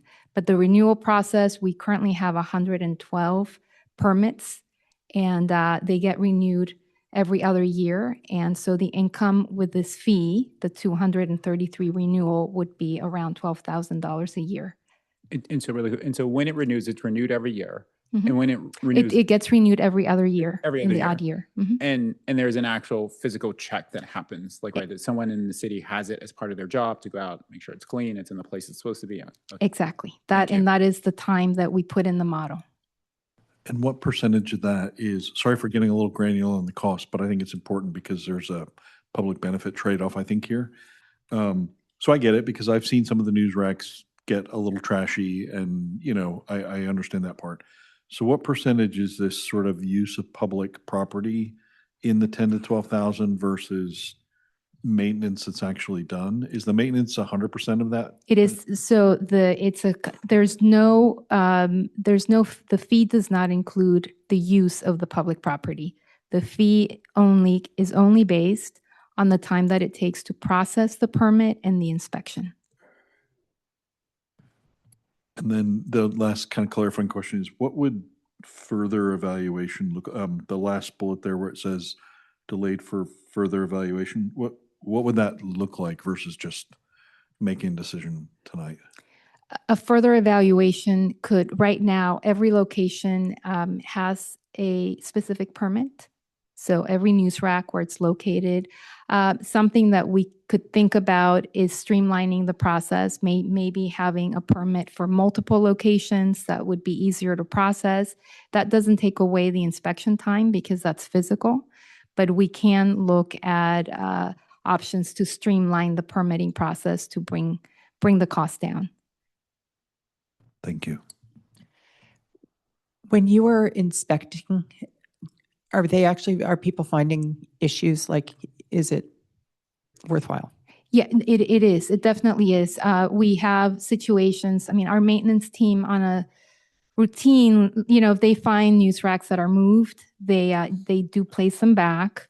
But indeed, we can only, at the end of the day, the newspaper is responsible for their asset in the public right of way. So we do coordinate to make sure that they're maintained clean.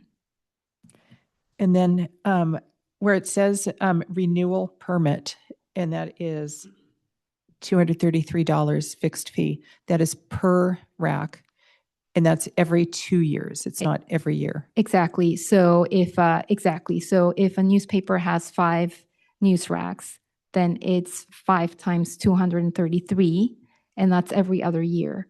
So the most expensive, so yes, that would be $2,500 a year for 5 news racks.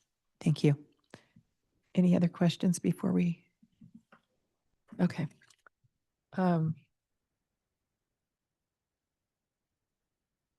All right, I would now like to open the public hearing. City Clerk Herron, do we have any public comments on this item?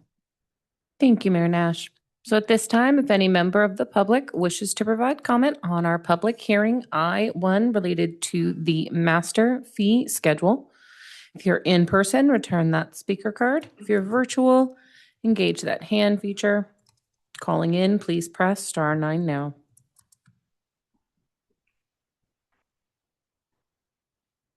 Okay, we are currently at 6 speakers. So this is the final call to get in queue for our public hearing I-1 on the city's master fee schedule. Okay, our first speaker will be Pete Colby, followed by Jamie Fraser.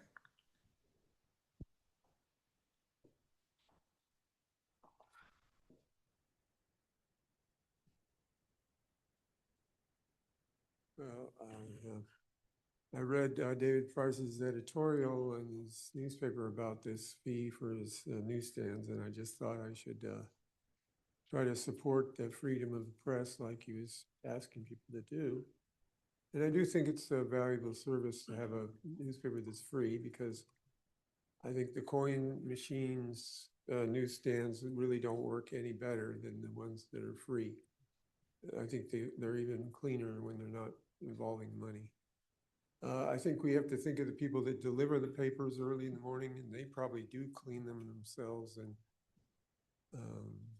I think he mentioned in his editorial it was about $9,000 for him in the renewal of the fees, because it's a popular thing to read a newspaper these days. Thank you for your time. Next speaker, ooh, is loud. So sorry about that. Is Jamie Fraser, followed by Eleanor Rabb. Good evening, Mayor and City Council. My name is Jamie Fraser. I'm the CEO of GFAM Productions and a founder of Empire of Dance. I provide youth dance enrichment programs and scholarship-based opportunities here in the community. I'm also a resident of Menlo Park. I'm here tonight regarding the master fee schedule as a proposed updates tied to the cost recovery. I understand and respect the city's goals of aligning fees with the actual cost of services and minimizing reliance on general fund. That makes sense for services that provide direct individual benefits. However, I believe that there is a gap in how this policy is being applied, specifically when it comes to nonprofit organizations that provide a broader community benefit. In my experience working with the city, I was informed that there was no nonprofit rate for facility rentals. At the same time, there are still references in city materials, i.e. your terms and conditions when renting, that state that there are nonprofit rates of 50%, which creates confusion and inconsistency in how the policy is understood and applied. More importantly, treating nonprofit youth programs as full cost recovery users places them in the same category as private commercial users, even though the impact is very different. Programs like mine provide structured after-school enrichment programs, arts education, scholarships for families who otherwise could not participate. This directly supports community goals like youth development, violence prevention, access for underserved families. So while the cost of recovery is important, I would argue that nonprofit youth programs are not just a service to an individual, but a benefit to the community as a whole, which aligns more closely with services that are traditionally subsidized. So my request is this: I'm asking the City Council to consider reviewing the policy and creating a clear defined nonprofit community use category with a master fee schedule, whether that means honoring the previous referenced nonprofit rates or establishing new reduced rates structure. This would allow organizations like mine to expand, offer more scholarships, and serve more families without placing the full burden on those we're trying to support. I would also welcome the opportunity to be a part of any further discussions on this. Thank you for your time. Next speaker is Eleanor Rabb, followed by Adam Dawes. Good evening, Mayor and Council members, and I'm going to apologize in advance for speaking quickly. My name is Eleanor Rabb, and I'm a Menlo Park resident and a former local journalist with the Almanac. Having lived here since I was 3, I care deeply about this community and the role that strong, accessible local journalism plays in keeping us informed and connected. So I'm here to speak about the news rack fees. Local journalism is already operating on extremely thin margins. During my time as a reporter, my income fell into the very low income bracket for San Mateo County. And to be clear, I was not by any means underpaid relative to other local journalists. That is a very common wage for a local journalist in this area. But I tell you this just to demonstrate the scale of budgets and the financial realities that all of the small local publishers in the area are working with. The proposed news rack fee, $373 per rack plus $233 to renew, may seem modest in isolation, but it quickly adds up. For outlets like the Almanac, that could mean roughly $10,000 to $12,000 every other year. For news organizations already struggling, that's not a minor expense, and it can be the difference between being in the red and in the black in any given year. At the same time, those amounts are unlikely to make a meaningful difference in the city's overall budget. So it may be a relatively small revenue source for the city becomes a significant financial burden for local news organizations. None of the comparator cities included in the staff report charge news rack fees. And in a brief search that I conducted of other cities up and down the peninsula, I couldn't find any others that charged recurring fees and only very few that charged new application fees. Even the big cities nearby who do charge news rack fees tend to charge significantly lower fees than what is proposed for Menlo Park. San Francisco only charges $50 per permit renewal. Oakland charges $50 to $100 per permit renewal, depending on the circulation size of the paper, with no news rack fees charged to nonprofit papers, and San Jose doesn't charge anything. Some might argue that local papers can simply move to digital distribution alone, but that shift comes with real trade-offs. Not all residents have equal access to online news, whether due to age, income, or digital literacy. Print papers remain an important way to ensure that information is accessible to everyone in this community. The likely outcome is that some publishers will scale back or eliminate print distribution in Menlo Park altogether. That means less access to local reporting, less visibility into city decisions, and fewer ways for residents to stay informed about their own community. As someone who now works in local government, I do understand that the city is facing intense budget pressures, especially as VLF funds are withheld, and I respect the need to make difficult decisions. But I urge you to consider whether this is the right place to generate revenue and whether the long-term cost to civic life is worth it. If the city does move forward, I would strongly urge you to at least consider limiting this to a one-time application fee rather than an ongoing charge. A recurring fee at this level puts Menlo Park way out of step with surrounding communities and creates an ongoing barrier to distributing local news. Or at least consider providing a fee waiver for nonprofit or community-based news organizations. Thank you for your time. Next speaker is Adam Dawes, followed by Nabil Saad. Mayor Nash, council members, staff, I wanted to thank you for your time tonight, and I also wanted to speak about the news rack fees. I'm the CEO of Embarcadero Media Foundation and the publisher of the Almanac. Eleanor did a fantastic job summarizing the conditions that we're in as a local publisher. As you all know, are likely aware, local publishing across the country is under severe duress with, on average, 2 publications expiring every week, and it has been so for multiple decades. We have also faced the same financial hardships, and we operate on extremely tight budgets. Eleanor spoke about the salaries, and that is true that we are unable to, at our current funding levels, compensate really our journalists who are out. We have a journalist that is online right now covering this meeting, who is here almost every week doing that same thing as a service to the community. And that's really what we are motivated to try to build a stronger community here in Menlo Park. So these fees are not insubstantial for us, and we recognize the city does. We do collaborate with the city in terms of maintaining those racks, but we do all of the physical maintenance. So we regularly deal with graffiti and trash issues and replacing screens and making sure that the kiosks are in good working order. We get alerted from time to time by the city about issues that may have happened that we're at that point unaware of. But we are going to these racks every week to fill the paper and clean out trash and maintain them. So again, I would like to recommend that this is not the best place for the city to try to recoup costs.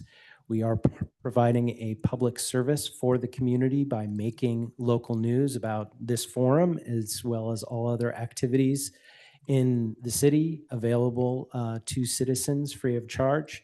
And I will also note that I communicated with Dave Price, the editor of the Daily Post, and he also wanted to urge me to say that he is opposed to these fee schedules as well.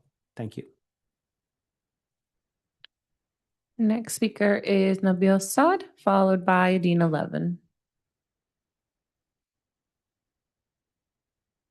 Dear City Council members, it's past my bedtime, but because this issue is near and dear to me, I wanted to weigh in. First of all, I want to thank Eleanor Robb for her service at the Almanac. She used to report on the IRC meeting when I was a commissioner on the IRC. First of all, it came to my attention, and I want to thank you, Mayor Nash and Council Member Combs, that you guys have postponed that fee back in 2021. And since you've been re-elected, you were there at the time, so I appreciate that. However, I second all the two speakers before me, the three speakers before me, about that this measure doesn't make sense, and it adds burden to a free service that's being provided by those newspapers. What really attracted my attention is on March 24th, there was an article that was published in the Palo Alto Daily Post, and then reporting on this issue. And then they say, if approved on Tuesday, Menlo Park would become the first and only mid-peninsula city to charge such fees. So I don't like you to be the trailblazer on this, although I like my city to be a trailblazer, but not on this issue.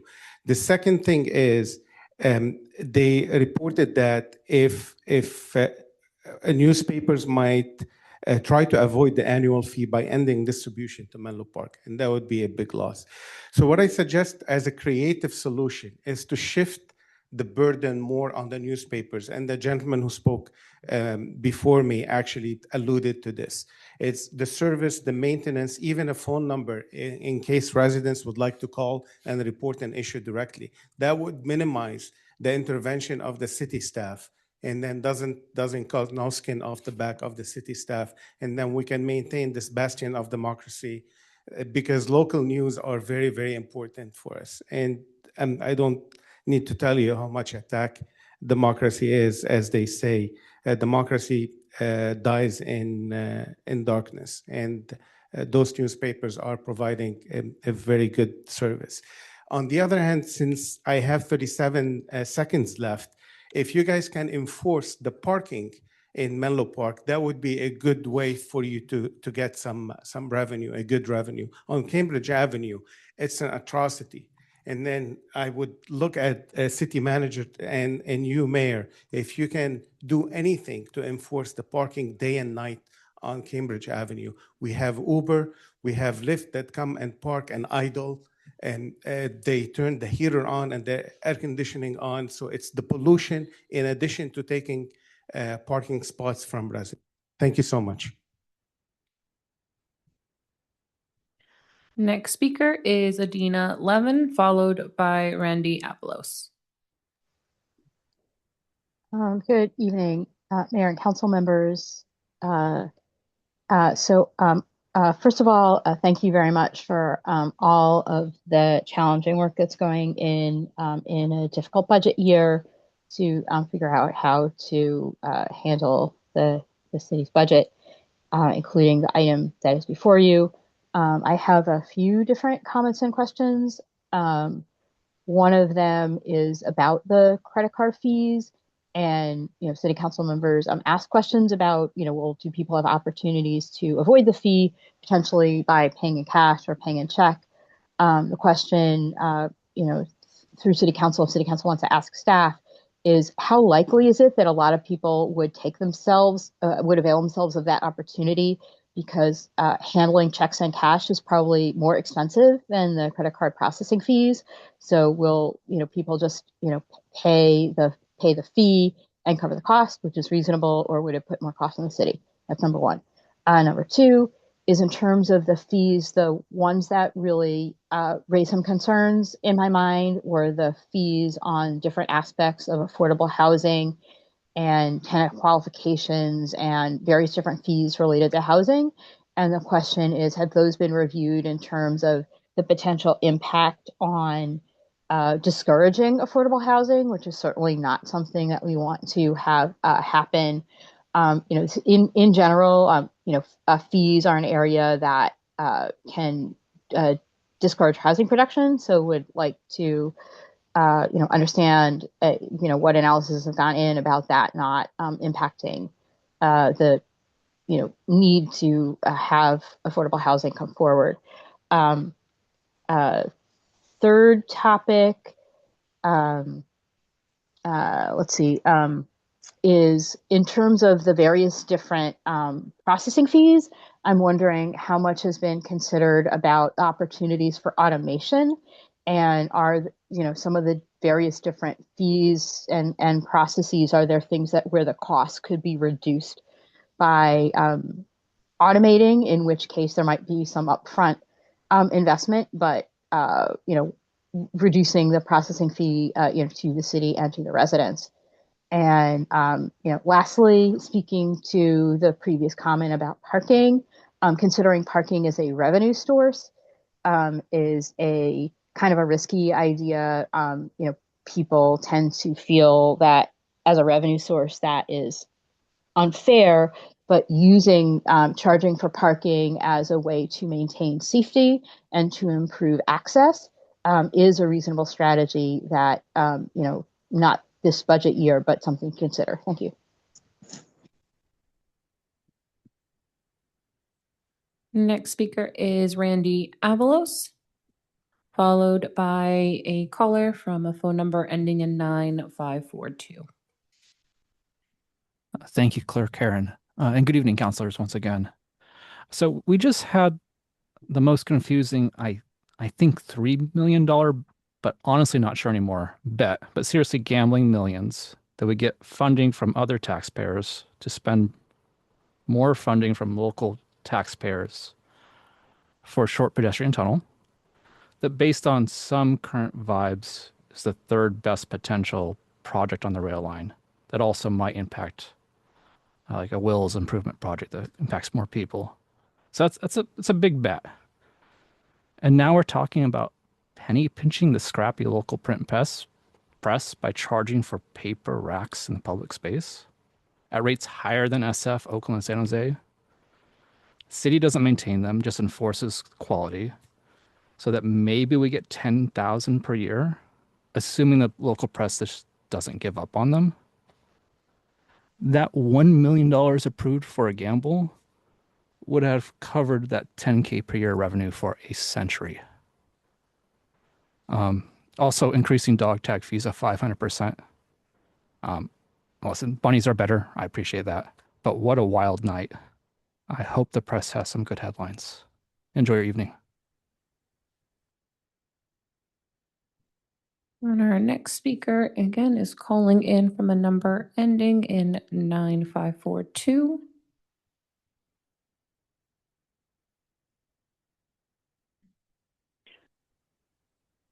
Hi, this is Kathy Newman in Valparaiso Avenue in Menlo Park. And I too am calling with concerns about the news rack fees. First of all, I'd like to thank Mayor Nash for her weekly updates that you've been sending for so many years, because they highlighted the discussions tonight about the fees and also about SB 9 conversations that happened earlier in the week, which piqued my curiosity about whether the fee of $127,000 per lot split was still included in the fee schedule, and sure enough it is.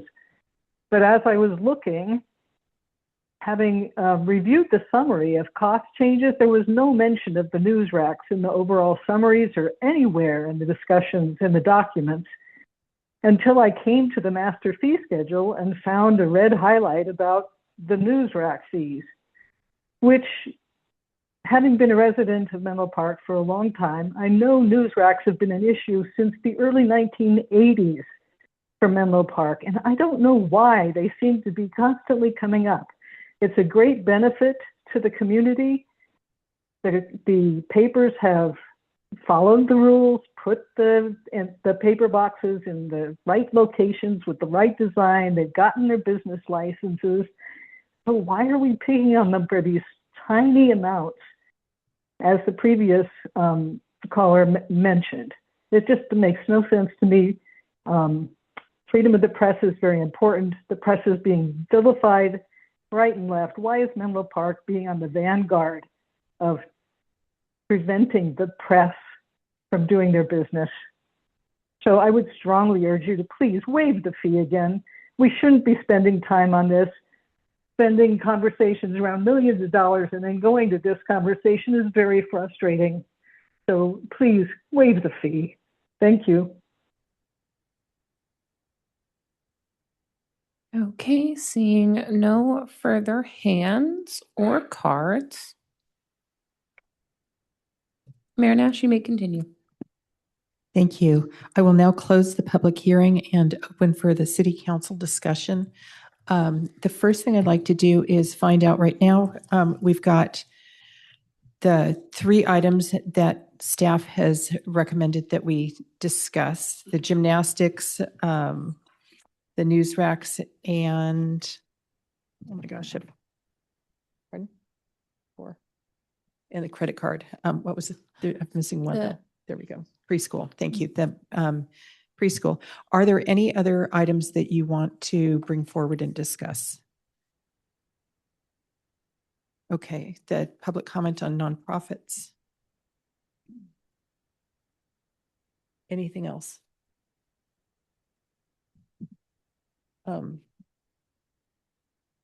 Councilmember Combs, anything else that you have?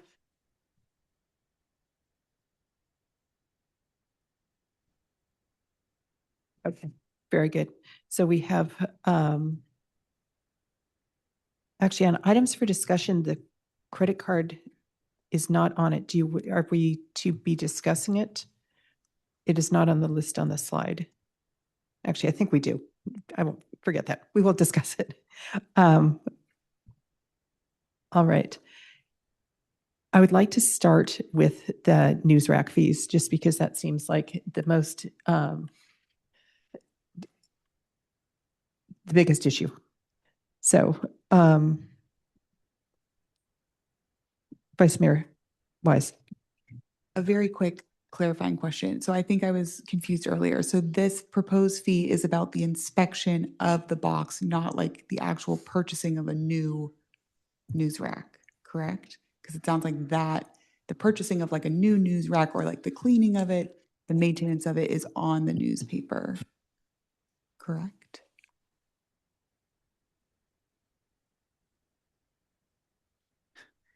Miss Mitch.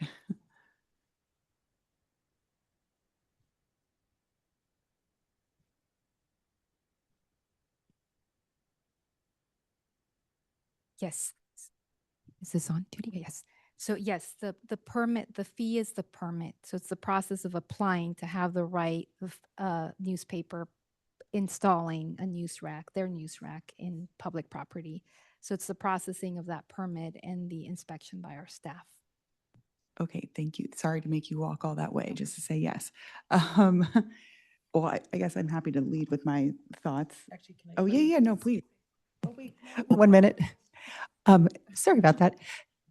So I think we've been through this already, but just to clarify, there is the new permit, which anyone who currently has a box in the city right now doesn't have to. Nope. That's already been Anyone- waived. Yes, we currently have, I think it's 5 companies that have racks. And so their process would be just renewing every other year. Okay. And then the 5 companies, I assume one is the Palo Alto Daily, one is the Embarcadero, one is San Mateo Daily Journal. Daily Journal, yeah. Are you able to? Yes, I have the list right here. Thank you. I can provide assistance to Miss Mitch. It's Circulation, Daily Post, San Mateo Daily Journal, Palo Alto Weekly, the Almanac, and the San Francisco Examiner. And we have 112 permits. So the like the magazines that are there, for real estate, things like that, where do they fall? They would fall under this, any placement of a rack in the right of way would fall under this permit. And would they, please go ahead. They're the circulation company? Yeah. Okay. Thank you. Thank you. Oh, please, you were going to go. Thank you. Yeah, so my concern was more about the actual like maintenance of the boxes, just because, just to be frank, that's like the number one complaint I get, not the number one complaint I get about downtown, but around the news rack. Certainly I hear about that a lot, but knowing that the newspapers actually pay for the maintenance of them, and this is just for the permitting and the inspection, I am comfortable proposing to waive those fees. Yes. I'm sorry. We need to vote to extend the meeting beyond 11 o'clock. Excuse the, I know, right? It's there. Great. Great, Got thank you. it. Thank you. Excuse the interruption. That was, I'm looking to my colleagues now for their thought. Councilmember Schmidt. Yeah, Look, I'll keep this simple. I flat out just don't support the news rack fee. It's already hard enough to get the news out to residents and the word out to residents. We struggle with outreach on what's happening in the city and county. I mean, we may not always like the way the coverage goes, but we're big boys and girls, right? So I think, whatever offset this creates in the city budget is totally worth it for the promotion of what's actually happening and trying to get residents to just pay attention. So yeah, I think it's fully worth it. And even the costs on admin and maintenance, let's try to reduce those as much as we can, but I don't support this fee in any way. Yeah, I'll say I would be supportive of continuing to set the fee at 0. So that this would be, because both the new permit fee and the renewal fee are both 0 currently, right?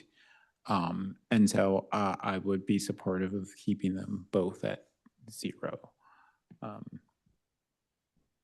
So I just reasoning is, I think Menlo Park is actually in a somewhat envious position to have 2 local, news sources that actually are in physical print, and so I don't see what I think the value trade-off is immense, especially versus like $10,000 or $20,000, whatever the total would be.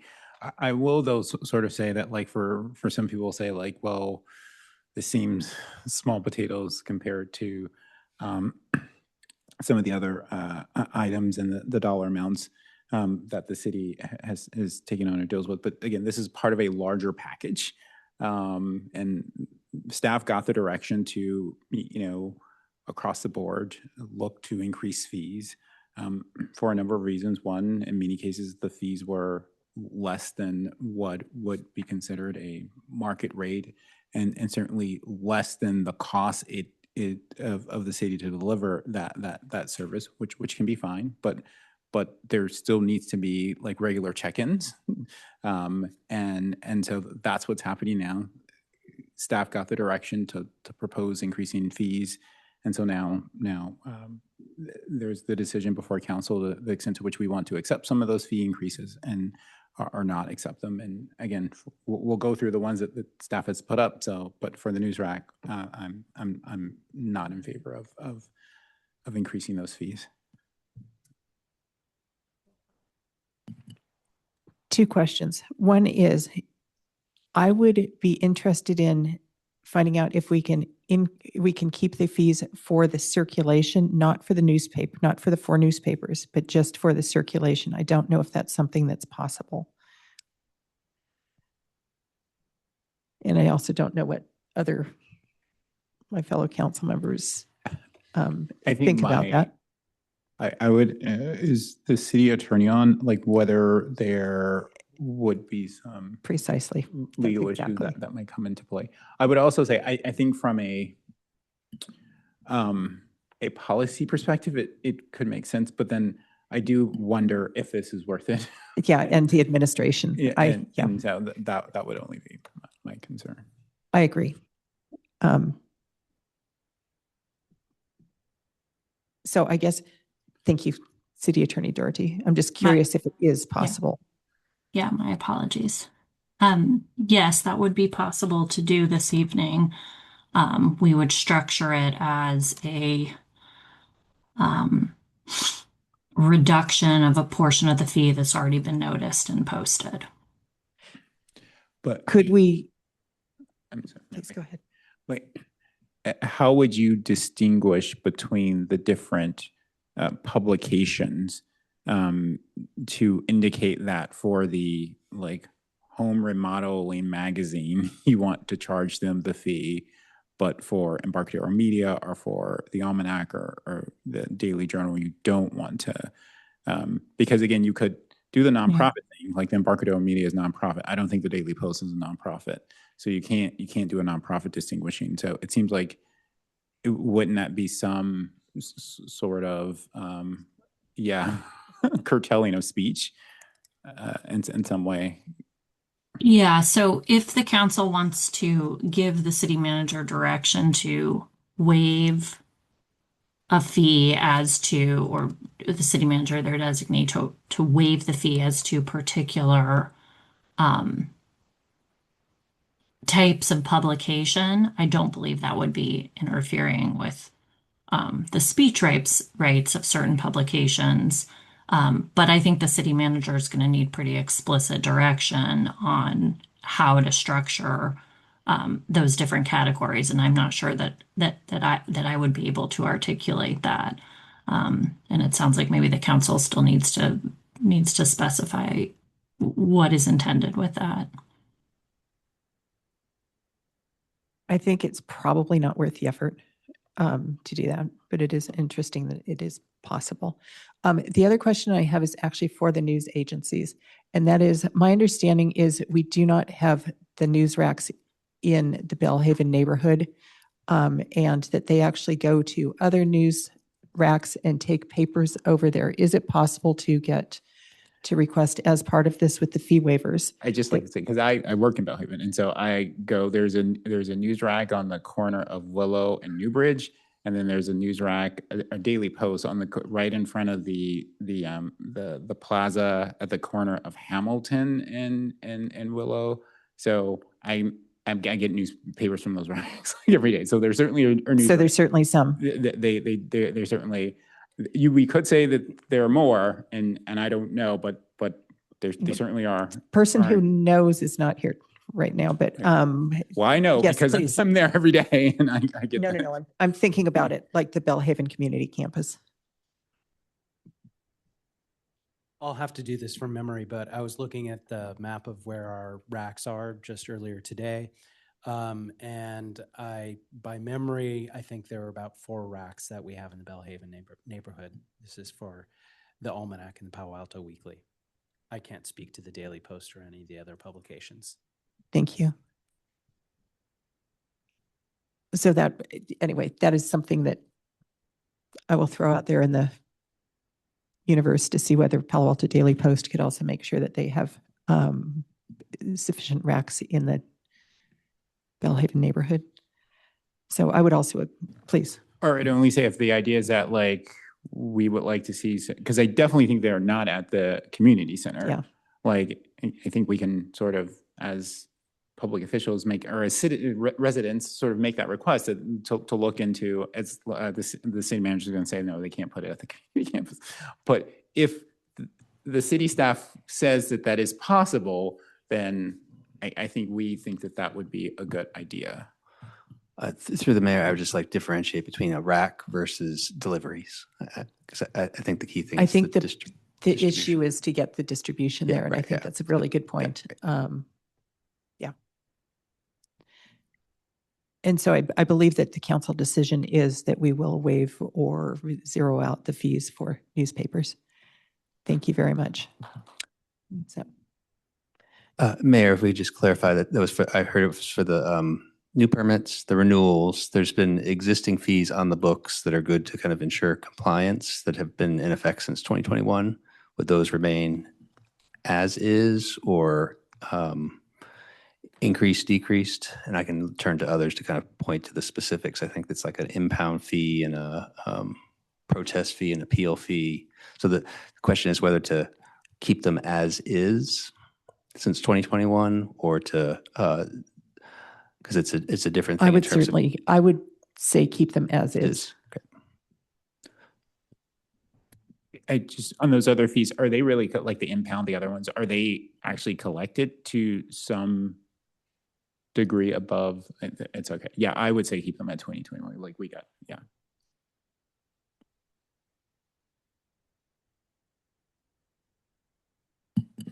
Okay. Gymnastics fees. Who would like to comment? I'm supportive of staff's recommendation to increase. Like that makes sense to me. I'll second that. Third. Agree. Excellent. The Menlo Children's Center preschool fees. I agree with staff. I'm inclined to, I just want to make sure I understand it though. The whole thing of lower enrollment versus fixed costs. So this is primarily to account for lower enrollment, and our fixed cost will remain the same. I'm just struggling a little bit with the math. I think I follow it, but is there any tiny bit of clarification? There's two pieces to that. The first ask is to move it in the cost recovery policy from a high 70 to 100% cost recovery tier down to the mid-range tier, which is 30 to 70%. So that's the first ask. The second is to increase those fees currently by 5%, and that would be comparable to the others in this marketplace. You would still only be recovering about 39% of what it's actually costing overall for that program area. Is there a need to move the tier, or could we just be I think having it under? The concern is that because of the universal TK program, that enrollment was initially down. Enrollment has been increasing in that area, but that's a pretty large gap. I would recommend monitoring enrollment over this year. It has been going up to see where that cost recovery lands at the end of the year. Sorry. Oh, no, please, you were. Well, no, and so this is where maybe the annual refresh of this gives us the ability to pay a little more attention to stuff like that, because I feel a little uncomfortable about the size of the gap, but I do want to subsidize parts of it. But then if we have a chance at the end of the calendar year to look at it again or whatever, that's what I'm taking away from that. Absolutely. You can keep it in that same, you could keep the 70 to 100% cost recovery policy and then monitor on an annual basis to see if that enrollment closes that gap.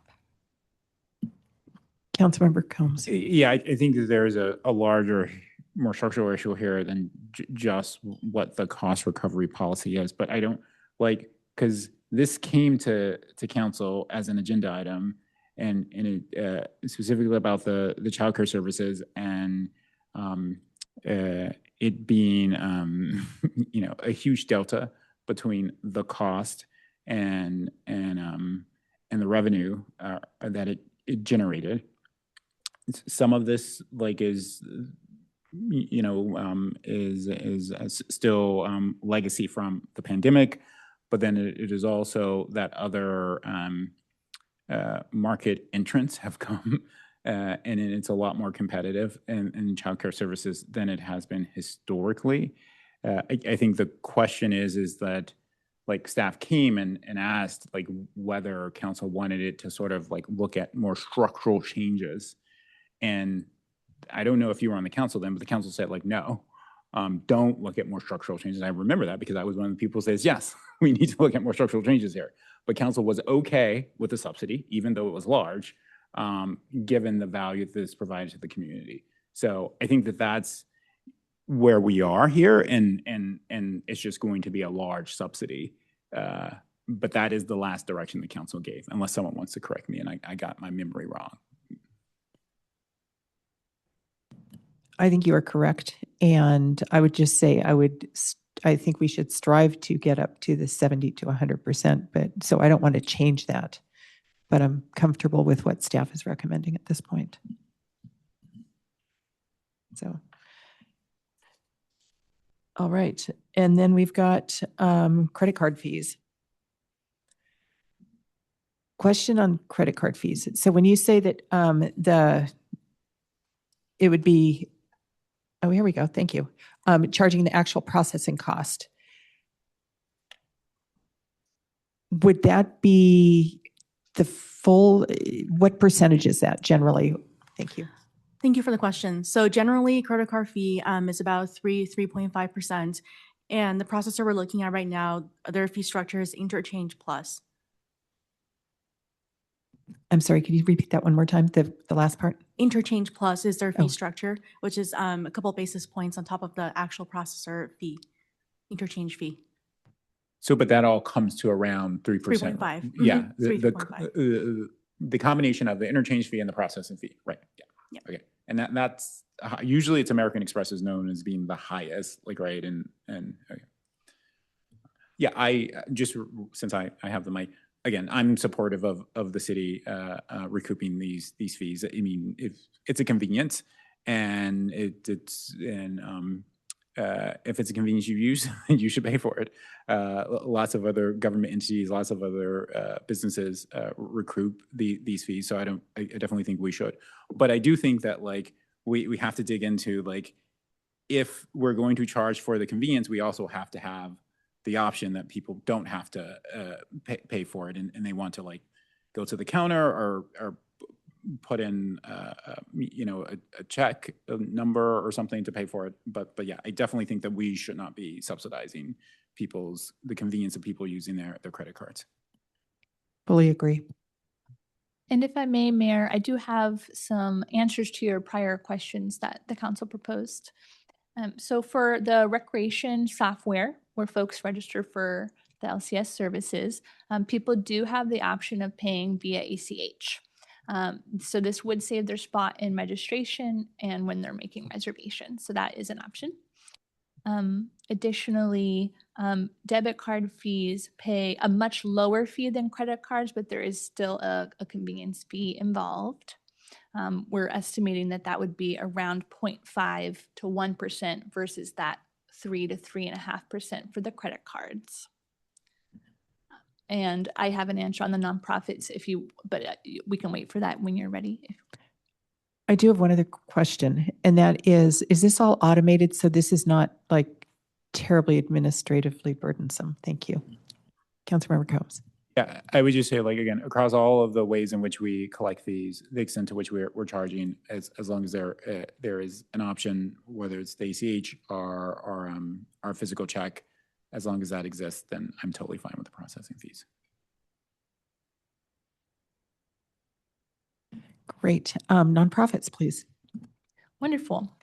So it's stated in the fee schedule that nonprofit organizations pay the resident fees, which are structured to be 35% lower than non-resident fees, unless a specific different nonprofit fee is listed. So that discount, if you will, is built in for nonprofits. The public commenter had pointed out an inconsistency on one of our older questionnaires that was attached to a room rental process, and that has been corrected. Thank you. I am going to ask the public commenter who is still in the room whether that is the information you were looking for.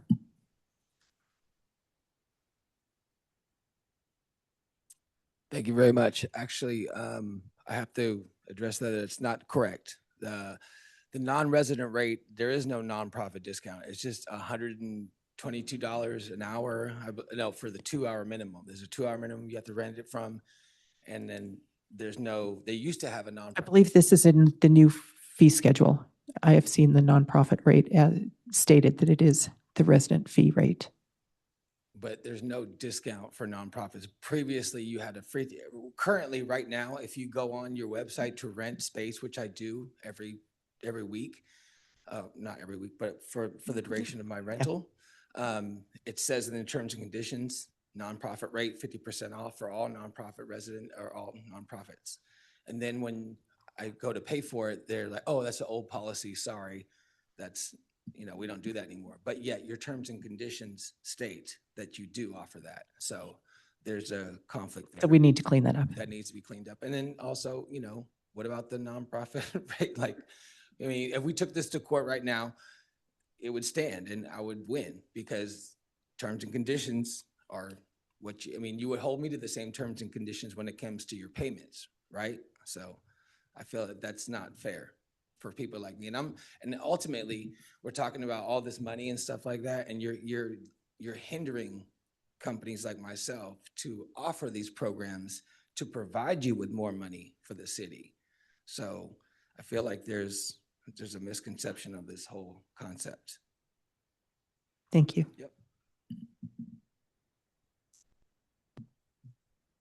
So Council, Nick Shegda, Library and Community Services Director. So my understanding is the nonprofit rate listed in the master fee schedule is the same as the resident rate. So a non-resident who was a nonprofit, a 501c3, would get the resident rate. That is a discount from what we would charge commercial renters. So the commercial rate is substantially more than even the non-resident rate. But if you're a resident and a nonprofit, right, you don't see a discount, like, right? That's correct. Okay, so Not as it's currently configured. And maybe that is the miscommunication. Because do you dispute that you get the resident rate? No, I do. Okay.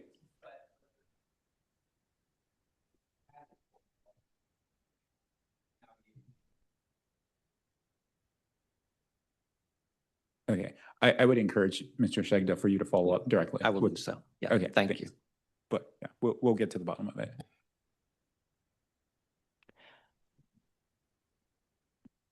So are there any more questions up at the dais? And how about with staff? Do you need it to, it seemed very straightforward. And so, let's see. Let me check the notes.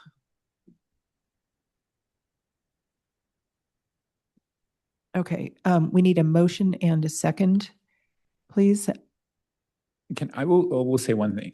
Again, I'm supportive of the effort. It was a lot to review, and I am afraid of what I don't know that I don't know. What I didn't, like the dog rate that someone said, down license fee that someone said went up 500%. I am, since there was a lot of information, a lot of content, lots of fee changes, I am afraid that I may have missed something. That if I just am afraid I may have missed something. So I am supportive. I will vote for it, but that is the concern. Definitely. And I guess the one last question is there anything that's going to affect the affordable housing, building affordable housing, that we might not have noticed?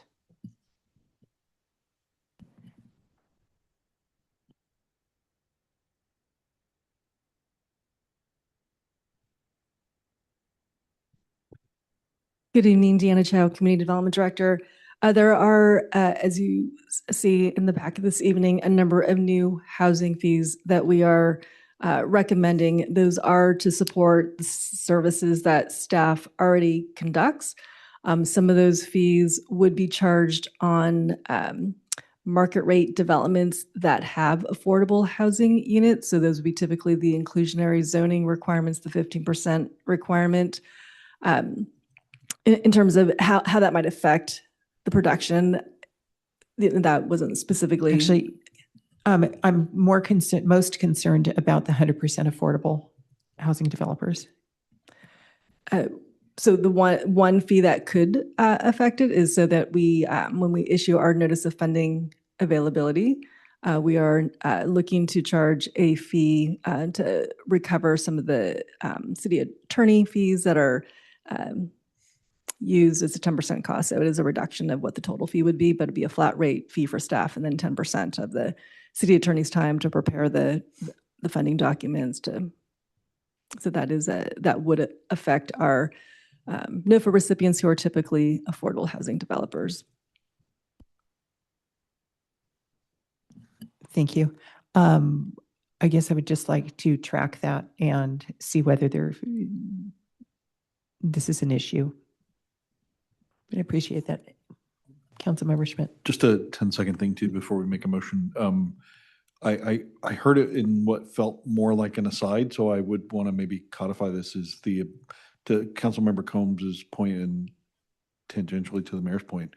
I don't necessarily want to review the full 400 pages every year, but if things are not quite wired like we think they're going and like the dog tag fee turns into a fiasco, I'd like some just, I'd like to know if we're going to also make sure that this is truly an annual process, and maybe a little more targeted as we need it. So anyway, I'm just, that felt like an aside versus a real direction you were seeking from council, and I was just hoping for some clarification.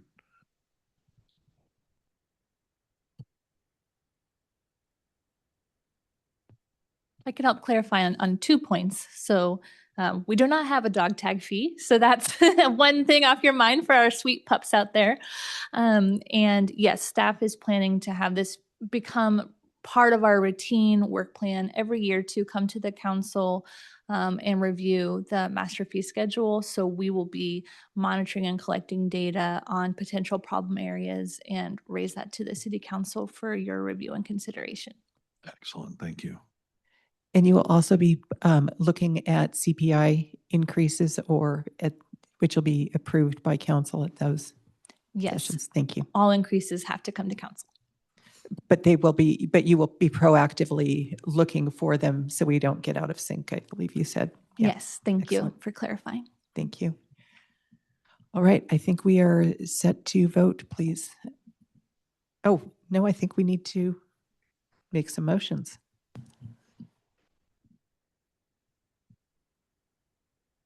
Do you want to?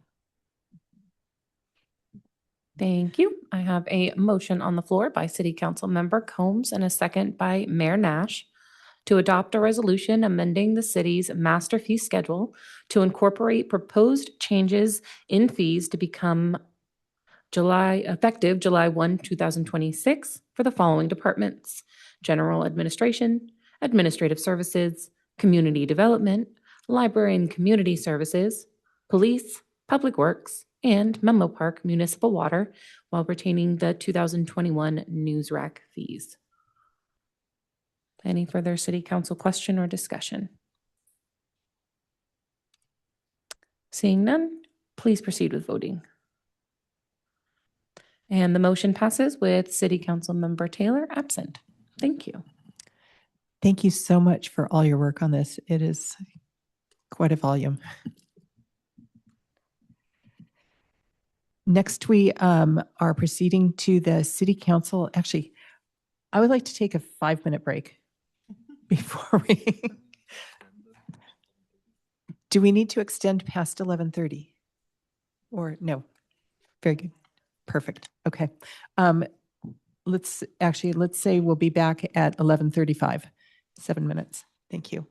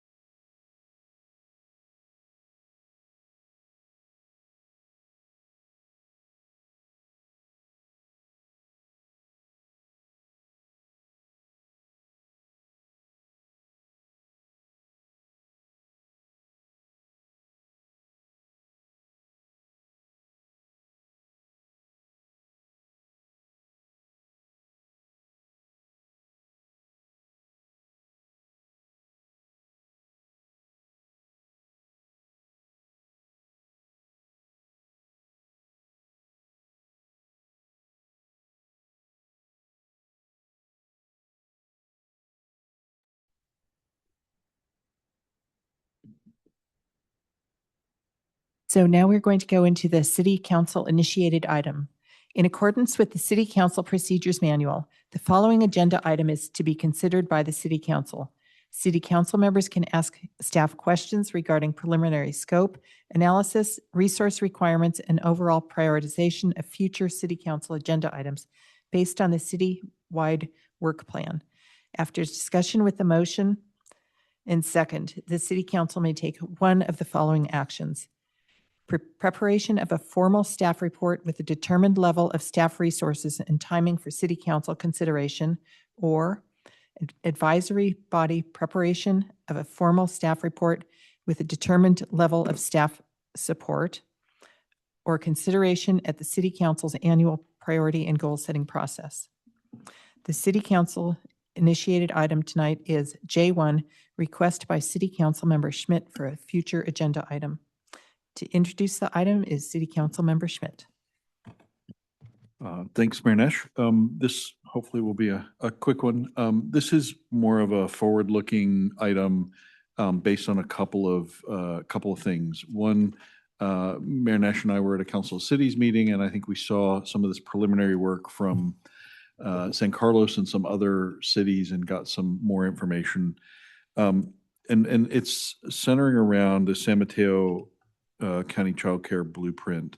But in addition, there's a city toolkit, and I talked to Supervisor Gaucher at Progress, and there's also legislation for AB 19 that will potentially require, if passed, integrating childcare needs into local planning elements. So those three things sort of combined are, by pushing it out until August and September as those resources are ready, the hope is while we have a council that I think is fairly interested in figuring out the childcare question, getting to be sort of first on the list and making sure we have those resources and can evaluate what do we want to do? What's the level of subsidy, and that what should our strategy be for childcare in the city? I know that's been a burning question for me for a while. I think it's been that way as well. So I'm just proposing a study session once those resources are ready, not really any hard decisions at the moment,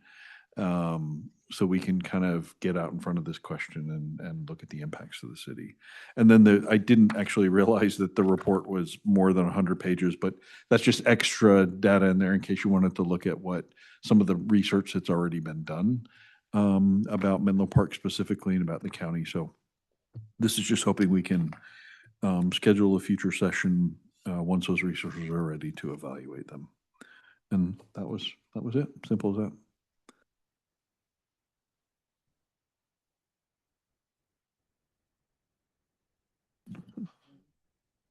Please, Vice Mayor. Just a quick question. I'm fully supportive of, bringing this as an agenda item study session. Would it be helpful to staff at all, or would staff prefer that we actually try and schedule it though after the blueprint toolkit is actually released? Is that preferable for you all, or is it okay to schedule it tonight? Or does it not matter? Well, can I chime in? Yeah, please. I don't exactly know what we're doing here. So before we ask staff to schedule. So looking at that analysis of Menlo Park, it was like for 0 to 2, Menlo Park had more, there was less spots than needs. But that's the 0 to 2 is a very hard. There's additional licensing. Yeah, obviously, their kids at that age aren't any help when they go to the bathroom, and so I only think that there is one child care facility in Menlo Park that even does 0 to 2, like an actual child care facility. I don't think that that's something we're going to solve, and I don't think it's the best use of the city's time. And then for other ages, we either had an oversupply of capacity, or we were about even. And so I don't, and I would say what distinguishes us between lots of other cities is that we actually have childcare, a childcare facility services that we offer. And so if the idea is that we should look at some sort of scheme where we tie the demands as it relates to childcare facility or services to development, then in theory, from a policy perspective, I'm fine with that. I'm assuming this is like office or commercial development, because I don't think you want to further burden housing development. But then I don't know that like we're getting a lot of that. And so is it worth a study session? And the extent to which we are getting it, most of those things are going to come under some development agreement. And then if you want to like sort of layer on some childcare responsibilities as far as that development agreement, you can layer it on as part of that. And I think in that case, it'd be a more efficient and precise use of time and effort. And so that, if I'm understanding it, that's my thoughts, but you could let me know if there's something I'm missing here. Yeah, that's a fair question. I actually think it's a little bit of that, and a little bit of the capacity, and a little bit of, I feel like our childcare approach is somewhat unclear, and that may be that I'm newer to it, or that may be that it is unclear and we're in a transition. I think all I'm trying to say is there are countywide resources that are coming online that we may be able to benefit from, and I'd like to understand that, because one, if it saves us cost for the overcapacity, that could be a really good thing. If it's ways to pull in more revenue to offset these costs through like an impact fee, I just want to explore what's coming from the county to understand if that's going to be useful for us as we figure out the childcare equation. And to the vice mayor's point, I definitely think that I would want to do that after these resources are kind of out there, and not early, not 2 weeks from now, but when they're actually released and we can look at them. But I don't know. I don't know what childcare equation we are like trying to understand or complete.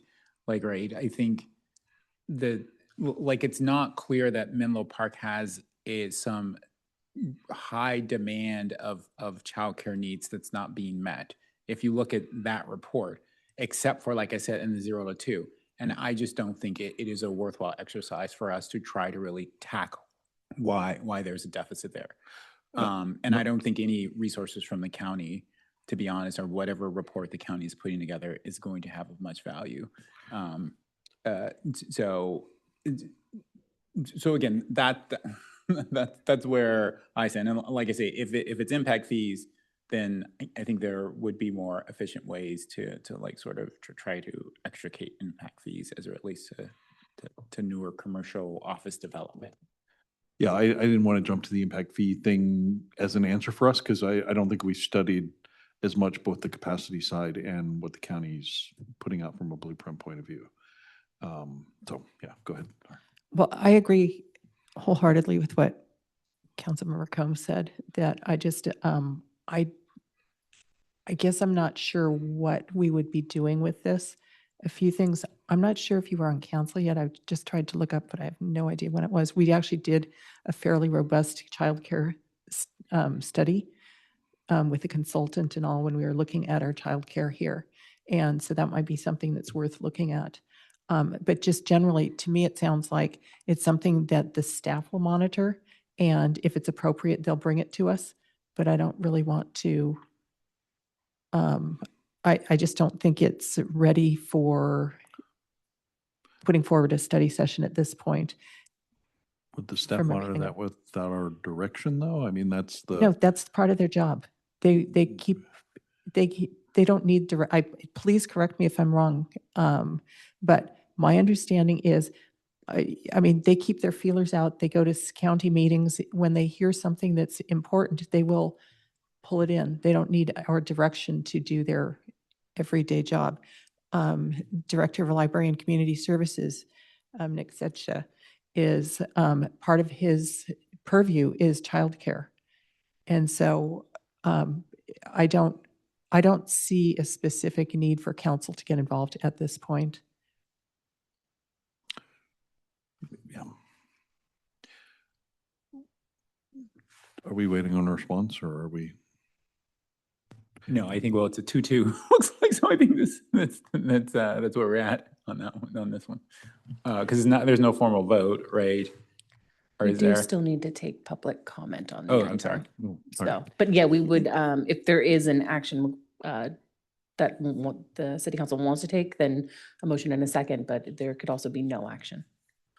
Thank you. And City Clerk Karen, could you please call for public comment? And thank you so much for that. Absolutely. nudge. Thank you, Mayor Nash. So at this time, if any member of the public wishes to provide comment on item J1, which is a request by City Councilmember Schmidt for a future agenda topic, if you are in person, you can return a speaker card, virtual, engage that hand feature. Calling in, press *9 now. Final call for public comment on our City Council initiated item J1. Seeing none, Mary, you may continue. Thank you. I would like to open it for City Council discussion. So I guess the question is, we are at a 2-2. I would only, again, like I'm open to scenarios in which it's like the council clearly can act and do something. Like if you want to say like, hey, let's look at our own childcare services and changes there, I think, again, that would be fine. To the mayor's point, we did have that discussion, and I don't think that you're going to align from your thinking, or the majority's thinking, is going to change much from that approach, which was full on support for the childcare offerings of the city. And I would also add that, again, one of the proposed larger developments, the USGS site, that developer has very specifically proposed retaining the childcare facility that currently exists there, like having space for it. And so at least with one of the upcoming developments that you might look to extract some sort of impact fees, because they would have an office component, that's already happening. And again, with things like SRI, you'd be concerned about putting a burden on what is already going to be a very, very large housing, project. And so I think that's, there is a possibility of something on Bohannon, so you could get ready for that. But like I said, that's gonna need a development agreement. And at that point, I think you can see what the county does and what results in that, and you can use that then to inform those exact discussions for development that comes along the line. But other than that, I don't know that there's much for the city to do. And so, yeah, and apologies, I probably didn't capture it there, but yeah, I didn't mean to say we would look at these things as standalone entities. We would obviously look at them as it applies to whatever kind of strategy we have in place relative to our own childcare, right? So we can look at what the city's doing today, and then we would apply these resources or not, right? Depending on if we feel good about what the city is doing today. I still have questions about, are we over subsidizing some of this stuff? And so that's partially the trigger as well. I go back to, I forget what meeting that was, but February. So part of the reason for bringing this forward is I don't want you guys to assume that I think we should do more. I would be totally open to doing less. So yeah, I should have said it's looking at our practices through the lens of new county resources, and does that change how we look at this kind of stuff? So that's, yeah. I guess I would look to staff and find out, is this something that you will be tracking, maybe are already tracking? And do we need to do anything to,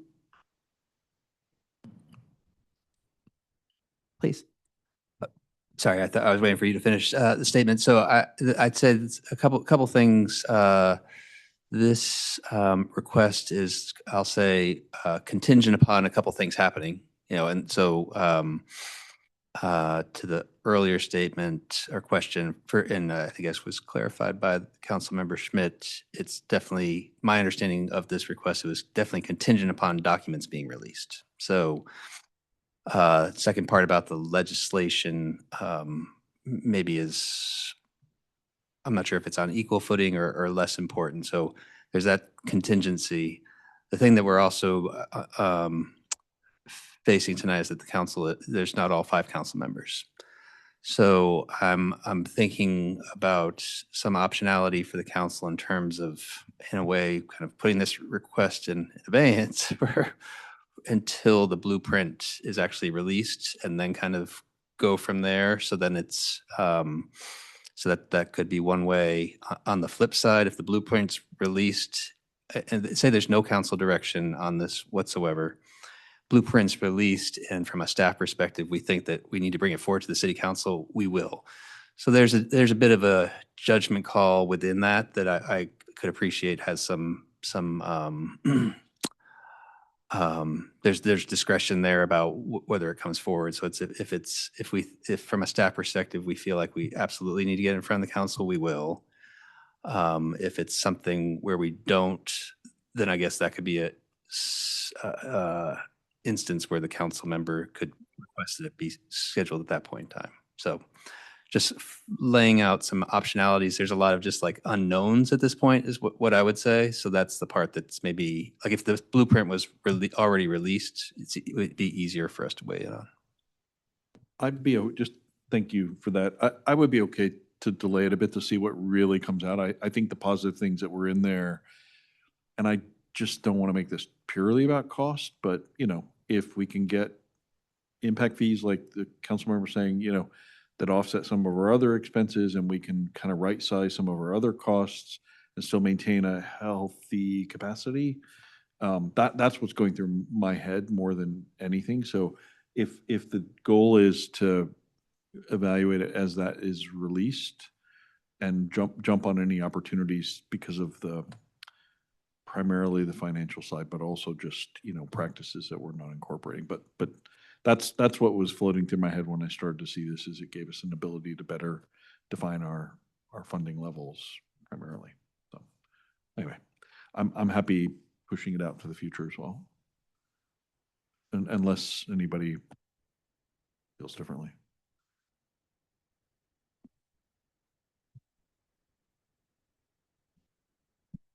So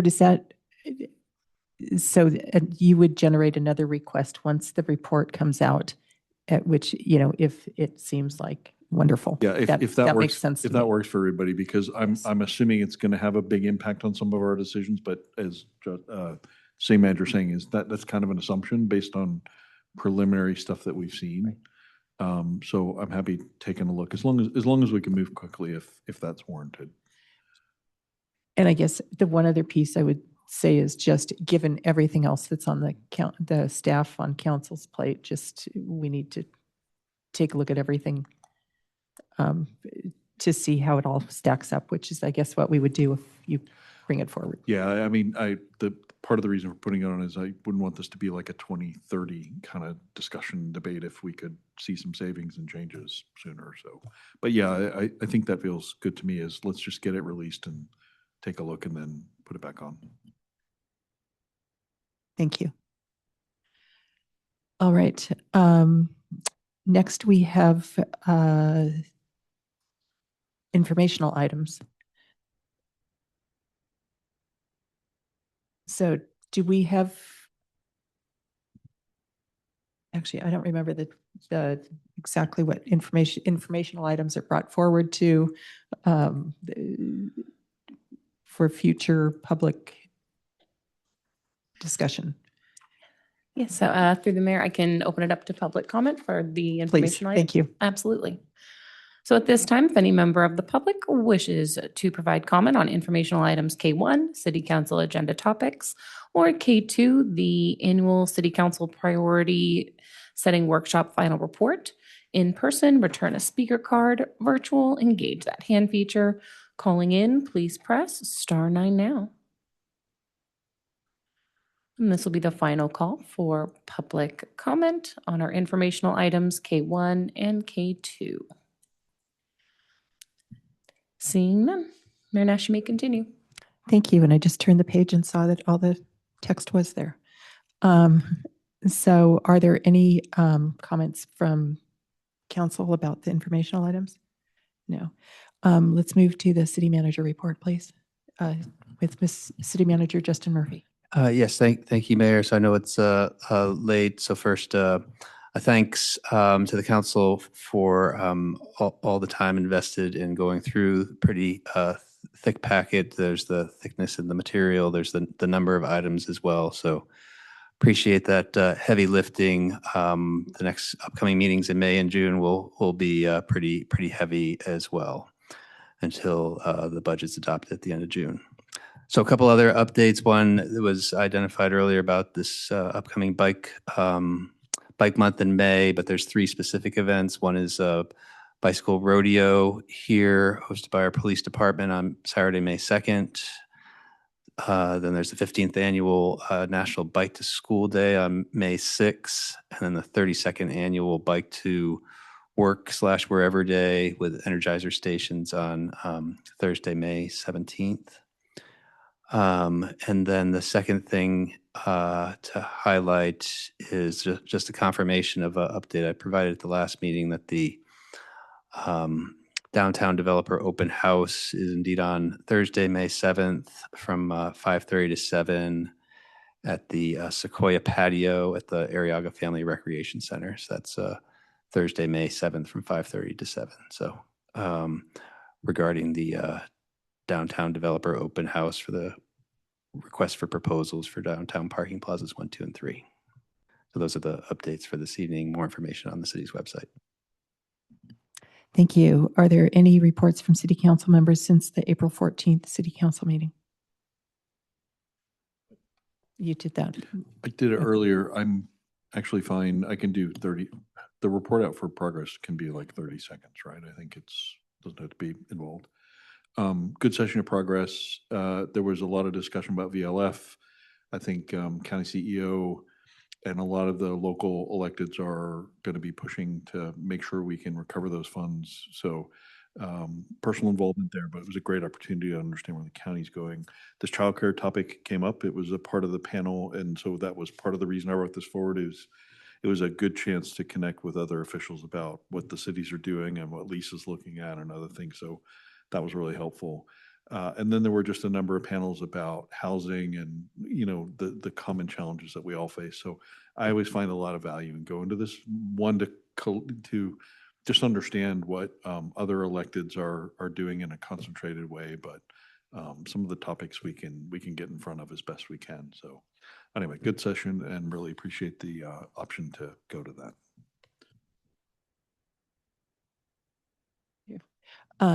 Thanks. I have a couple of report outs. The CCAG Resource Management and Climate Protection Committee had a meeting, and we got a presentation on the BOSCA 2025 Regional Water Demand and Conservation Projections, which will also, anyway, if anyone's interested, I'm happy to forward the information. And there was also a presentation on the San Bruno Creek One Watershed Pilot Study, which is where they rerouted a creek and worked with one shoreline. PCE is still running a temporary $500 increase for the heat pump water heater rebate in coordination with San Jose Clean Energy and Silicon Valley Clean Energy. And this is between April 1st and May 31st. People can receive up to $4,000 when upgrading to a heat pump water heater. And we also in that meeting approved $347,000 in customer incentives for EV charging for Anton Menlo to put in 126 charging ports, which is really exciting. And then the other day in the pouring rain, I went on the Encinal Elementary Earth Day bike bus, which was really well done. And we had about 6 families there. Council of Cities, the Belmont Creek Restoration was front and center, which was interesting and made me think about the San Francisco Creek. And we had the Love Our Earth Festival, which I know Councilmember Schmidt also was at, which was really well attended and incredibly well done by our staff. And with that, the what? Oh, can you report out on the, I heard that our city manager did the community run. Good, thank you. And anyway, I heard just that it was wonderful and that someone ran really, really, really, really fast. So excellent. The tree planting, is there tree planting? Go for it. Oh, yeah, I did. Okay. Yes, there was excuse me, I'd forgotten. There was a mayor's tree planting, which was lots of fun in the, at Hamilton Park. And we had about 20 kids there. I shouldn't say kids, 20 young adults there, from Canopy and also, from actually, I guess it was from the Bellhaven area. There was some folks there too, had really good staff support and planted 2 Chinese fringe trees. And with that, we are adjourned. Thank you.